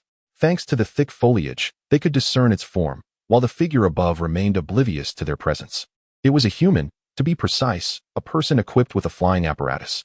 The sudden appearance of such an individual in the Modolo Mountains raised a myriad of questions in Leo and his companions' minds. What business did this person have here? The human in the air scanned the surroundings, seemingly searching for something. After a fruitless search, he departed in disappointment. Once he vanished from sight, Leo and his companions emerged from their hiding places, each face etched with curiosity. After a moment of silence, Leo remarked, our primary focus must be to complete our mission. Once we accomplish that, those who survive can unravel the mysteries that linger in our minds. With their questions unanswered, Leo and his companions continued their journey. Under the guidance of the spectral cat Jack, they reached the heart of the forest, where they beheld a colossal tree that no number of people could encircle. This tree appears to have existed for over 1,000 years, Ningping mused while gazing upward at its grandeur. Forget the tree. We must prioritize our journey, Richard urged. Wait, Richard, didn't you mention that you sensed something peculiar about this forest? Look at this tree. Don't you think it might be the source of that peculiarity? Leo interjected, halting Richard's advance. Prompted by Leo's observation, Richard scrutinized the tree once more and nodded in agreement. Indeed, this tree does seem unusual. It feels almost alive. Really? Hanyu exclaimed, rushing over to inspect it closely. Suddenly, he pointed at a section of the trunk and called out, Look! Doesn't this part resemble the eyes and mouth of the tree? No sooner had he spoken than the eyes he indicated abruptly opened. The group was taken aback by this unexpected development. None had anticipated that the tree would indeed possess eyes. Stand guard! Xiang Yang shouted, shielding Xiang Mingwei behind him. Wait! Xiang Mingwei suddenly called out to the readying group. Huh? Mingwei, what is wrong? Xiang Yang turned to inquire. Brother, this tree seems to harbor no ill intent towards me. Xiang Mingwei replied, gazing at the great tree. Xiang Yang turned his gaze towards the towering tree before him and inquired of Mingwei. Mingwei, what does this great tree desire? Hey, can trees actually speak? Richard exclaimed in disbelief. Richard, silence. Alice retorted sharply. Mingwei is a psychic, adept in telepathy, and thus capable of conversing with sentient beings that have gained intelligence through their longevity. Is that true? Richard asked skeptically. Whether you believe it or not is of no consequence, Alice replied curtly. Richard felt somewhat disheartened, unable to comprehend why Alice's demeanor towards him had shifted so drastically. After all, she had been quite amiable before they entered the illusionary maze. Mingwei closed her eyes, adopting a listening posture, while the great tree opened its eyes wide. Fixated on her without blinking, it appeared to be engaging in a mental exchange with her. This tree inquires why we have entered its domain, Mingwei proclaimed to the group, astonishing Leo and the others, who had not expected her to genuinely communicate with the tree. Mingwei, inform it that we seek to vanquish the ghost-faced Fox King and restore Mount Motoro to its former glory, Leo instructed. Mingwei nodded slightly and after a moment, relayed. It claims to know nothing of the ghost-faced Fox King, but perceives no deceit in our demeanor, hence it shall not impede our progress. As Mingwei spoke, a pathway suddenly materialized behind the great tree. She continued, it says that if we proceed along this path, we will exit the forest. What should we do, boss? Richard whispered to Leo. Leo remained silent and turned to Xiangyang. What is your perspective? I trust my sister, Xiangyang responded, casting a glance at Mingwei. And you too? Leo inquired of Hanyu and Ningping. It matters not. I am indifferent to the direction we take, Hanyu shrugged. Ningping nodded in agreement with Hanyu. You two are rather easygoing. Leo muttered before addressing Xiangyang. Then let us proceed. Mingwei, allow me to express my gratitude to this great tree. With that, Leo stepped forward along the path indicated by the tree, with Richard closely following. Mingwei, let us also depart, Xiangyang said. Indeed, Mingwei replied with a slight nod. With only Ningping and Hanyu remaining, Hanyu remarked to Ningping, let us go. I believe it won't be long before we encounter the ghost-faced Fox King. Have you contemplated what you intend to do? Ningping asked. Hee, whoever wishes to challenge us, we shall bring down, Hanyu declared. Chapter 15. The underlying gamble on a flat highland, resembling an artificially constructed arena, the target of Hanyu and his companions, the ghost-faced Fox King, reclined in the central position, leisurely observing the humans encroaching upon its territory. Leo's group will attack from the left, Hanyu and Ningping will advance through the center, while Mingwei and I will strike from the right. Let us commence our assault together. Xiangyang succinctly assigned each person's tasks. Leading Zai aiming you to move towards the right flank of the ghost-faced Fox King. Observing this, Leo and his companions wasted no time, immediately shifting to the left. Meanwhile, Hanyu and Ningping exchanged a glance, resolutely charging towards the ghost-faced Fox King. The Fox King remained unfazed, watching Hanyu and Ningping approach. Rising to his feet and opening his wide maw, from which a black energy orb began to materialize, swelling in size. Ningping, be cautious, Hanyu called out loudly. Understood, Ningping replied, continuing to surge forward alongside Hanyu while preparing to evade. Suddenly, the black energy orb whistled through the air, hurtling towards Hanyu and Ningping. Anticipating the attack, both swiftly dodged to the sides. However, an unexpected turn of events occurred as Leo and Xiangyang, who were initially meant to assault the ghost-faced Fox King from opposite sides, suddenly struck from behind, forcefully pushing Hanyu and Ningping. Caught off guard, Believing Leo and Xiangyang would confront the Fox King first, Han Yu and Ningping fell victim to the black energy orb, which struck them directly. Witnessing the impact on Han Yu and Ningping, the ghost-faced Fox King let out another roar, causing a black hole to appear beside him, into which he swiftly vanished. On the high ground, only Leo and Xiangyang remained. The sacrifices have been made. Now it is our turn, Leo remarked, gazing at Xiangyang. Indeed, Xiangyang affirmed, his figure flickering before he appeared directly before Leo. Anticipating the move, Leo swung his axe in a sweeping motion. Yet, Xiangyang feigned an attack, abruptly changing direction mid-charge and darting towards Richard. Richard, seeing this, immediately prepared to counter. Meanwhile, Leo, realizing his strike had missed, turned his gaze toward Alice, who was being held at bay by someone with sharp claws at her throat, torn between calling for help and remaining silent. Despicable! Leo cursed vehemently. Having retreated to his original position, Xiangyang let out a mocking laugh. Despicable? I never imagined that someone renowned for his brute strength, like you, Leo, would utter such words. Upon hearing Xiangyang invoke his nickname, Leo's expression darkened as he glared fiercely at him. Zhang Mingyu, having captured Alice, dragged her back to Xiangyang's side. Zhang Mingyu. I never thought you were an assassin as well, Alice said with a bitter smile. I apologize, Alice. From the very beginning, we have been adversaries. So it would be prudent for you to refrain from any underhanded tactics in my presence, Zhang Mingyu warned, lightly grazing the sharp claws across Alice's neck, leaving several crimson marks without applying excessive force. Now, Leo, what choice will you make? Will you concede for the sake of your teammates? Or will you abandon them and continue to fight us? Xiangyang inquired, adopting an air of assured victory. After a moment of silence, Leo regarded Xiangyang and replied, Xiangyang, it seems this is your first time participating in such a game. Otherwise, how could you utter such childish words? Are you not aware that only the victors can survive in this game? Oh, is that so? Thus, the hostages have become of no use to us. Indeed. Richard. Leo bellowed. Richard, who had been hiding behind Leo, sprang into action, his dart striking Alice's forehead with unerring precision. With disbelief in her eyes, Alice fell lifeless. Perhaps in her heart, she believed that neither Leo nor Richard would resort to murder for the sake of victory. Yet, it was precisely Richard, the very person she had trusted, who dealt the lethal blow. I'm sorry, Alice. One life lost is preferable to the demise of us all, Richard said apologetically, gazing at Alice. Following this, Richard's eyes narrowed with fierce resolve as he glared at Xiang Mingwei, silently vowing to eliminate the two before him as a tribute to Alice. Unfortunately, the opportunity was lost. Xiang Mingwei released Alice, allowing her lifeless body to collapse to the ground. She was unconcerned about Alice feigning death, for as she relinquished her grip, she had already slashed Alice's throat with her clawed hand. Blood poured forth from the wound, rapidly soaking the ground beneath where Alice had fallen. On the other side, Leo faced Xiangyang, while Richard confronted Xiang Mingwei. Leo and Xiangyang were evenly matched, and a decisive victor remained elusive. Surprisingly, Xiang Mingwei, rather than faltering under Richard's frenzied assaults, regained her composure and initiated a counterattack, nearly causing Richard to suffer a grave setback.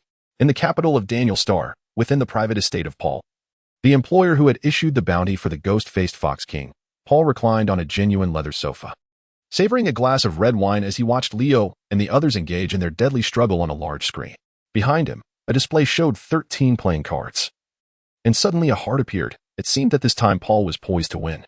Haha, hearts, do not speak so. I did not utter a word during your previous victories. Paul laughed heartily in response. Humph, Paul, do not presume you are assured of victory. Until the final moment of the game, the outcome remains uncertain, Spade interjected with a scoff. Ah, Spade, do not be so unable to bear the thought of defeat. Diamond chimed in. Spade retorted disdainfully. Humph, can I not bear defeat? It is merely 1,000 star dollars, a trifling sum to me.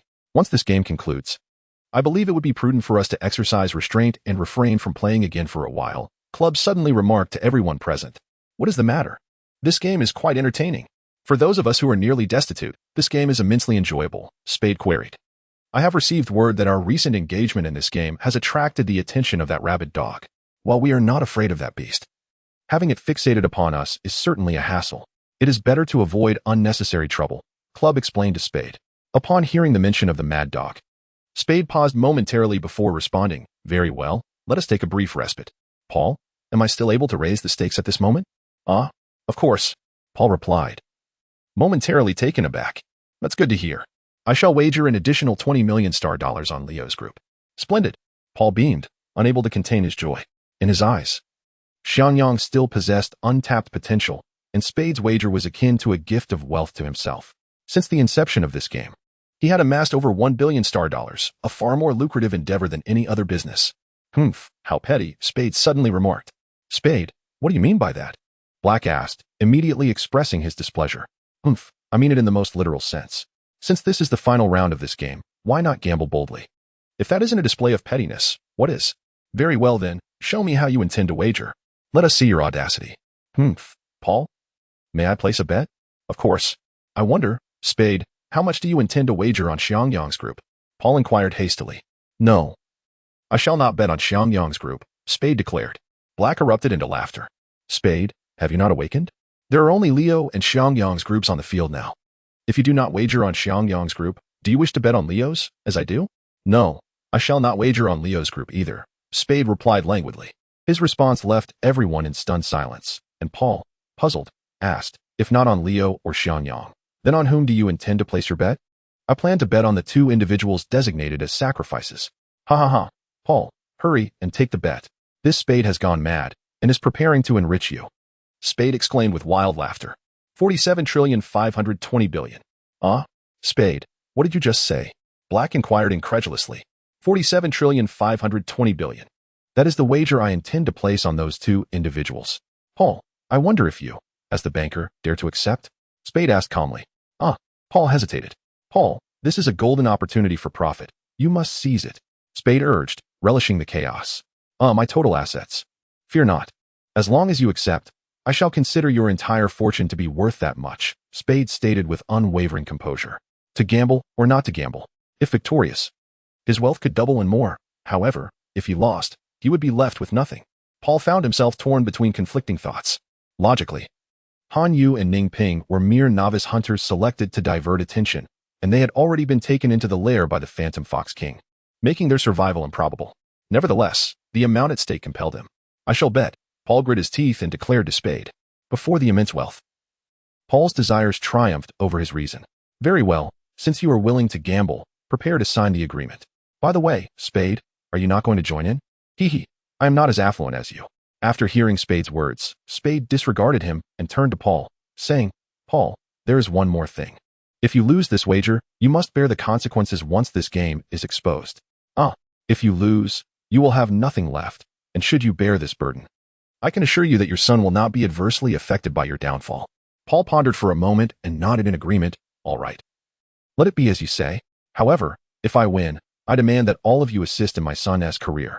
Agreed, Spade replied, his voice still calm. With the wager established, Paul fervently encouraged himself within, I will surely win. Those two must be preoccupied with the ghost-faced Fox King and will not appear. Sir, would you care for a glass of red wine? The butler, Jack, inquired with concern. Leave me be. Do not disturb me. Paul's gaze remained fixed on the large screen, fervently praying that Han Yu and Ning Ping would not suddenly materialize. Humans, there is no need for such tension.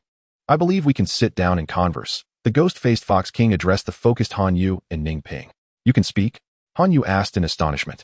For a fox of my age, engaging in simple communication with humans is quite feasible.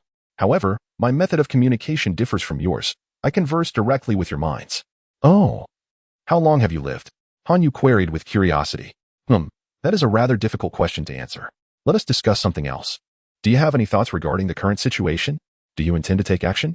Han Yu asked, watching the ghost-faced Fox King warily. There is no need for such apprehension. If I had intended to act, I would not have waited until now. I have a request to make of you.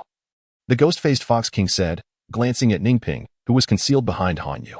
Swordsman, I acknowledge your exceptional swordsmanship. However, if you wish to defeat me solely based on your current skills, it may prove quite challenging.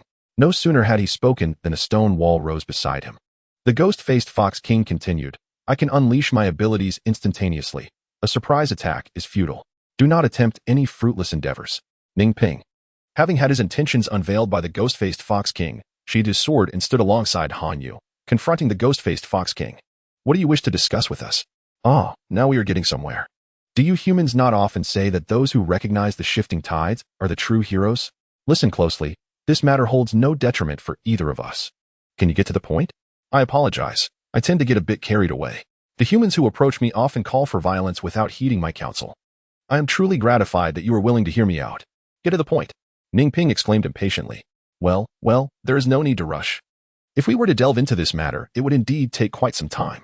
The ghost-faced Fox King has not spoken for an extended period, and now it seizes this opportunity to converse. After rambling for half an hour, it has yet to disclose the nature of the assistance it seeks from Han Yu and Ning Ping. Are you trying to lead us to our demise? Ning Ping exclaimed, unable to contain his frustration as he drew his sword and shouted at the ghost-faced Fox King. Ning Ping, calm down. Just consider it a tale being told. Do not be so impulsive, Han Yu interjected, quickly stepping in to restrain Ning Ping. Hold on. Do not act rashly. Let's give it another chance. Yes. Grant me another opportunity, and I assure you I shall refrain from unnecessary chatter. The ghost-faced Fox King interjected eagerly. Speak. Cough. Actually, the matter I wish for your assistance with is quite simple. I need you to help me open the seal that binds me, the ghost-faced Fox King stated succinctly. Help you open a door? Did you not claim to be powerful? How could you not open a mere door? Ning Ping regarded the ghost-faced Fox King with suspicion. Powerful. Indeed, but that seal is even more formidable. If you cannot break a seal that has bound me, how can you? You can. That seal solely targets otherworldly beasts. It has no effect on humans. You merely need to reach out and tear it apart, the ghost-faced Fox King insisted. Releasing such a calamity as you, who has been sealed for a reason, suggests that the one who sealed you must be an unparalleled master. What if they detect it and seek retribution against us? You need not worry about that. The one who sealed me did so at the cost of their own life. And it is precisely because of that sacrifice that the seal was created. Otherwise, I would not require your assistance. But should your power be unleashed? What if you cause harm to humanity? Han Yu inquired, his concern evident. That will not happen, I swear. If I manage to escape this place, I will return home immediately and will not linger in the human realm, the ghost-faced Fox King promptly assured. When I initially slipped into the human world, it was merely out of curiosity, and I encountered a group of deranged individuals on Daniel Star who insisted I was a menace and sought to eliminate me. Before that, I had never harmed a soul. In self-defense, I was compelled to retaliate, which only solidified their false accusations against me. In truth, our kind, the ghost-faced foxes, are a peaceful race and do not engage in unnecessary aggression against other beings. Although our diet consists of meat, we do not prey on humans, as it is a strict rule within our clan that no primate may be harmed without just cause. Listening to the ghost-faced Fox King's confession, Han Yu turned to Ning Ping and asked, What shall we do, Ning Ping? Do we trust it? You are the captain. It is your decision. Now you remember that I am the captain? Han Yu grumbled in dissatisfaction and then inquired of the ghost-faced Fox King, Do you have a name? Indeed. Oh. What is it? Matey. As Han Yu heard this, he blinked and tentatively inquired, Mother Fox? Please refrain from using such unflattering terms. The ghost-faced Fox King retorted with dissatisfaction. All right, Matey, I choose to trust your words and assist you in breaking the seal. However, how can you guarantee that you are not deceiving me? I swear. By the deity of my clan, I vow it. Very well, I believe you. At this moment, the battle atop the high ground had also reached its conclusion. Observing the retreat of Xiang Yang's side, the figure on the large screen, the Spade, laughed heartily. Ha, Spade, it seems you've miscalculated this time. It appears today's wager is mine. Although Paul regretted not winning the bet, he simultaneously felt fortunate for not losing it entirely. Even if he had given up 60 million star coins to the Spade, it was far better than losing everything, including his life. It is best not to jump to conclusions before the outcome is clear, Spade remarked in a calm tone. Hearing this, Spade merely smiled, disregarding the defiant words. But in the next instant, the ghost-faced Fox King's forepaw appearing on the large screen shattered Spade's elation. Chapter 16, The Millennium Tree Demon. How is this possible? Spade exclaimed in astonishment. Meanwhile, Paul's eyes widened as he fixated on the large screen, where two figures seated upon the back of the ghost-faced Fox King were none other than Han Yu and Ning Ping. It seems the wager is mine. Spade's tranquil voice echoed in Paul's ears, sending a shiver down his spine. He immediately retorted, Wait, it's not over yet. Liu and Xiang Yang have not lost. Just as Paul spoke, Xiang Yang and Xiang Mingwei had vanished from the screen, fleeing. Liu, now at the end of his strength, leaned on his battle axe, gasping for breath as he gazed at Han Yu and Ning Ping atop the ghost-faced Fox King. As for Richard, he had met a rather unfortunate fate. The landing spot of the ghost-faced Fox King was ill-fated, and a paw came crashing down upon Richard's head. By the time the ghost-faced Fox King realized, Richard had already been flattened against the ground like a pancake. Who would have thought the final home would be you two? Liu remarked bitterly, his gaze towards Han Yu and Ning Ping filled with reluctance. The future is unpredictable. I certainly did not foresee Uncle Liu attacking me. Han Yu shrugged in response. Shall we eliminate him? The ghost-faced Fox King inquired telepathically. Han Yu shook his head, replying, his injuries are beyond salvation. He is merely clinging to life by sheer will at this point. Let us depart. Did you not wish to gain your freedom sooner? What are we wasting time here for? Very well, let us go. The ghost-faced Fox King forcefully propelled himself from the ground, and to Han Yu and Ning Ping's astonishment, the ghost-faced fox was walking upon air. You can fly? Han Yu asked in amazement. Have you forgotten that among my abilities is the power of wind? In the grand display, Paul beheld that only Leo remained on site, and he exclaimed with astonishment, I have triumphed. Look, only Leo is left. The others have either perished or fled. Paul, you must learn to accept defeat, Spade replied coldly. Spade, who do you believe has won this wager? Paul inquired loudly. Shall I express my opinion? I believe Spade has emerged victorious, came the reply. Paul, a wager must be honored. Do not let your losses compound. Spade's voice dripped with schadenfreude. You all conspire together. Paul shouted in fury. Say what you will. However, Paul, you ought to remember the rules of our organization. The penalties for transgressions are quite severe. Upholding your end of the bargain is your responsibility. I grant you 3 days to contemplate this matter. Should you fail to fulfill your commitment, I shall impose sanctions as per our organization's regulations. With that, the image of the playing card representing Spade dimmed, indicating that the connection between him and Paul had been severed. Wait, I have not yet lost. Paul cried out, but no one responded, as he sought assistance from others. He realized that while he conversed with Spade, the others had likewise severed their ties with him. Damn it, you all shall suffer. Paul roared in indignation. Master, what troubles you? The commotion startled the butler, Jack, who stood vigil outside. As a diligent steward, Jack approached with concern. Begone. Do not let me lay eyes on you. Paul struck Jack across the face, sending him spinning and collapsing to the ground, bewildered as he clutched his bruised cheek, perplexed by his master's sudden frenzy. What are you staring at? Did you not hear my command to leave? Paul advanced and kicked the butler, sending him sprawling. Jack scrambled out of the room, his face clouded with resentment, unbeknownst to Paul. Meanwhile, Xiangyang and Zhang Mingyu fled down the mountain path, frightened by the unexpected appearance of the Phantom Fox King. Desperate to evade capture. Brother, let us seek out the ancient tree, Zhang Mingyu urged, sprinting ahead. Which tree do you mean? Xiangyang queried, not pausing in his stride. We must request its aid against the Phantom Fox King. Is that feasible? It should be manageable. During our last encounter, I found its thoughts to be quite simple. Zhang Mingyu replied confidently. Very well, let us proceed. Xiangyang agreed, and they hastened towards the grove where the millennia-old tree stood. The two swiftly located the ancient tree. Zhang Mingyu steadied her breath, placed her right hand upon the trunk, and began to summon the ancient tree, hoping to awaken its dormant spirit. Who disturbs my slumber? The ancient tree inquired with a tone of displeasure. It is I, the traveler from before.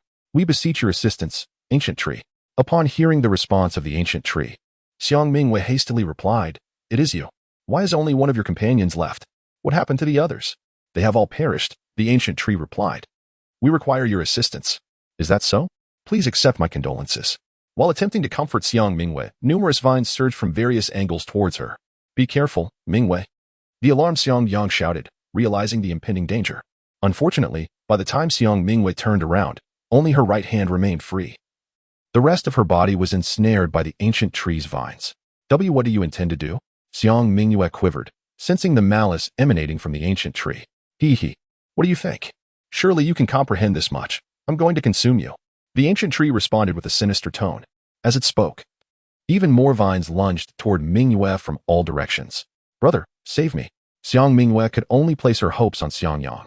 Yet, to her astonishment, her own brother turned and fled, showing no intention of rescuing her.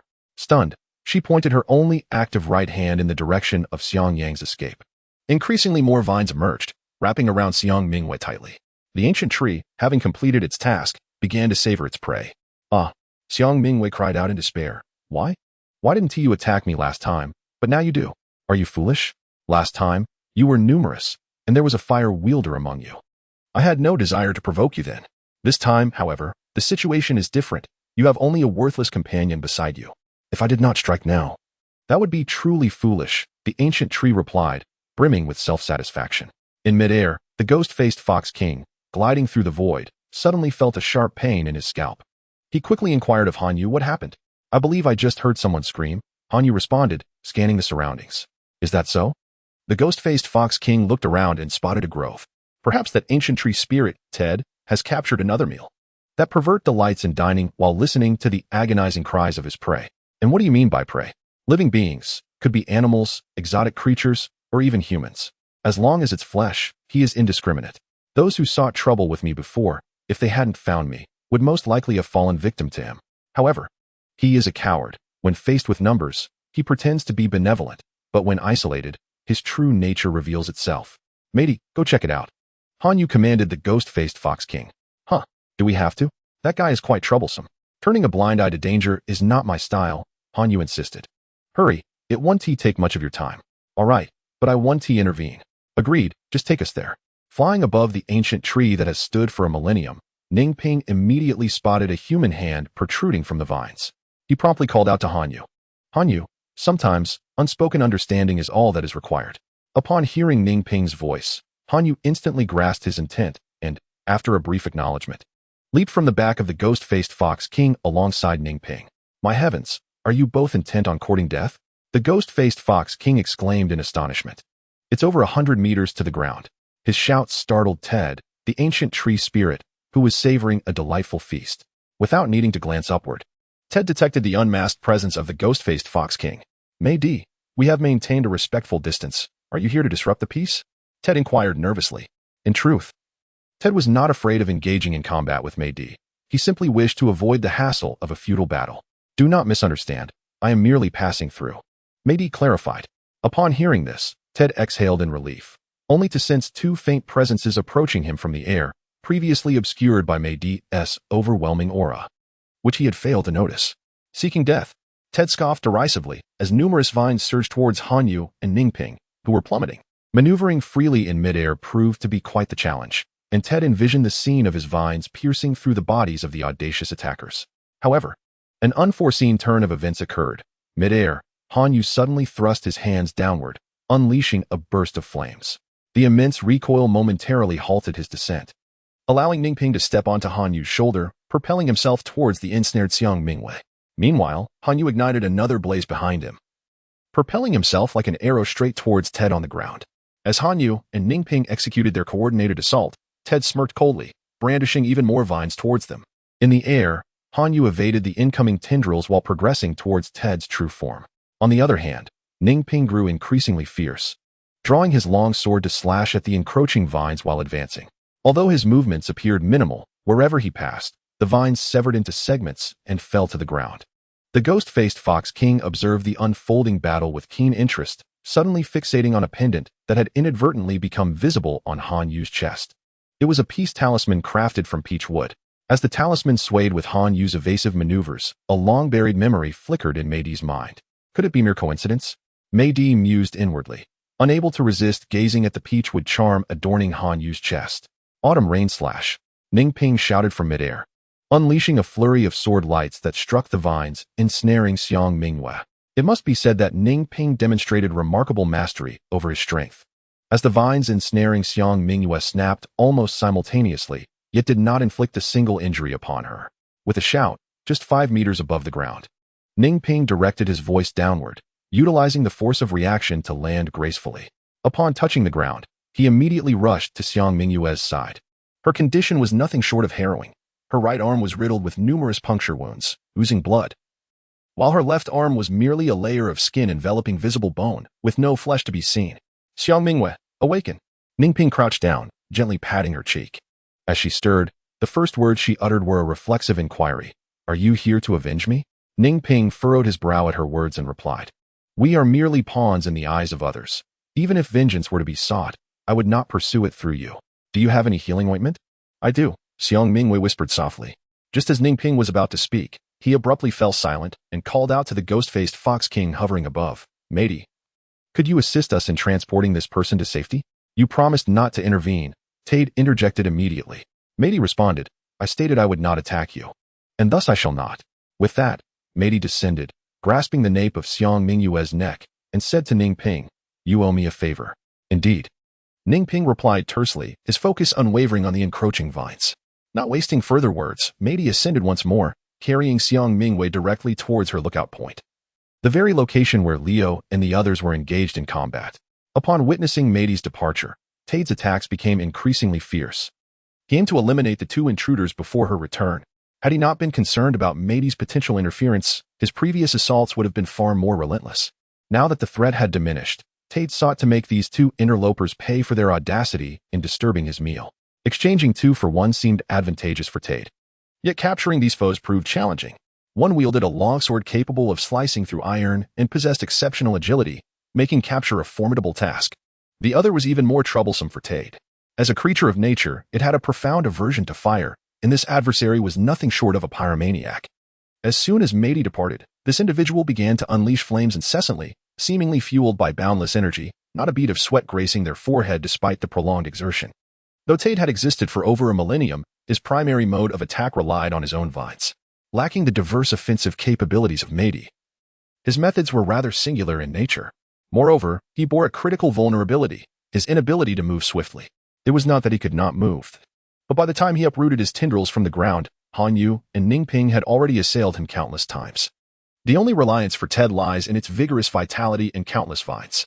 Most of the time, the creatures battling Ted do not succumb to its blows, but rather exhaust themselves to death. Ning Ping, maintaining a relentless pace of attack, found himself somewhat overwhelmed. While continuing to fend off the encroaching vines, he sought an opportunity to draw closer to Han Yu. The ancient tree demon before him possessed an exceptionally tough exterior, and the vines seemed inexhaustible. Every batch severed was instantly replaced by another. Disaster struck. As Ning Ping momentarily lost focus, a vine ensnared his ankle, and the surrounding vines surged toward him with frenzied intent. Just as it appeared that Ning Ping would be overwhelmed, a wall of fire erupted from the ground, blocking the advancing vines. He swiftly severed the vine around his ankle and called out to the charging Han Yu. Thanks. Not at all. Ning Ping, have you devised a way to deal with this creature? Han Yu inquired as he maintained the firewall, preventing the vines from advancing. This beast possesses formidable vitality and rapid regeneration. The only way to eliminate it is to strike at its core with a decisive blow. Can you locate its core? Han Yu pressed further. Ning Ping looked up, and, if he guessed correctly, the most heavily guarded direction was indeed where its core resided. But how to breach its formidable defense? Leave that to me. However, Ning Ping, can you land a lethal strike? Absolutely, Ning Ping replied confidently. Then I shall handle the clearance of those obstructive vines. Afterward, it will be up to you. Count on me. Han Yu shouted robustly, causing the surrounding firewall to surge several meters higher. Following this, he thrust his hands forward, directing his focus toward the location of the ancient tree demon's core. Superfire Fist, a colossal fireball, exceeding 3 times its usual size, hurtled forth, incinerating any vine that dared to obstruct its path. Ning Ping, Han Yu shouted. It's all yours now. Ning Ping acknowledged and raced along the path carved by the massive fire fist, heading straight for the core of the ancient tree demon. At that moment, Ted was frantically attempting to extinguish the flames consuming its body with its vines. By the time it sensed the impending danger, Ning Ping had already reached its core.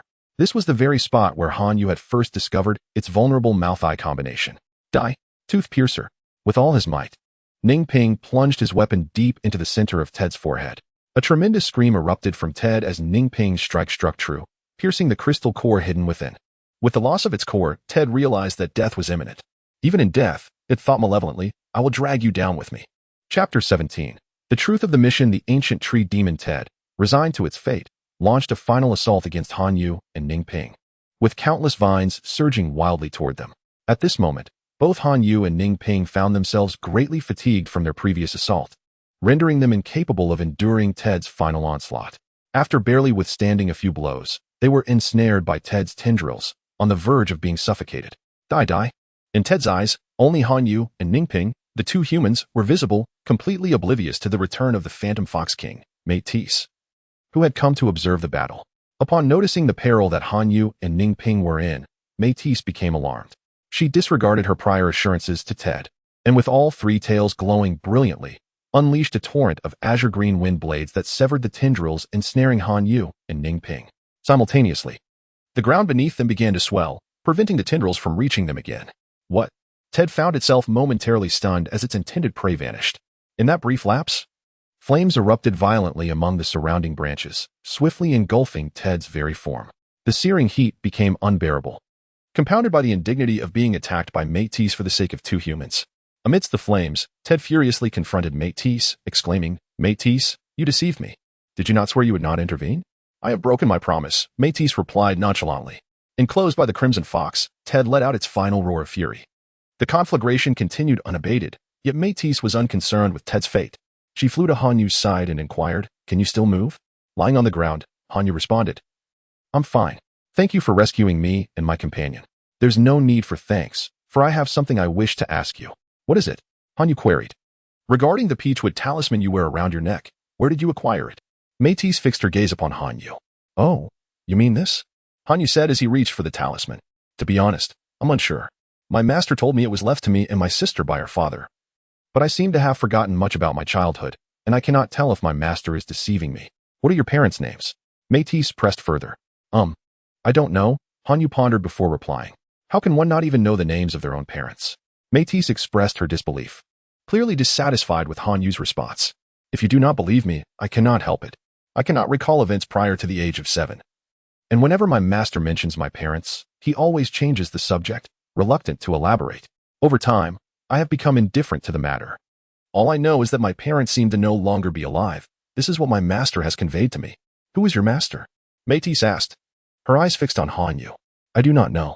Whenever I inquire, he simply claims to be a very formidable person. Indeed, he is quite powerful. If he were to confront that 1,000-year-old tree demon, I believe he would not find himself in such a dire predicament as I am now." "Then you must know where your master is now." Mehdi, with a sense of helplessness, inquired. "You shouldn't say you don't know again." He had mentioned a year ago his desire to embark on a journey, and since then, I have lost all contact with him. Mehdi glared at the oblivious Hanyu, suppressing the urge to strike him, and retorted, "What is the point of living so aimlessly, like you do?" Hanyu, feeling indignant at her words, replied, "What sort of remark is that? Everyone harbors secrets they wish to keep hidden. If he is unwilling to share, I should not pry. All right. I am too weary to argue with you. Come on, let us depart from this place." "That is precisely the case," Hanyu mumbled, unsteadily rising to his feet and climbing onto Mehdi's back. Following that, Mehdi went to another mound to collect Ningping. Seated atop Mehdi's back, Hanyu and Ningping glanced down at the nearly lifeless ancient tree spirit, Ted. Hanyu spoke up, "Mehdi, it is astonishing how potent your foxfire is. It surpasses my flames by far. Of course, you must consider your age in comparison to mine," Mehdi replied, somewhat irritated, indicating that she was still troubled by Hanyu's earlier response. With a nonchalant gesture, Hanyu touched his nose and asked, "By the way, where has Mingwei gone?" "I took her to the platform I used to admire the scenery, the very place where they engaged in battle." "How is she? Is she all right?" "She survived. Albeit her abilities have significantly diminished, and she has lost an arm. I have Jack the illusion cat attending to her now." "Why do you ask? Do you wish to see her?" "Well, since the ordeal has passed, if we leave her here alone, it may be quite difficult for her to escape Mount Muradalo. Since we have already rescued her, we might as well do a good deed to the end and bring her out of Mount Muradalo as well." "You certainly have a good heart. Hey, swordsman, what is your opinion?" Mehdi murmured, turning her attention to Ningping. "Hanyu is the captain. I shall follow his lead." Ningping responded calmly. "Very well, let us first retrieve her and then leave together. By the way, Hanyu, does your master have any distinguishing features?" Mehdi, not yet ready to give up, inquired. "Well, my master is skilled in disguise, so even if I describe his appearance, it is quite possible you wouldn't recognize him in his presence. Moreover, you have been listening to matters concerning people related to me. Do you recognize this peachwood talisman? Before being trapped in Mount Muradalo, I once received assistance from someone during my travels, and that individual bore a talisman identical to the one you hold." "I see. Could it be that you are mistaken? Such talismans are commonly sold at many roadside stalls." "Not quite. The materials used differ. The talisman you possess is crafted from the iron peach wood that grows in the Death Star region, while the ones sold at stalls are generally made from ordinary peach wood." "Oh, I understand now. Alas, it is unfortunate that you are somewhat muddled." Unable to provide me with a single useful clue, Mei Di sighed, expressing her discontent. "Is that so?" Hanyu replied, scratching his head, a hint of embarrassment evident in his tone. As they conversed, Mei Di had already led Hanyu and Ningping to the location of Xiang Mingwei. Xiang Mingwei gazed at Mei Di, who descended from the heavens. The indifference exhibited by her elder brother, Xiang Yang, towards her plight had left her disheartened. After casting a faint glance at Mei Di, she inquired, "Have you come to feast upon me?" "Well, that suggestion is rather intriguing. Given your delicate and tender appearance, you must possess a delightful flavor," Mei Di remarked, scrutinizing Xiang Mingwei from head to toe. "Very well, come forth," Xiang Mingwei responded nonchalantly, observing her indifferent demeanor. Hanyu felt a pang of frustration and scratched his head, stepping forward to say, "Xiang Mingwei, regardless of what transpired in the past, it has all come to an end. I ask you, will you join us in leaving this place?" And, Xiang Mingyue shot Han Yu a scornful glance, retorting, "You, a mere sacrifice, have no right to declare an end." "Oh, you seem to be privy to quite a bit of information," Ningping interjected. "Indeed. I know considerably more than the two of you sacrifices," she replied. "Are you interested in hearing more?" "Humph, even if I choose not to speak." "You would undoubtedly find a way to compel me to do so," Xiang Mingyue coldly countered. Ningping was momentarily at a loss for words. For she had indeed spoken the truth. If she remained silent, he would certainly devise a means to extract her words. Noticing Ningping's reaction, Xiang Mingyue let out a cold laugh and continued, "This entire affair has been nothing but a ruse, a game orchestrated by the wealthy." Upon hearing this, Han Yu and Ningping immediately fell silent, attentively listening to Xiang Mingyue's narrative. "My brother and I are assassins. Following the completion of a mission, we were approached by an envoy who tasked us with another assignment, which was to participate in a game on his behalf." "What kind of game?" Han Yu inquired. "A game of murder," Xiang Mingyue replied with a slight smile. "For us assassins, killing is as mundane as dining. My brother and I did not deliberate for long and readily accepted the proposal.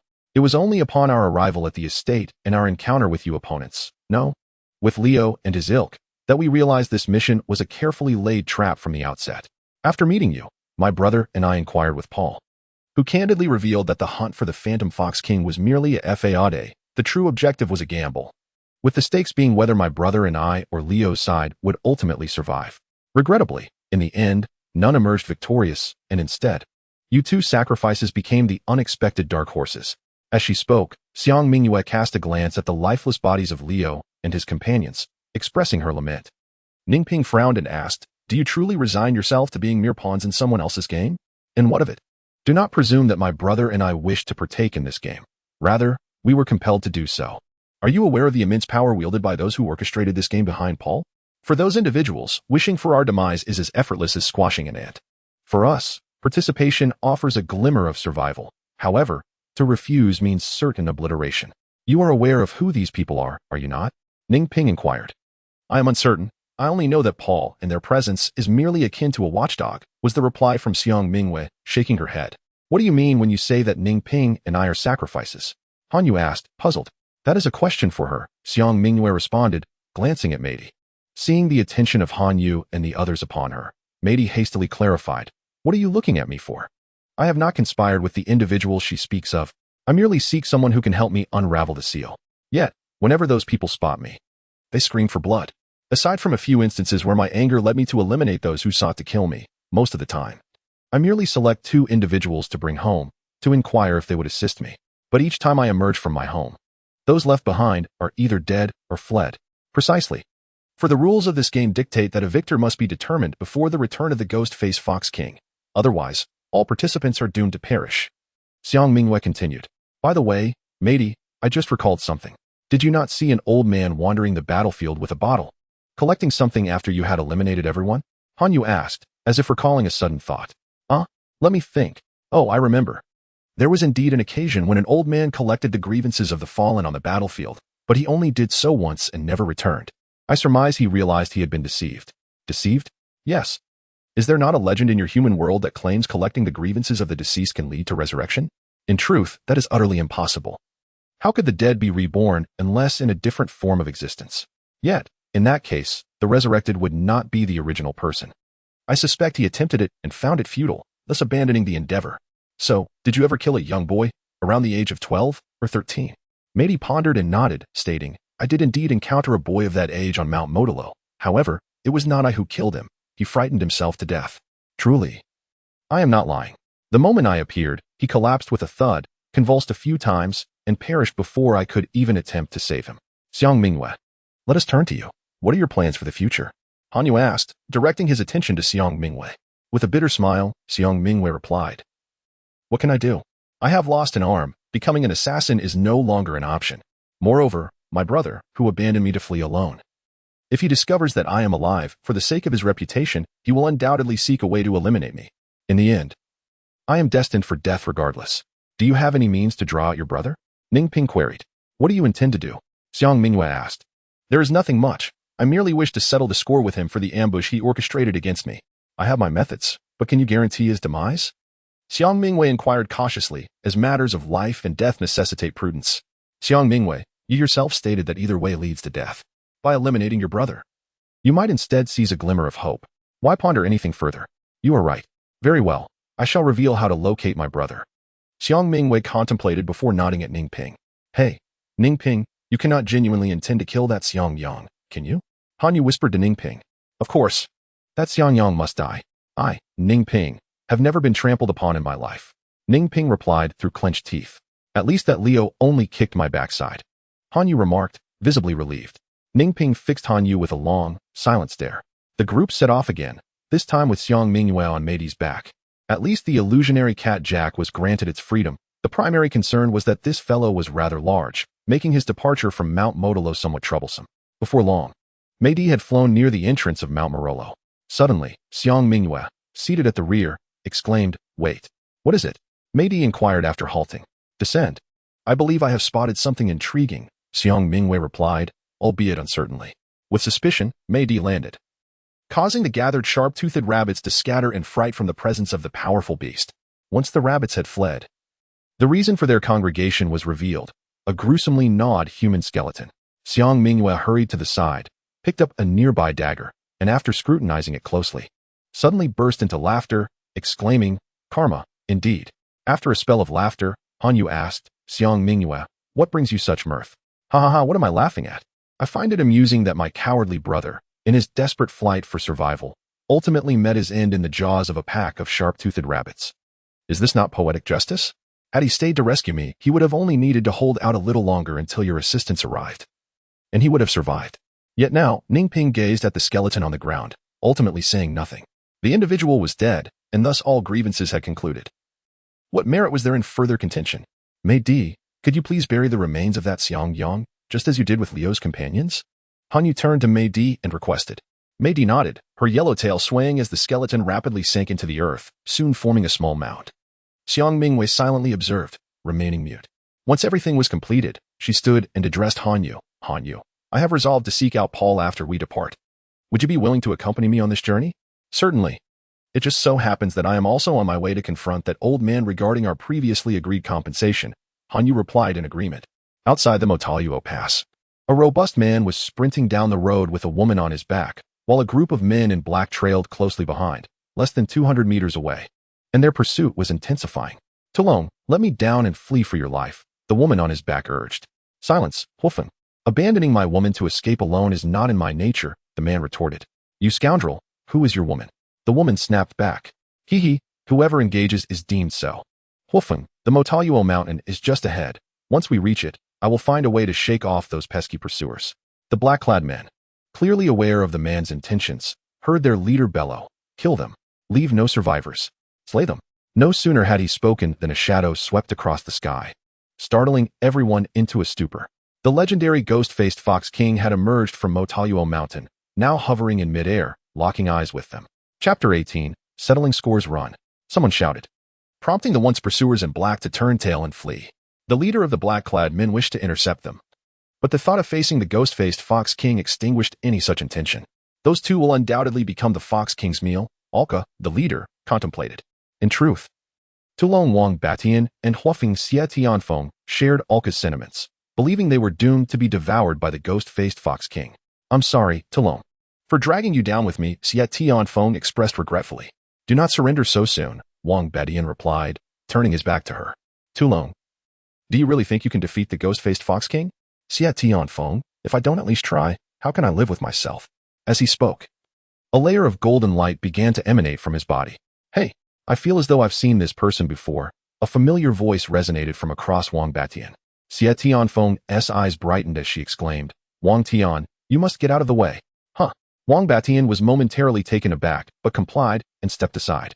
Two familiar figures emerged into Xie Tianfeng's view as Han Yu and Ningping leaped down from the back of the ghost-faced Fox King and hastened toward her upon recognizing her. "Xie Tianfeng, what are you doing here?" Han Yu inquired, puzzled. "Hey, don't cry." Tears streamed uncontrollably down her face, startling Han Yu, who looked helplessly to Ningping for support. However, Ningping turned away, offering no assistance. Fortunately, Xie Tianfeng managed to regain her composure and wiped her tears, saying, "It's all right, Han Yu, I'm fine." "Are you truly all right? It seems you have been poisoned by the star dream grass," the ghost-faced Fox King interjected. "You can speak?" Xie Tianfeng exclaimed in astonishment. "Ah, I am communicating directly with your mind, the Fox King replied. Ah, it seems you possess remarkable abilities. Or else the dream star grass would have no effect on you, Xie Tianfeng remarked, her voice laced with urgency. Is there a way to counteract the poison? Since being ensnared in Huang Xiaoqi's treachery, Xie Tianfeng had been unable to wield her fiery powers as usual, leading her to despair that she might never regain her abilities. Now, encountering a fox capable of identifying the poison afflicting her felt akin to grasping a lifeline. Why should I divulge anything to you? The ghost-faced Fox King retorted, his expression enigmatic. Taken aback, Xie Tianfeng turned to Han Yu and the others with a look of desperation. In her mind, the fact that the ghost-faced Fox King allowed Han Yu and his companions to ride upon its back indicated a certain familiarity. What are you staring at me for? Xie Tianfeng? Han Yu asked, puzzled by her intense gaze. Struggling to suppress the urge to cough up blood, she quietly relayed her request to him. After listening, Han Yu scratched his head, glancing awkwardly at the ghost-faced Fox King. Matey, if you know, please enlighten her. Consider it a debt I owe you. You already owe me more than one, Matey replied. But since you've asked, I shall share this with her. Listen closely. Woman, the dream star grass not only serves as a poison for those with supernatural abilities, but also acts as an aphrodisiac for ordinary individuals. To negate its effects, you merely need to engage in intimate relations with someone of the opposite sex. I recommend finding someone over 20 years old who is inexperienced for the best results. Upon hearing Matey's explanation, Xie Tianfeng's face turned as red as a ripe apple. Han Yu, observing her, couldn't help but inquire, Xie Tianfeng, are you all right? Your face is so flushed. Do not worry, what I just told you is only for your ears, Matey's voice echoed in Xie Tianfeng's mind once more. Hey, Xie Tianfeng. Why are you silent? Did Matey explain how to counter the dream star grass's poison? Han Yu asked, concern etched across his face. Xie Tianfeng glanced at Han Yu before diverting the conversation. Han Yu, what are your plans moving forward? Oh, Ningping and I intend to settle accounts with someone named Paul, he replied. I see. You should hurry. Otherwise, Paul might slip away, Xie Tianfeng interjected. What about you? Will you join us? I have some personal matters to address. You all should go ahead, Xie Tianfeng replied, her gaze lowered. What is it? Do you need our assistance? No, thank you. Xie Tianfeng forced a smile and called out to Wang Batian, who stood a short distance away. Why are you just standing there? Come help me. Wang Batian hurried over to support her. Leaning on his arm, Xie Tianfeng turned to Han Yu and said, You all go ahead. I will catch up with Earth Dragon later. Oh, wait. I just remembered. You're that ruffian from the other day who was wielding nunchaku, right? Han Yu scrutinized Wang Batian closely, suddenly recalling the identity of the person before him. It had been quite a while since they last met. Wang Batian sheepishly admitted, yes, it's been a long time. Han Yu, I owe my rescue this time to him, he continued. Well, we can discuss matters later. You should leave this place for now. I must accompany him to a certain location. When you've concluded your business, do remember to visit me at my home. Oh. Very well, Han Yu replied, and at Xie Tianfeng's urging, he leaped onto the back of the ghost-faced Fox King. Hey. Regarding how to cure the star dream grass poison, I have also informed the man beside you, the ghost-faced Fox King said before soaring into the air, vanishing in an instant. Wang Batian spoke, a bit awkwardly addressing Xie Tianfeng. What is it? Xie Tianfeng asked, her ears turning crimson as she lowered her head. Wang Batian was taken aback by her response, but soon a look of ecstatic joy spread across his face as he nodded vigorously. Xie Tianfeng, the estate of Paul, the millionaire of Daniel Star. Inside, Paul bellowed, ha ha ha, it's over. Everything is finished. He sounded as though he had lost his mind. The butler, Yasik, shook his head in silence, contemplating his own escape route. A servant approached Yasik, whispering a piece of newly acquired information. Yasik nodded and quickly departed with the reporting servant. Upon reaching a communication room, Yasik coldly inquired of the figure on the large screen, what has happened? Have you completed the task entrusted to you? It's done.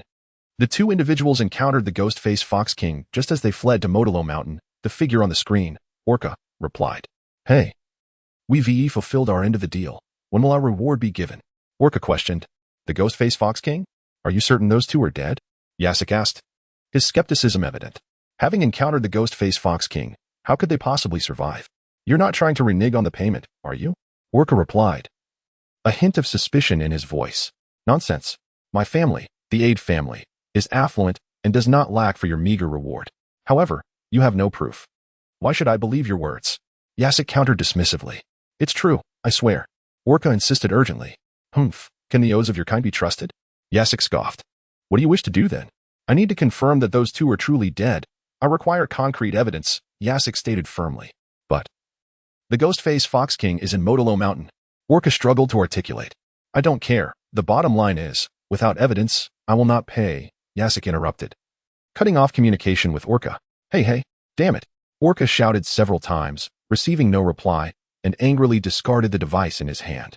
Boss, what is the situation? Vincent inquired, leaning closer. The other party is unwilling to pay, insisting that they must see definitive evidence of the 2's demise before they will fulfill their promise. Orca responded, somewhat helplessly. But what if we encounter the Ghostface Fox King again? Vincent expressed his concern. Be quiet. Did you think I didn't say anything? That bastard doesn't care at all. Damn it. A profound silence enveloped the group, and after a long pause, Vincent spoke softly. Boss, shall we just let it go this time? Let it go? Orca inquired, gazing at Vincent. Yes, boss. If we think about it calmly, if those guys refuse to pay, we have no means to deal with them. Moreover, I worry they might resort to violence to silence us. Orca fell silent for a moment, then reluctantly replied to Vincent. Vincent, we have invested a considerable amount of resources to complete this task. If we simply abandon it, wouldn't all our previous efforts be in vain? Boss, if we want to reclaim our investment, there are ways to do so, Vincent said mysteriously, leaning closer to Orca and speaking in hushed tones. Oh, what method? Orca eagerly inquired. Previously, while heading to that estate, I inadvertently slipped into their underground vault. If we could sneak in. Vincent, you're falling back into your old habits, Orca frowned. Just as Vincent was about to admit his fault, Orca continued, however, I find some comfort in this. Boss, do you agree? Vincent asked, somewhat surprised. Of course. Since those fellows wish to default, we cannot be blamed for disregarding the rules. Vincent, do you still remember the location of that underground vault? I do. To be honest, I calculated secretly that if we start digging from across the estate, it would take about 3 days to reach the vault's edge. At that point, we could use some explosives to breach the vault wall. All that gold would be ours, Vincent replied, his face alight with excitement. A room full of gold? Just how large is that vault? Orca asked curiously. Approximately 500 square meters, Vincent gestured with his hands. The allure of wealth blinded Orca, who forgot the dire consequences should their scheme be exposed. Brothers, come back with me to make our fortune, Orca shouted from atop the car, rallying his subordinates. Meanwhile, 20 miles away from the main city of Daniel Star, the Phantom Fox King, Mehdi, landed gracefully and addressed Han Yu and the others who had jumped down. Well, I shall leave you here. If you proceed further, the garrison of Daniel Star will become frantic. Where are you planning to go, Mehdi? Han Yu asked. Having been away from home for so long, I intend to return first and then contemplate my next steps. Take care on your journey. Do you know the way back? Of course. There exists an invisible bond between my homeland and me. No matter where I am, I can always sense the direction of home. After speaking, Mehdi soared into the air, calling out to Han Yu, if fate permits, we shall meet again. I hope that when we do, you will be even stronger. And you as well. Do not let yourself be sealed again. Travel safely, Han Yu shouted after the airborne Phantom Fox King. After bidding farewell to Mehdi, Han Yu turned to Ning Ping and Xiang Mingyue and said, all right, let us set off as well. Xiang Mingyue, have you contemplated what you will do in the future? Once I reclaim what is rightfully mine, I intend to use that money for resurrection therapy. After a brief silence, Xiang Mingyue responded, resurrection therapy? What is that? Han Yu inquired, perplexed. As the name suggests, it is a procedure that allows the regeneration of human organs, excluding the brain and heart. However, I have heard that such resurrection therapies have been prohibited for civilian use by the Alliance. Ning Ping explained to Han Yu before addressing Xiang Mingyue. There are always a few rogues in any organization, regardless of the time. As long as there is wealth, nothing is impossible, Xiang Mingyue replied calmly. Ning Ping fell silent at her words. Han Yu then asked, Xiang Mingyue, what will you do afterward? Once the resurrection therapy is complete, do you plan to continue as an assassin? Xiang Mingyue gently shook her head. My brother has passed away. Although his death was far from honorable, he was still my brother. Without his collaboration, my strength will be significantly diminished. I do not wish to perish in future missions. Thus I must withdraw from the assassin profession. I plan to return to my hometown and open a tavern. If you happen to pass by in the future, do remember to stop by for a drink. Han Yu readily agreed. All right, it's settled then. By the way, where is your hometown? Newbie Star in the Northern Star Domain. Newbie Star, got it. I will certainly visit if I have the chance. After their casual chatter, Ning Ping inquired, have we finished our conversation? If so, I believe we should commence our journey. Ah, let us go, Han Yu replied, and the trio headed toward the main city of Daniel Star. After walking for about 2 hours, they finally arrived at the main city of Daniel Star. Once inside, they found an inn where they refreshed themselves with a bath. changed their clothes, had a bite to eat, and took a brief rest before heading to Paul S. estate to collect their dues. Paul was a prominent figure on Daniel's star, making it quite easy to locate his residence. Standing outside the gates of the estate, Han Yu glanced at Ning Ping and then at Xiang Mingwe, signaling that it was time to enter. Yes, Ning Ping and Xiang Mingwe nodded in agreement. Ning Ping stepped forward, swung his sword, and the closed gate crashed to the ground. An intruder alarm immediately blared overhead. What has happened? The butler, Jekka, entered the control room and inquired of the observer. There has been an intrusion. Of course, I am aware of that. Immediately pull up the intruder's image. Jekka snapped in irritation, issuing the command. Yes, I will retrieve it right away. Upon seeing the three silhouettes on the large screen, panic washed over Jekka's face. It was clear that these three were not benign visitors. Quickly mobilize personnel to eliminate those three intruders, Jekka commanded anxiously. As a matter of fact, there was no need for Chek to issue commands. From the moment Han Yu and his companions entered the estate, the guards within had already mobilized, attempting to obstruct their path. However, given that Han Yu and his companions had returned alive from Mount Modolo, it was clear that they could not be impeded by mere ordinary guards. Quickly, release the beasts raised by the master, Chek commanded loudly, observing the guards retreating on the screen. Yet, the butler hesitated, saying, But sir, once those beasts are released, we will be unable to control them. Stop them first. Chek barked. If we do not halt them, we are doomed. Just then, Han Yu spoke from the large screen. Hey, I know you can see us. I don't care who you are. Tell that old man Paul that we are here merely to retrieve the promised reward. If he intends to renege, we will dismantle this estate and take what is ours. Upon hearing Han Yu's words, Butler Chek snatched the microphone and activated the communicator, exclaiming, Han Yu, if it is merely money you seek, everything can be negotiated. Please wait in the parlor. Preparing your reward will require some time. That voice. Ah. It must be Butler Chek, Han Yu replied. Very well, since you say so, we shall grant you a favor. Remember, 10 minutes, if it is not ready in 10 minutes. Do not blame us for our rudeness. Fine, 10 minutes it is, Chek replied, disconnecting the communicator and turning to his working servants, instructing, keep a close watch on them. I will make the arrangements. But sir, do we really have to give them the money? One servant inquired, glancing at Chek. Chek, somewhat irritable, responded. Is it not possible to refuse? Must I inform the master? No need. The master has finally found some rest. Do not disturb him. I shall decide this matter. Barely had he spoken when a sudden, tremendous roar echoed from outside. What is happening? Chek inquired anxiously. Sir, the guards have released the beasts confined in the basement. What did you say? Chek exclaimed in astonishment. On the large screen, dozens of massive beasts emerged from the ground, displaying their power before the onlookers. Enraged, Chek cursed. These incompetent guards, once this is over, I shall ensure they are all dismissed. Chapter 19, The Girl in the Secret Chamber at the Daniel Starship Dock, Major General Solomon. The commander of the Daniel Star Defense Force paced anxiously along the wharf, his face etched with concern and melancholy.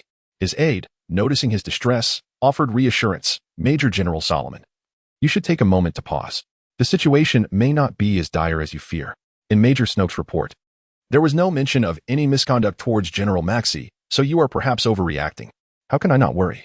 You are well aware of the nickname Maxey carries within the Allied forces, Solomon replied. The iron-faced judge, regardless of who it may be, shows no mercy to those who fall into his hands. When will this unfortunate child, who brings me no peace of mind, finally allow me some respite? Solomon mused. General Solomon, as long as Major Snook is seated properly and conducts himself well, what have you to worry about? Given your familiarity with Major Snook, he surely will not violate military regulations, the adjutant advised. After hearing his counsel, Solomon's spirits were somewhat lifted. However, before he could fully relax, a soldier came rushing in with news that sent Solomon into a furious rage.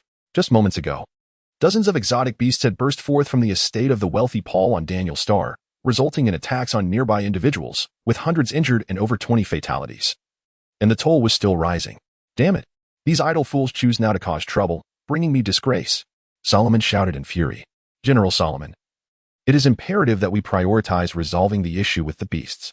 If General Maxey learns of this before we have addressed the situation, an unfavorable judgment will undoubtedly fall upon you, the adjutant urged. Indeed, you are correct. Therefore, let it be on you, Solomon replied. Just then, the communications officer announced. General Solomon, we have just received word from Major Snook that they will arrive at Daniel Star alongside General Maxey's fleet in 5 minutes.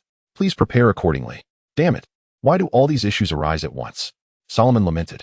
Within Paul S. estate, the exotic beasts, possessing keen instincts, encountered Han Yu and his companions shortly after bursting from their underground prison. From Han Yu and his group, the beasts sensed an overwhelming aura of terror, as if they were in the presence of their king. Yet, upon realizing that these figures before them were merely human, the beasts were left bewildered. After a brief standoff, the beasts opted to retreat, circumventing Han Yu and his companions as they charged out of the estate. This outcome was unexpected for all involved. What is happening? Why did those giants flee? Han Yu questioned, perplexed, addressing Ning Ping and Xiang Mingwei. Perhaps it is because we were previously in the company of the ghost-faced Fox King, and we have absorbed some of its scent?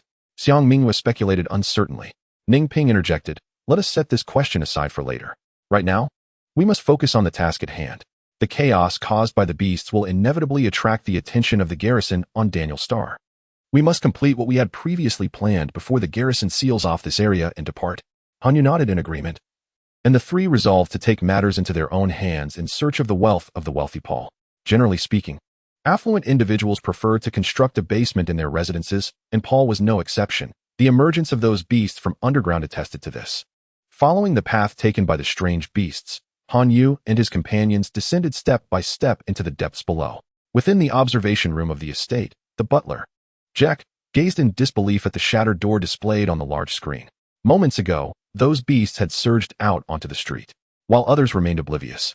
Jack understood all too well that the creatures had not merely emerged as beasts, but rather as a collection of hybrids procured by Paul through monetary means from a deranged medical genius. Such research was strictly forbidden within the Alliance. And should the truth come to light, not only would Paul face ruin, but his son, who held a position of authority within the Alliance, would also suffer dire consequences. In essence, the Ed family's demise was sealed the moment the beasts burst forth from the estate. It was time to contemplate his future. Jack mused silently to himself. You all stay at your posts. I shall consult with the elder regarding our next course of action. He stated calmly to those around him before stepping away from the observation room. No sooner had Jack departed than others in the observation room began to fabricate excuses to leave. None were foolish. They understood the implication of the saying, when disaster strikes, each for himself. In the blink of an eye, the expansive observation room was left devoid of any occupants. Instead of seeking Paul as he had claimed, Jack turned back to his own quarters, quickly packed a few belongings, and cast a lingering glance at the room he had inhabited for nearly 2 decades before resolutely departing for the estate's underground vault. Along the way, he encountered several estate servants burdened with various bags and luggage, all of whom silently averted their gaze, mutually agreeing to pretend not to see one another. Although some considered following Jack to the vault, the thought of his ruthless methods towards those who opposed him quickly dissuaded them, prompting them to flee with whatever valuables they could find within the estate. Meanwhile, Paul sat vacantly on the edge of his bed, staring at the ceiling, muttering to himself. It's over. It's all over. In the entire estate. Only Paul remained unaware that he had already lost everything not long ago and was now destined to shoulder an unbearable burden. Upon entering the first level of the underground basement through a tunnel, Han Yu discovered dozens of symmetrical rooms, each furnished with a bed and various ambiguous implements. Is this some sort of torture chamber of that old man Paul? Han Yu wondered aloud as he had a wooden horse placed prominently in one of the rooms. Han Yu, hurry up and come out, shouted Xiang Mingwei, her face flushed with urgency as she stood at the entrance. Her unusual demeanor startled Han Yu, who, puzzled, inquired, Xiang Mingwei, why is your face so red? Be quiet. There's nothing here that we need. Let us move on to the next level. Xiang Mingwei retorted sharply, glaring at Han Yu.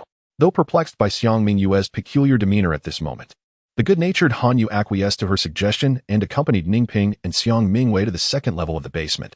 The signs of destruction here unmistakably indicated that this was once the dwelling place of the beasts that had escaped from the manor. Oddly, why was there only this 2-level structure? Han Yu mused to himself. The trio scoured the second level of the basement, yet they found no passage leading further down. There must be more than 2 levels. Let us search thoroughly. There must be a hidden door or mechanism here, Xiang Mingwei asserted confidently. The 3 split up to search, inspecting every iron cage, but still encountered no discoveries. Could those strange beasts be the wealth of that old man Paul? Han Yu remarked, a hint of despondency creeping into his voice. No, there must be a secret door leading elsewhere, Xiang Mingwei replied pensively. Having explored every conceivable location without success, she suggested, perhaps we should return to the first level. We might find another passage there. All right, let us ascend, Han Yu agreed. Upon returning to the first level of the basement and after some patient searching, they indeed found that adage to be true, diligence yields rewards.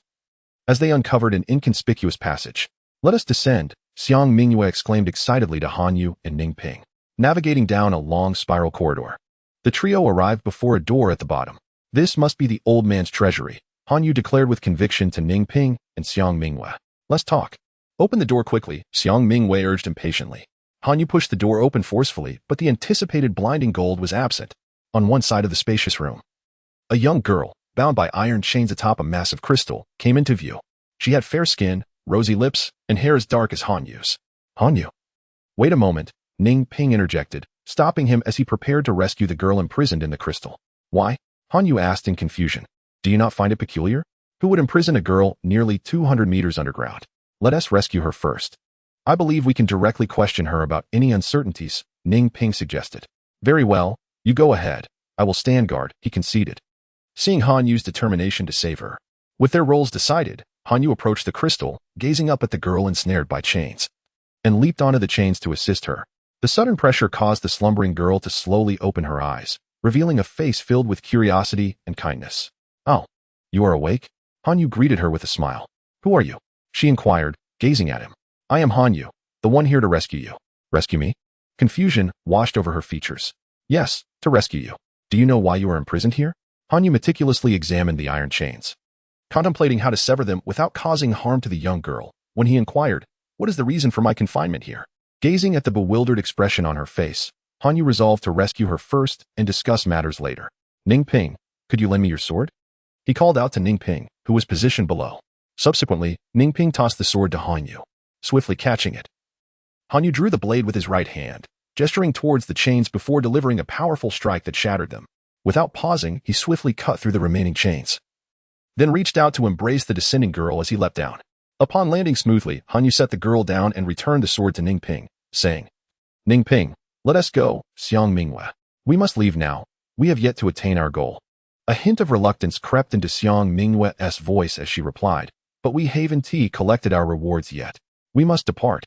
If we linger, the Daniel guards will soon arrive, Ning Ping urged Xiang Mingyue. Very well. It seems I must devise another method to gather funds, Xiang Mingyue conceded with a sigh, fully aware that without the assistance of Han Yu and Ning Ping, even if she were to discover the wealth hidden in Paul's basement, she would scarcely be able to carry any of it away. The trio, along with the recently rescued girl, traversed the spiral corridor, reaching the first floor of the basement before ascending to the surface. As fate would have it, just as they exited the basement, they encountered the butler, Check, who was strenuously dragging 2 leather suitcases toward the outdoors. Check. What do you have there? Han Yu approached him with curiosity. Upon seeing Han Yu and his companions, Check inwardly lamented but maintained a composed facade, promptly responding, You've arrived just in time. These 2 cases of gold are your reward. Please take them. Really? Han Yu's face lit up with joy. He carefully set the girl down, entrusting her to Xiang Mingyue, and together with Ning Ping, accepted the suitcases from Check. Upon opening them in front of Check, Xiang Mingyue's face blossomed with delight. This trip has truly been worthwhile. Watching the departing figures of Han Yu and his companions, Check's heart bled. All the gold he had painstakingly organized was now being appropriated by others. With a heavy sigh, he turned back toward the treasury. At the Daniel Starship port, General Maxi's starship glided smoothly into the dock. As the hatch opened, a robust, stern-faced, middle-aged man descended amidst a throng of admirers. Where is Major General Solomon, commander of the Daniel Star Guards? The middle-aged man surveyed the assembled officers and inquired of the highest-ranking officer present. The questioned officer promptly responded. Report, General Maxi, just 5 minutes ago, dozens of anomalous beasts suddenly emerged from the estate of the affluent Paul on Daniel Star. To neutralize these unexpected creatures, Major General Solomon has taken his men to suppress them. Rather than displaying anger, Maxi nodded in agreement, his expression one of approval. Ah, commendable. It appears Major General Solomon possesses a strong sense of responsibility. And who might you be? Report to General Maxi. I am Colonel Mejia, Chief of Staff under Major General Solomon. Very well. Colonel Mejia, you mentioned that some aberrant creatures have escaped from an estate owned by an individual named Paul. How many individuals by that name reside on Daniel Star? To my knowledge, there is only one affluent individual named Paul on Daniel Star. Understood, Colonel Mejia. I hereby command you to lead me to this Paul's estate immediately. Yes, sir, Mejia responded promptly. As Colonel Mejia guided General Maxi and his entourage toward the vicinity of the wealthy Paul's estate, they encountered Major General Solomon, who was directing soldiers in their efforts to subdue the aberrant creatures. Apologies, General Maxi, for not greeting you upon your arrival, Solomon said. visibly relieved by Magia's subtle nod of assurance. General Maxey cast an appreciative glance at Solomon and smiled. No matter. It pleases me greatly that you prioritize the safety of the populace. Major General Solomon, you are commendable. Your praise humbles me, General, Solomon replied modestly. Ha. There is no need for modesty in my presence. Major General Solomon, how much longer until these aberrant creatures are dealt with? Maxey inquired with a smile. This presents a bit of a dilemma. The creatures are quite cunning. Upon encountering my snipers, they retreated back to the estate. Though most have fled, the estate's owner, Paul, obstinately refuses to emerge, insisting on sharing the fate of his estate. Moreover, his son holds a position within the Alliance's central command, leaving me at an impasse. I understand your predicament. In that case, I shall address this Paul myself, as I have matters to discuss with him. Please ensure your men secure the estate's entrances to prevent any aberrant creature from escaping and harming the innocent. Rest assured, General Maxey, Solomon replied promptly. Maxey removed his coat, revealing a physique of considerable strength, and addressed Solomon. Would you kindly step aside? Of course. Solomon quickly moved several paces to the side. Once Solomon had stepped away, Maxey let out a low growl, causing Solomon's eyes to widen in astonishment. Maxey's muscles swelled, appearing twice their previous size.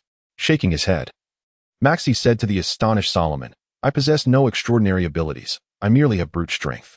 With that, Maxey propelled himself forward, launching into the estate like a cannonball.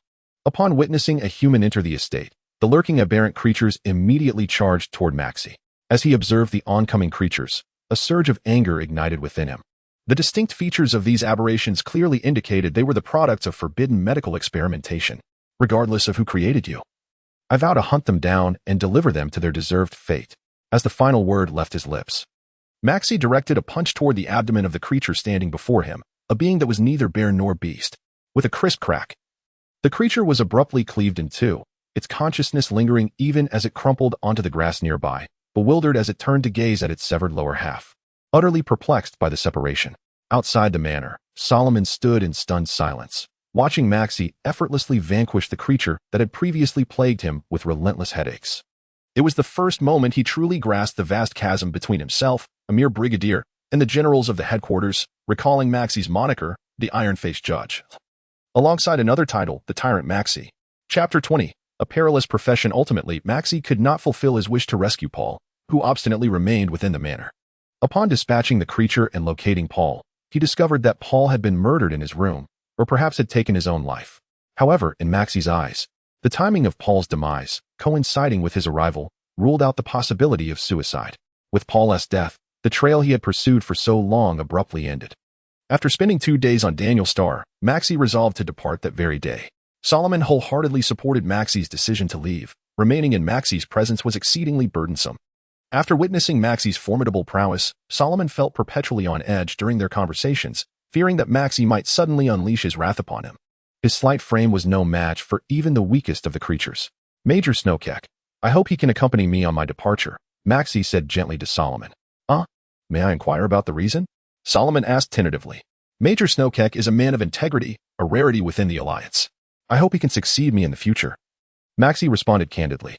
Solomon began to sweat, realizing that while Maxey's title, Inspector General, sounded prestigious, it was essentially a position that incurred enmity. He believed that had it not been for Maxey's exceptional abilities, he would have perished countless times. Hearing Maxey express his intention to groom Snowcack as his successor, Solomon's immediate reaction was one of refusal. General Maxey, I must confess that Snowcack is not as remarkable as you perceive. He is rather simplistic and unworthy of your expectations. Solomon carefully articulated to Maxey. No, Brigadier Solomon, it appears you do not understand your son at all, Maxey replied, shaking his head in affirmation. Major Snowcack possesses a profound sense of responsibility and justice. Only such a person is fit for the role of Inspector General. Seeing Maxey's confident demeanor nearly brought Solomon to tears. For the sake of his only son, he steeled himself and boldly declared, General Maxey, I do not wish for my son Snowcack to perish before my eyes.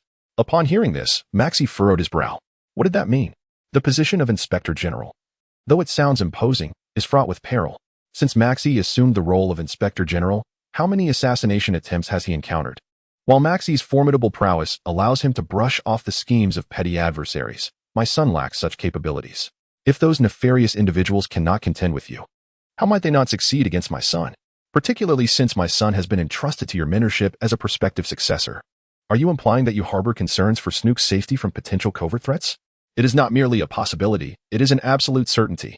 While you are by his side, you can shield him to some extent, but should you find yourself occupied with other matters and unable to attend to Snook, whom can my son rely upon then? Surely, the situation cannot be as dire as it seems? Maxie, are you truly unaware of the clandestine monikers they bestow upon you? Solomon inquired gravely. Maxie was momentarily taken aback. How could he not be aware of what his adversaries whispered about him in private? Yet, he hesitated to relinquish Snook, the promising youth he so valued. Testing the waters, he inquired, what if I were to invoke military orders and forcibly take Snook away? Then I would resort to immediate self-harm. The Alliance has stipulations that allow soldiers who have lost their parents to apply for leave to return home in mourning. Solomon replied resolutely. Maxie rolled his eyes at this, feeling a pang of regret. However, he could not justify risking Snook's father's life merely to claim the young man for himself. Observing Maxie's expression, Solomon sensed that the general had likely abandoned his earlier intentions, and he felt a wave of relief wash over him. To divert Maxie's thoughts from the earlier topic, Solomon remarked, General Maxie, while I remain unaware of your purpose for visiting Daniel Starr, your immediate search for that individual named Paul suggests that your matters may well be connected to him. I possess some information regarding Paul, should you wish to peruse it. That would be most appreciated, Maxie replied, following Solomon's lead. Before long, a substantial stack of documents was brought in by his secretary and placed before Maxie. What is all this? Maxie inquired, somewhat overwhelmed. Everything pertaining to Paul is contained within. It chronicles his rise to prominence and includes records of his activities over the years, Solomon explained. And where can I find details regarding the past 2 years? Maxie asked as he began to sift through the papers. Those should be at the top, Solomon answered uncertainly. Before long, Maxie located the information he sought, settling down in silence to peruse the documents. Observing this, Solomon quieted his own movements, careful not to disturb Maxie's concentration. After a considerable pause, Maxie set down the documents and inquired of Solomon, General Solomon, regarding the missions issued by the Paul Hunter Guild over the past 2 years. Why are there so few records on this matter? Solomon replied, General Maxie, it is not due to negligence on my part. Rather, the 5 teams of covert operatives dispatched have all perished in the Modelo Mountains. Furthermore, Paul is a prominent figure on Daniel Starr, and his son holds a significant position within the Alliance's central administration. As a mere garrison commander, I cannot dare to investigate him openly. Maxie stroked his chin, appearing deep in thought. After a moment, he rose and addressed Solomon. Thank you for your assistance. I must be on my way. General Maxie departed slowly. Solomon felt a surge of relief at these words and promptly stood to see him off, eager for this considerable trouble to leave. He escorted Maxie to the shipyard and watched as Maxie boarded the vessel and the starship departed. Solomon exhaled a sigh of relief, finally rid of that significant burden. No sooner had he returned to his office than Snowkeck burst in, his face a mask of anger, and fixed a piercing gaze on Solomon, demanding, why? Solomon furrowed his brow slightly and instructed Magia, please step outside for a moment. It seems Major Snowkeck has pressing matters to discuss with me. Magia complied, closing the door behind him and ensuring that those nearby kept their distance. As soon as the door clicked shut, Snowkeck confronted Solomon. Why did you decline General Maxie's goodwill on my behalf? Because I do not wish for you to perish before my eyes, Solomon retorted curtly. How can you be so certain that I would die before you? Snowkeck challenged defiantly. I understand what the position of Alliance Inspector General entails. Do you believe that anyone can simply assume this role? Prior to General Maxie's tenure as Inspector General, 13 individuals were found dead in their homes, and 28 others have vanished without a trace, disappeared from existence. All 41 of these individuals previously held the office of Inspector General. But General Maxie is unharmed now. Snowkeck countered stubbornly. Are you General Maxie? Do you possess his strength? Solomon barked. Do you think your current meager skills can withstand the relentless assassination attempts? Yet you could at least have consulted me before outright refusing, Snowkeck argued. I am your father. I know you well. I can tell what you intend to do with the slightest hint. If I had not declined on your behalf, you would have foolishly accompanied General Maxie back to the Alliance headquarters. Solomon continued, I do not seek for you to achieve universal fame. I merely wish for you to survive me, so that I may depart this world at peace. After being chastised by Solomon, Snowkeck left the office, dejected and disheartened. Snooker was acutely aware that although his father spoke in a rather harsh manner, his words were undeniably profound. Upon reflection, he realized that he indeed lacked the qualifications to stand by Maxie's side. In comparison to the entourage surrounding him, he felt, as his father Solomon had aptly described, like nothing more than a mere trifle. Returning to his own territory, Lewis, a trusted aide of Snooker, noticed his despondence and inquired with concern, "Major Snooker, what troubles you?" Snooker glanced up at Lewis and asked, "Do you perceive me as weak?" Lewis, taken aback by the question, stammered, I mean, in comparison to others." "Am I truly weak?" Snooker elaborated. "Well, it depends on whom you compare yourself to. In my view, Major Snooker, you are indeed formidable. However, when pitted against Major Solomon, there remains a slight distance to bridge," Lewis responded. "And what of that Hanyu?" Snooker suddenly inquired. Lewis hesitated, unsure of how to respond. "What? Is it difficult to assess?" I am not very familiar with Hanyu, so I cannot accurately gauge his true prowess. Therefore, your question leaves me uncertain," Lewis admitted. "I sincerely hope for an opportunity to compete with him." Meanwhile, in the civilian district of Daniel Star, Hanyu stood in astonished silence before the home of Xie Tianfeng as she and Wang Batian descended from a vehicle. The tender demeanor exhibited by Wang Batian left Hanyu incredulous.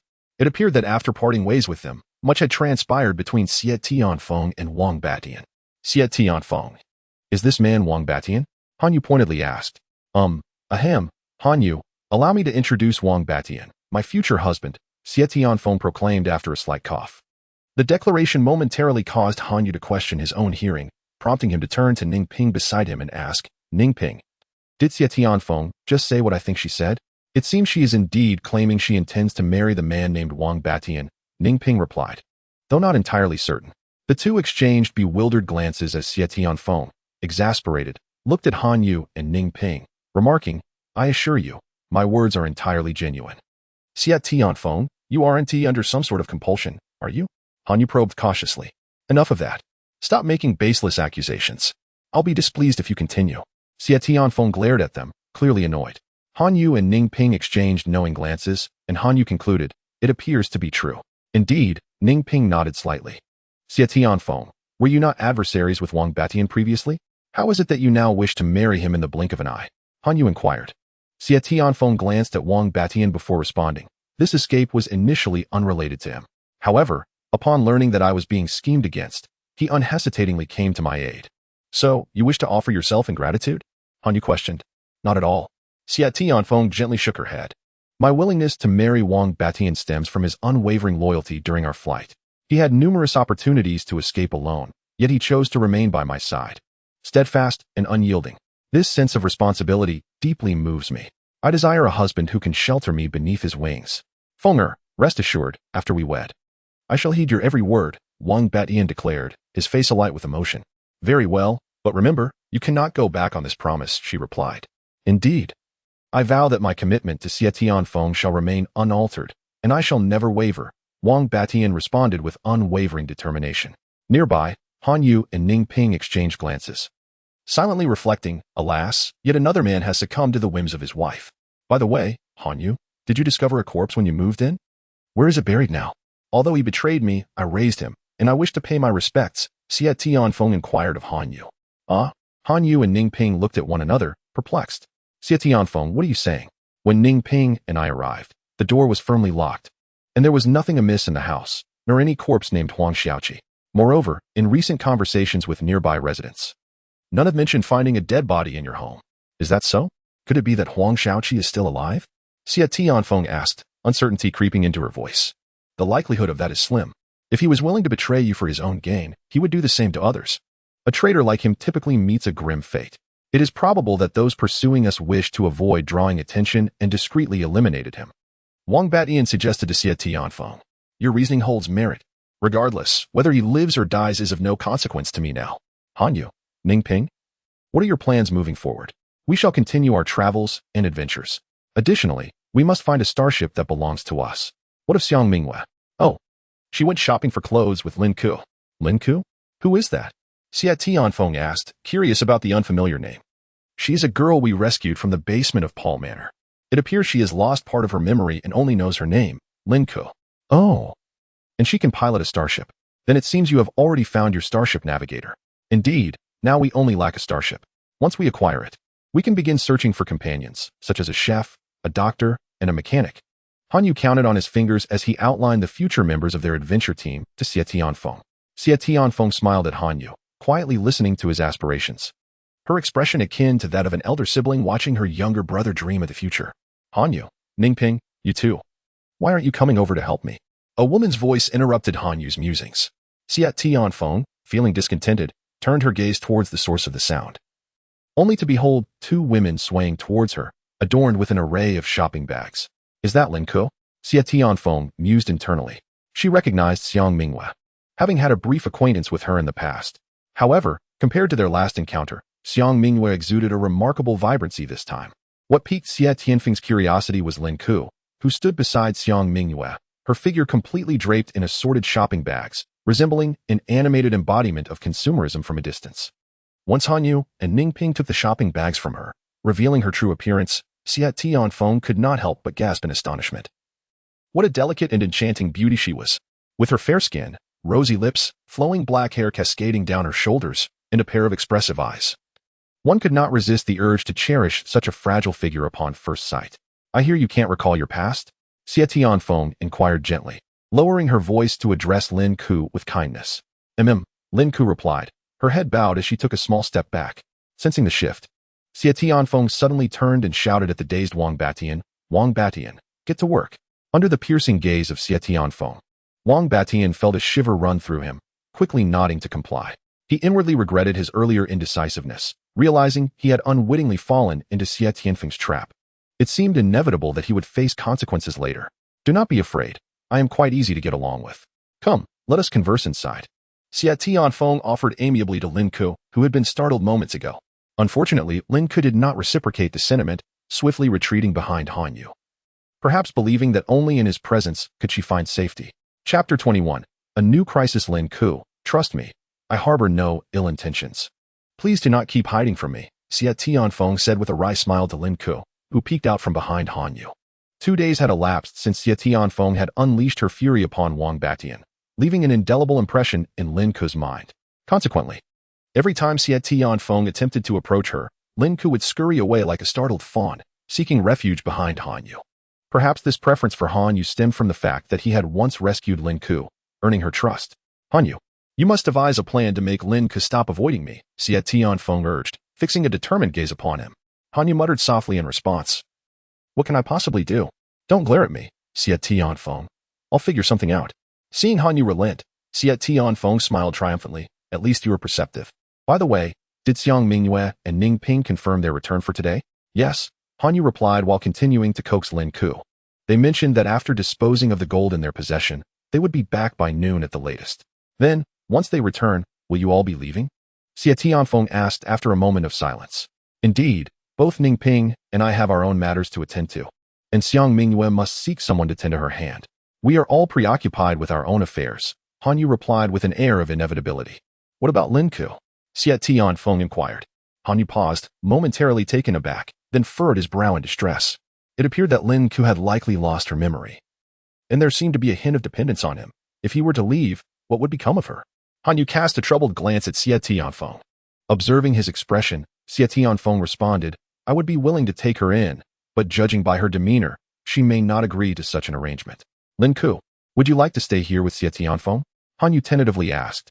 Unsurprisingly, upon hearing this, Lin Ke immediately shook her head vehemently, clutching Han Yu's arm tightly. Although he had anticipated her reaction, Siet Tianfeng felt a twinge of disappointment. Tianfeng, it's about time. Shall we begin preparing lunch? Asked Wang Batian. Dressed as a quintessential chef with a cast iron pot in one hand, a spatula in the other, and a white apron tied around his waist. Let us wait a moment. Xiang Mingyue and Ning Ping will be back today. We can cook after they return, Siet Tianfeng replied. Very well. Would you like to eat today, Tianfeng? Wang Batian inquired. Anything will do, Siet Tianfeng responded casually. Han Yu, overhearing this, discreetly rolled his eyes. Through the past few days of interaction, he had come to realize that Wang Batian was not a bad person. At the very least, he was quite obedient to Siet Tianfeng's instructions. Whatever she asked of him, he complied without question, a true model of a devoted partner. However, Han Yu felt this was none of his concern, and he did not wish to comment on the matter. After all, only the person wearing the shoes can tell if they fit properly, and only the bride and groom can discern the happiness of their marriage. The well-meaning advice from others is often nothing more than idle chatter. The estate of Paul, or rather the former estate, now lay in ruins after the devastation wrought by the beasts. Standing before the crumbling entrance, a middle-aged man, approximately in his 40s, gazed silently at the half-collapsed mansion. Young master, we have located the person we were searching for, announced a man dressed as a steward, bowing slightly. Where is he? The middle-aged man queried without turning around.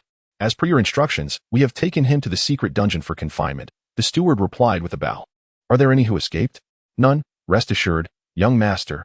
Not a single individual on the list has managed to flee, apart from the leader, whom we have captured alive. All others have been silenced. Well done. Lead the way.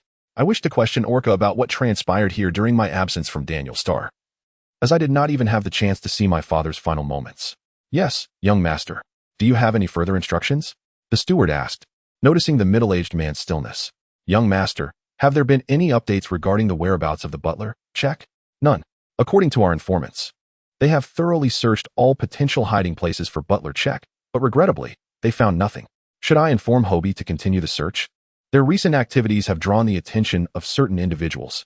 The middle-aged man fell silent for a moment before responding slowly.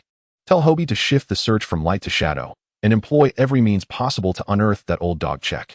I wish to inquire why he survived my father's demise. Understood. In the dim and damp dungeon, Orca, battered and shackled, huddled in a corner of his cell. Just a day prior, as he prepared to leave Daniel Star with his comrades, he was suddenly ambushed by a group of enigmatic assailants, whose ruthless tactics revealed them as seasoned predators. In a mere 5 minutes, aside from Orca, Vincent, Elvin, and the others were all slain, each with a single lethal strike.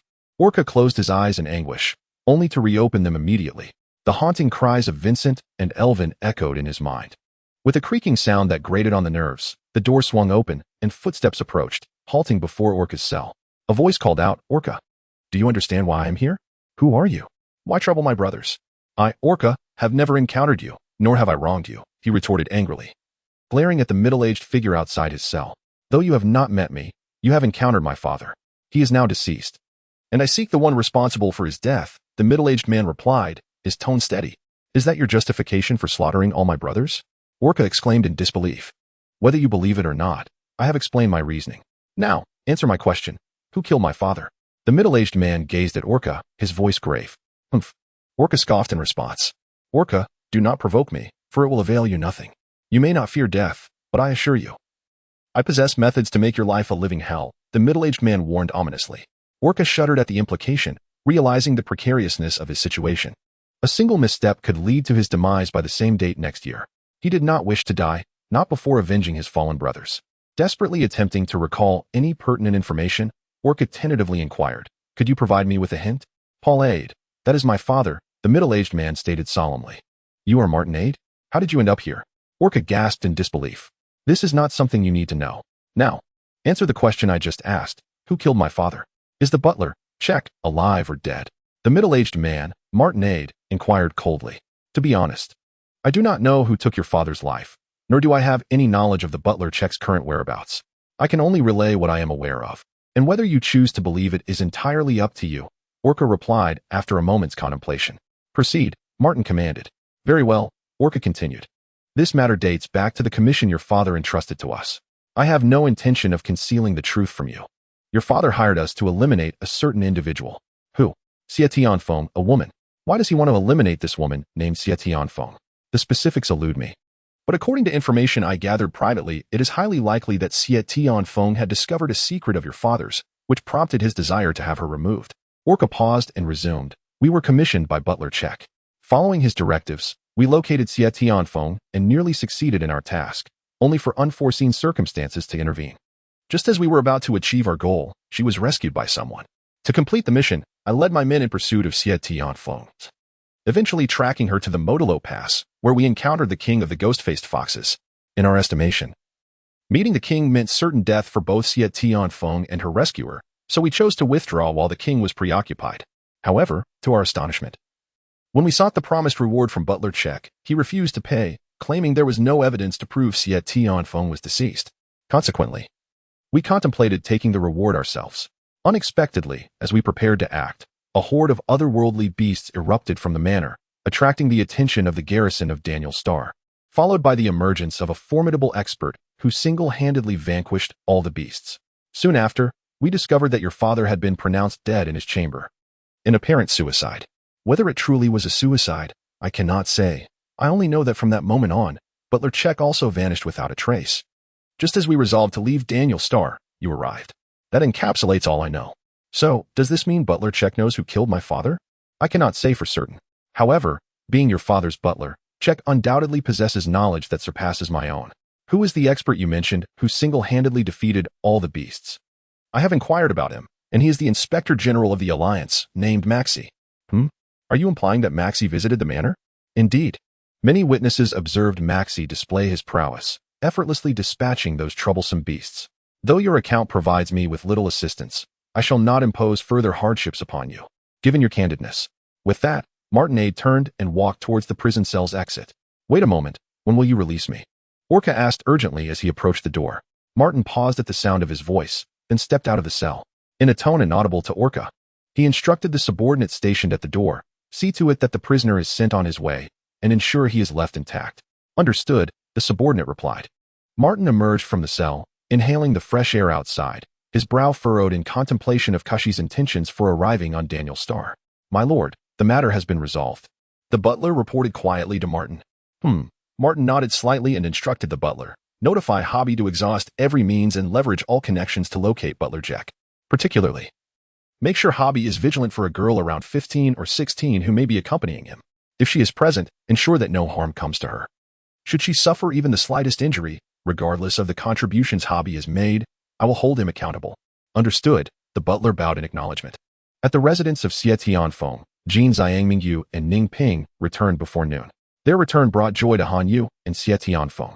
As Xie Tianfeng sent Wang Batian to prepare a meal, she grasped Xiang Mingyue's hand, inquiring about the success of their endeavors. Having been betrayed by her brother Yang, Xiang Mingyue was now far more communicative than before, especially with women like Xie Tianfeng and Lin Ku, as well as the men Han Yu and Ning Ping, with whom she had fought side by side. However, with anyone else, including Wang Batian, who was tasked with cooking, she remained as cold as ice. What did you say? You wish to take Lin Ku with us? Ning Ping asked Han Yu, somewhat surprised. Yes, Han Yu replied awkwardly, nodding. Give me one reason. Ning Ping responded with a serious expression. While Han Yu scratched his head, his eyes darting as he pondered his reasoning, causing Ning Ping to suppress a laugh. Though he maintained a stern demeanor. Lin Ku is someone we saved, right? Ning Ping huffed lightly. Since we saved her, we have a responsibility to care for her, correct? Thus, we must keep her close by, right? Han Yu, do you believe that taking Lin Ku along will benefit her? Ning Ping asked, now looking at Han Yu intently. There should be benefits, right? Han Yu answered uncertainly. Han Yu, we are embarking on an adventure, and we cannot predict what dangers lie ahead. If we take Lin Ku with us, can you guarantee your safety? You must remember, on our journey, we may encounter formidable opponents like Maxi, and when that time comes, can you truly protect Lin Ku? If you cannot, then deciding to take her along would not be aiding her, but rather endangering her. Han Yu was swayed by Ning Ping's words.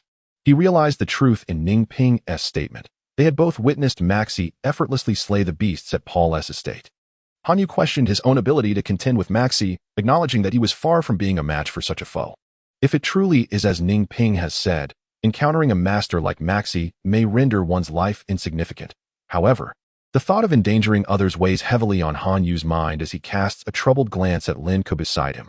Upon noticing Han Yu's expression, Lin Ku immediately grasped his arm, her countenance resolute as she gazed intently at him. Ning Ping, Han Yu implored, seeking assistance, yet unexpectedly. The previously sharp-tongued Ning Ping turned away, ignoring him. What a disloyal companion, Han Yu silently cursed. Han Yu, I am unafraid, Lin Ku declared with unwavering determination. What? Han Yu was taken aback. I said I am not afraid. I do not fear the dangers that may lie ahead. I merely do not wish to be separated from you, Lin Ku continued. Han Yu found himself at a loss for words as Lin Ku went on. Han Yu. Ning Ping, you need not worry about me. Although I cannot recall my past, I have a fair understanding of my own abilities. Oh, then pray tell. What skills do you possess? Ning Ping inquired with interest. I can pilot a starship, Lin Ku replied after a moment of contemplation. You? Ning Ping questioned incredulously. Yes. Lin Ku affirmed with a vigorous nod. In that case, Ning Ping, we need not fret over the selection of a navigator for our starship, Han Yu remarked, scratching his nose. Indeed, if Lin Ku truly could pilot a starship, their concerns regarding a navigator would be alleviated. However, although Ning Ping left his thoughts unspoken, the implication was clear to those present. Lin Ku immediately interjected, I can read star charts. If you doubt me, I am prepared to take your test at once. All right. Lin Ku, no need to be so agitated. I believe you. Han Yu comforted her, casting meaningful glances at Ning Ping. Very well, I choose to believe you as well. However, Lin Ku, let me be frank. Should you fail to pilot the starship, Han Yu and I will not hesitate to abandon you. Agreed. I will not let you down, Lin Ku responded joyfully. Rest assured, even if you cannot pilot it, I will not abandon you, Han Yu whispered to Lin Ku. At this, Lin Ku beamed at him. Despite Wang Beixian's imposing stature, his culinary skills were truly remarkable, encapsulated in the phrase "a feast for the senses," consequently. Han Yu jested while eating. Wang Batian, given your exceptional skills, why not open a family restaurant with Xie Tianfeng on Daniel Star? Sure, as long as Tianfeng is willing. I have no objections, Wang Batian replied earnestly. The group's attention swiftly turned to Xie Tianfeng, as they collectively pondered how she managed to tame Wang Batian so thoroughly. It was indeed quite terrifying. Chapter 22. Observations on the streets. Han Yu and his companions strolled leisurely along the streets of Daniel Star. In just 2 days, they would be departing from this place. With 2 days of leisure time at hand, Han Yu proposed a stroll after lunch to savor the scenic beauty of Daniel Star. Otherwise, it would be a wasted trip. Ningping, shall we go over there? Han Yu pointed to a gathering of people not far away. Sure, but I must insist you refrain from drawing attention to yourself, Ningping replied. Lin Ku, keep a close watch on him. All right, Lin Ku nodded emphatically. Am I really that troublesome? Han Yu asked, somewhat disgruntled. Indeed, you are quite the source of concern, Ningping seriously affirmed, looking past Han Yu. Hurry up. If we delay, we might miss the excitement. Reluctantly, Han Yu mumbled a protest, yet when faced with the choice between witnessing the spectacle and debating with Ningping, he opted for the former. Observing the commotion seemed to be an innate trait of humanity. The crowd instinctively formed a circle, surrounding a heated argument among 2 men and a woman. What is happening? Han Yu whispered to himself. Commentary is also a natural inclination of humans. Upon hearing Han Yu's soft murmur, a middle-aged man nearby chimed in. What else could it be? It's merely a matter of jealousy. Honestly, they've been at it for ages without any resolution, wasting our time while I have things to attend to. If you have matters to address, why not go attend to them? Why linger here to watch? Han Yu rolled his eyes at the man's remarks, thinking to himself. Just then, a cheer erupted from the crowd, and the middle-aged man, brimming with enthusiasm, shouted, Fight! Fight! Someone's going to get hurt. Han Yu stared in bewilderment at the man, perplexed by his excitement. What did it have to do with him? In the center of the crowd, the 2 men had already become entangled in a brawl, while the woman, the focal point of the incident, stood there helplessly. Han Yu glanced at her appearance and couldn't help but mutter, she's not all that attractive. Really? A woman beside him inquired. Yeah, she doesn't hold a candle to Xie Tianfeng, he replied casually. A light cough from behind startled Han Yu, causing him to shiver and turn towards the source, where Xie Tianfeng was looking at him with a bemused expression. I was just joking, Han Yu stammered, attempting to clarify. Xie Tianfeng merely raised an eyebrow and scrutinized him, making beads of sweat form on Han Yu's forehead. If Xie Tianfeng were an adversary, he wouldn't feel so uneasy, however. She was not only a friend, but one he got along with quite well. He found himself at a loss on how to respond to her. Tianfeng. I believe Han Yu meant no harm, Wang Batian quietly interjected, offering support to Han Yu. Feeling touched by Wang Beixian's defense, Han Yu thought to himself that this formidable figure wasn't so bad after all. Upon hearing this, Xie Tianfeng shot Wang Batian a disdainful glance and retorted to Han Yu with irritation. This time, I shall spare you, considering your ignorance. However, should you dare to compare me to that woman again, I shall make you regret it. Xie Tianfeng, do you know that woman? Ningping inquired from the side. Humph, who doesn't know that enchanting beauty with lips that all desire? Xie Tianfeng replied curtly before turning to leave the crowd, with Wang Batian hastily following to stand by her side. Enchanting beauty with lips that all desire? Ningping, what does that mean? Han Yu asked, bewildered. Less questions. Let us go. This commotion is utterly dull. We should continue our shopping, Ningping answered, turning to exit the throng as well. Seeing that his companions were nearly gone, Han Yu scratched his head and said to Lin Ku, shall we leave too? Lin Ku nodded gently. The battle continued as onlookers cheered and hollered. Yet Han Yu and his friends had lost all interest in the spectacle. Under Han Yu's persistent inquiries, Xie Tianfeng introduced, that woman in the crowd is named Alice, a renowned socialite. Many have spent a night with her on Daniel Star. The 2 men fighting are likely just engaged in a petty rivalry over her, as usual. However, Alice is typically quite astute. She knows how to manage her time with her suitors. It's perplexing that she would make such a blunder this time. Suddenly, a scream erupted, and the crowd, once gathered closely, dispersed rapidly as if fleeing from a plague. The 2 men, who had been grappling, now unleashed their strength, fixating intently on each other, oblivious to Alice, who lay trembling on the ground. Seriously? They're risking their lives over jealousy? Han Yu exclaimed, taken aback. Desiring no trouble, Han Yu and his group retreated to the edge of the street, continuing to observe the duel.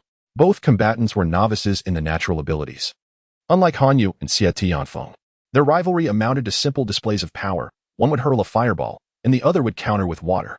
Ultimately, it would be a test of endurance. The simplistic and tedious exchange of projectiles prompted Han Yu to stifle a yawn. Unfortunately, at that moment, both fighters noticed his apparent disdain. Fueled by their pride as ability users, they simultaneously launched their signature techniques at the audacious Han Yu. As the fireball and water ball approached him in a wobbly descent, Han Yu nonchalantly yawned again, then raised a hand, conjuring a wall of fire that swiftly intercepted and consumed both projectiles. Realizing their prized techniques had been effortlessly neutralized, the two novice ability users understood they had provoked someone they could not afford to offend. However, their pride kept them from worrying excessively. In their eyes, the plainly dressed Han Yu, though stronger, would surely hesitate to offend someone of their stature. Conversely, should they manage to recruit Han Yu, it would undoubtedly yield numerous advantages for them. The two individuals synchronously approached Han Yu, bowing in unison as they proclaimed, "You speak of a formidable power wielder." No sooner had they spoken than they glared at each other, exclaiming in unison, "Do not mimic my words. I shall speak first."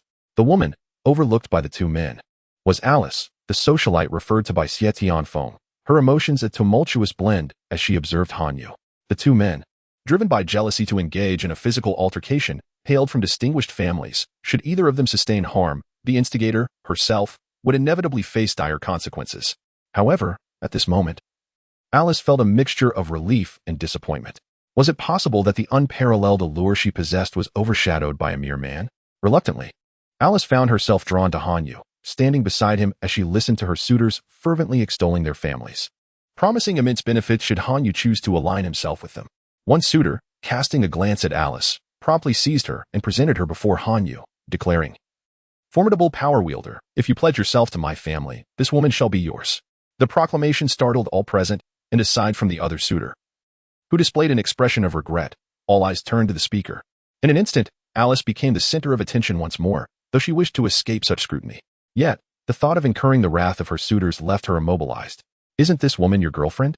Han Yu inquired calmly, fixing his gaze on the man standing behind Alice.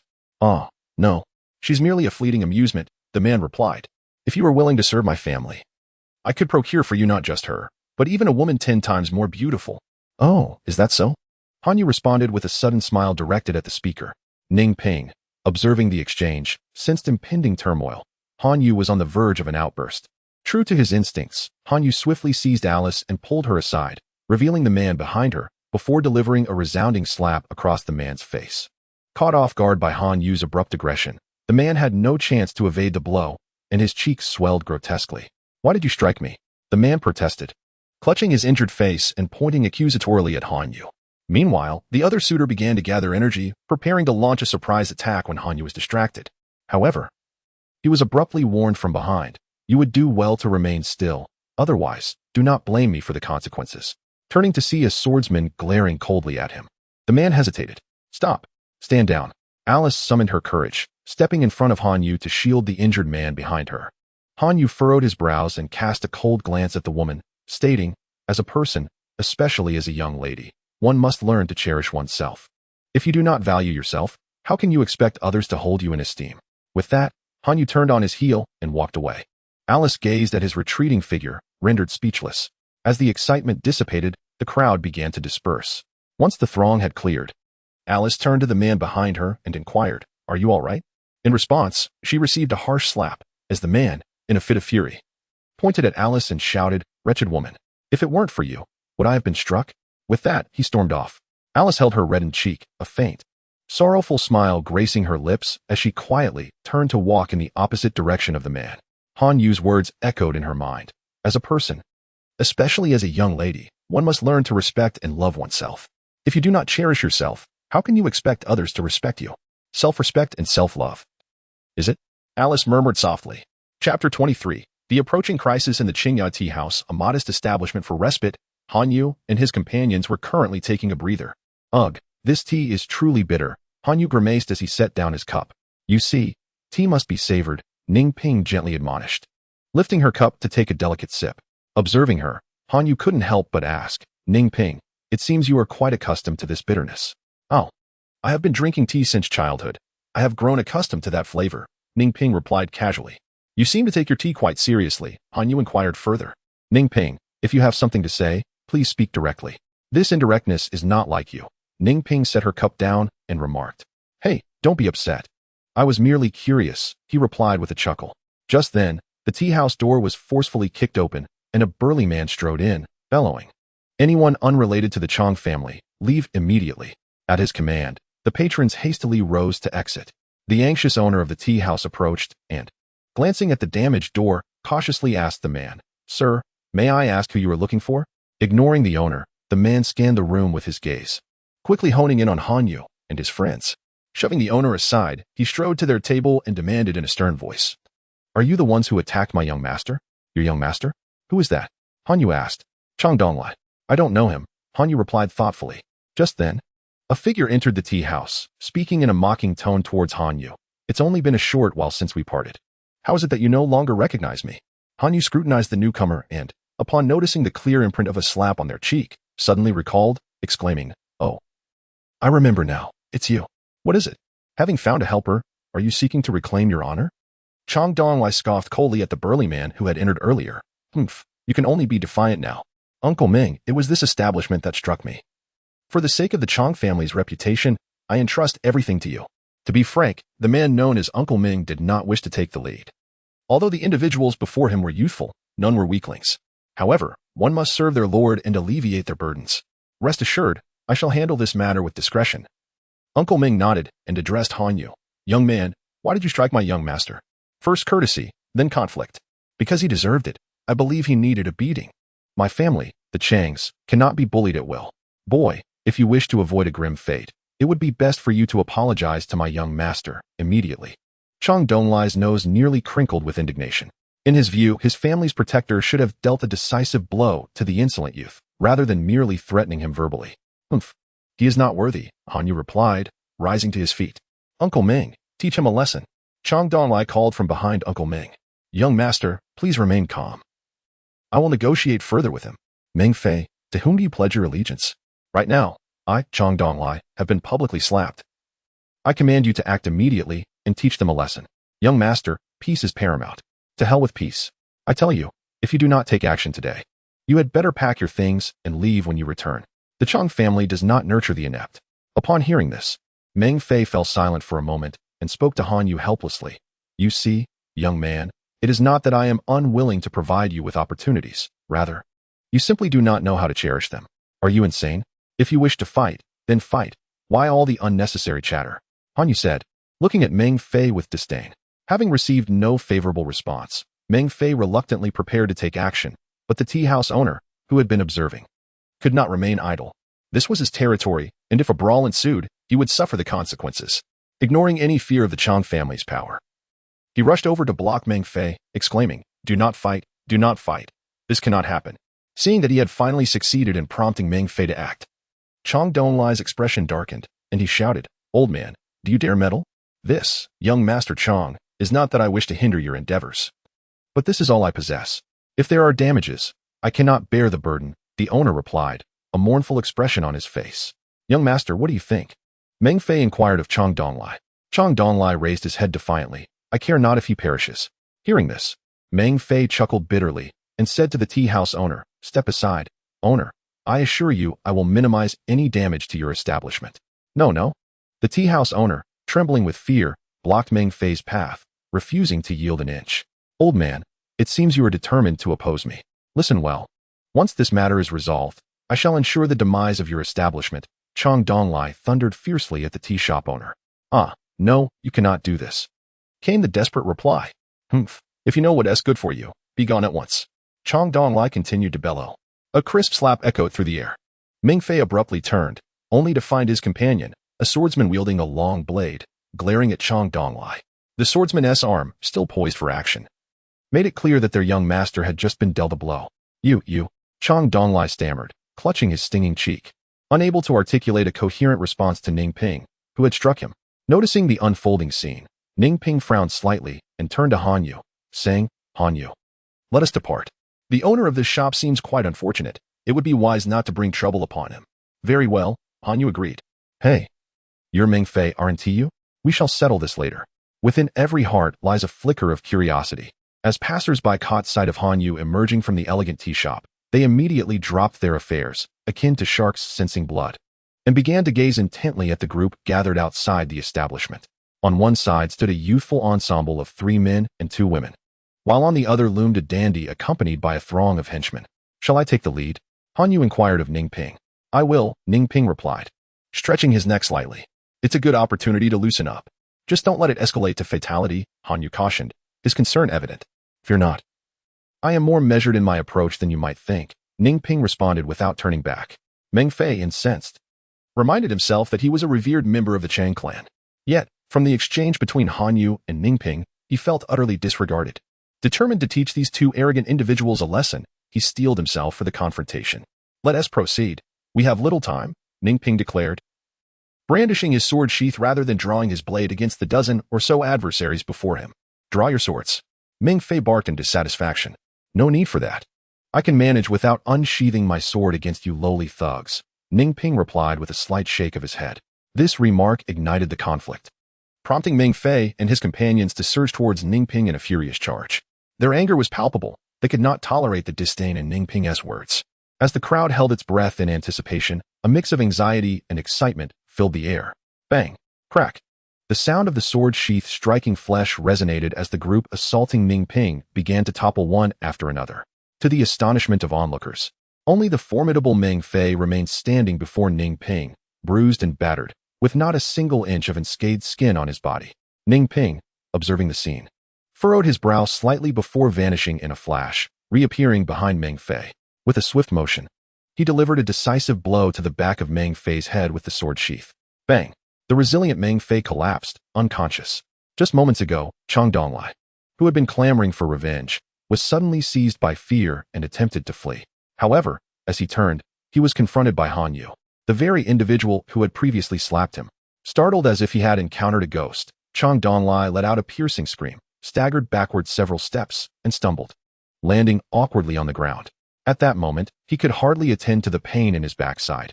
Instead, he nervously fixed his gaze on the approaching Han Yu and, with a facade of bravado, exclaimed, "Do not come any closer. I warn you, if you dare lay a finger on me, the Chang family will not let you off easily." Such bravado! Han Yu chuckled at this declaration and took another step toward Chang Donglai. Alarmed, Chang Donglai hastily retreated 2 steps, threatening Han Yu, "I advise you to keep your distance. The power of the Chang family on Daniel Star is not something a lowly individual like you can provoke. I told you not to come closer. Why do you persist?" With a resounding slap, Chang Donglai covered his bruised cheek, finally relenting and pleading, "I was wrong. Considering my youth and ignorance, please forgive me this time." You may utter words of surrender, yet I am certain your mind is already devising plans to seek revenge upon my return, Han Yu replied with a cold smirk. No, that will not happen. I swear, Chang Donglai hastily assured him. Your assurances are as worthless as toilet paper, Han Yu retorted. Then, what do you wish to do? Chang Donglai inquired, his face drawn in despair. In truth, just as Han Yu had surmised, Chang Donglai was indeed plotting to find someone to trouble him upon his return. Well, I have yet to decide, Han Yu replied, stroking his chin. Since you have not yet made up your mind, how about considering my suggestion?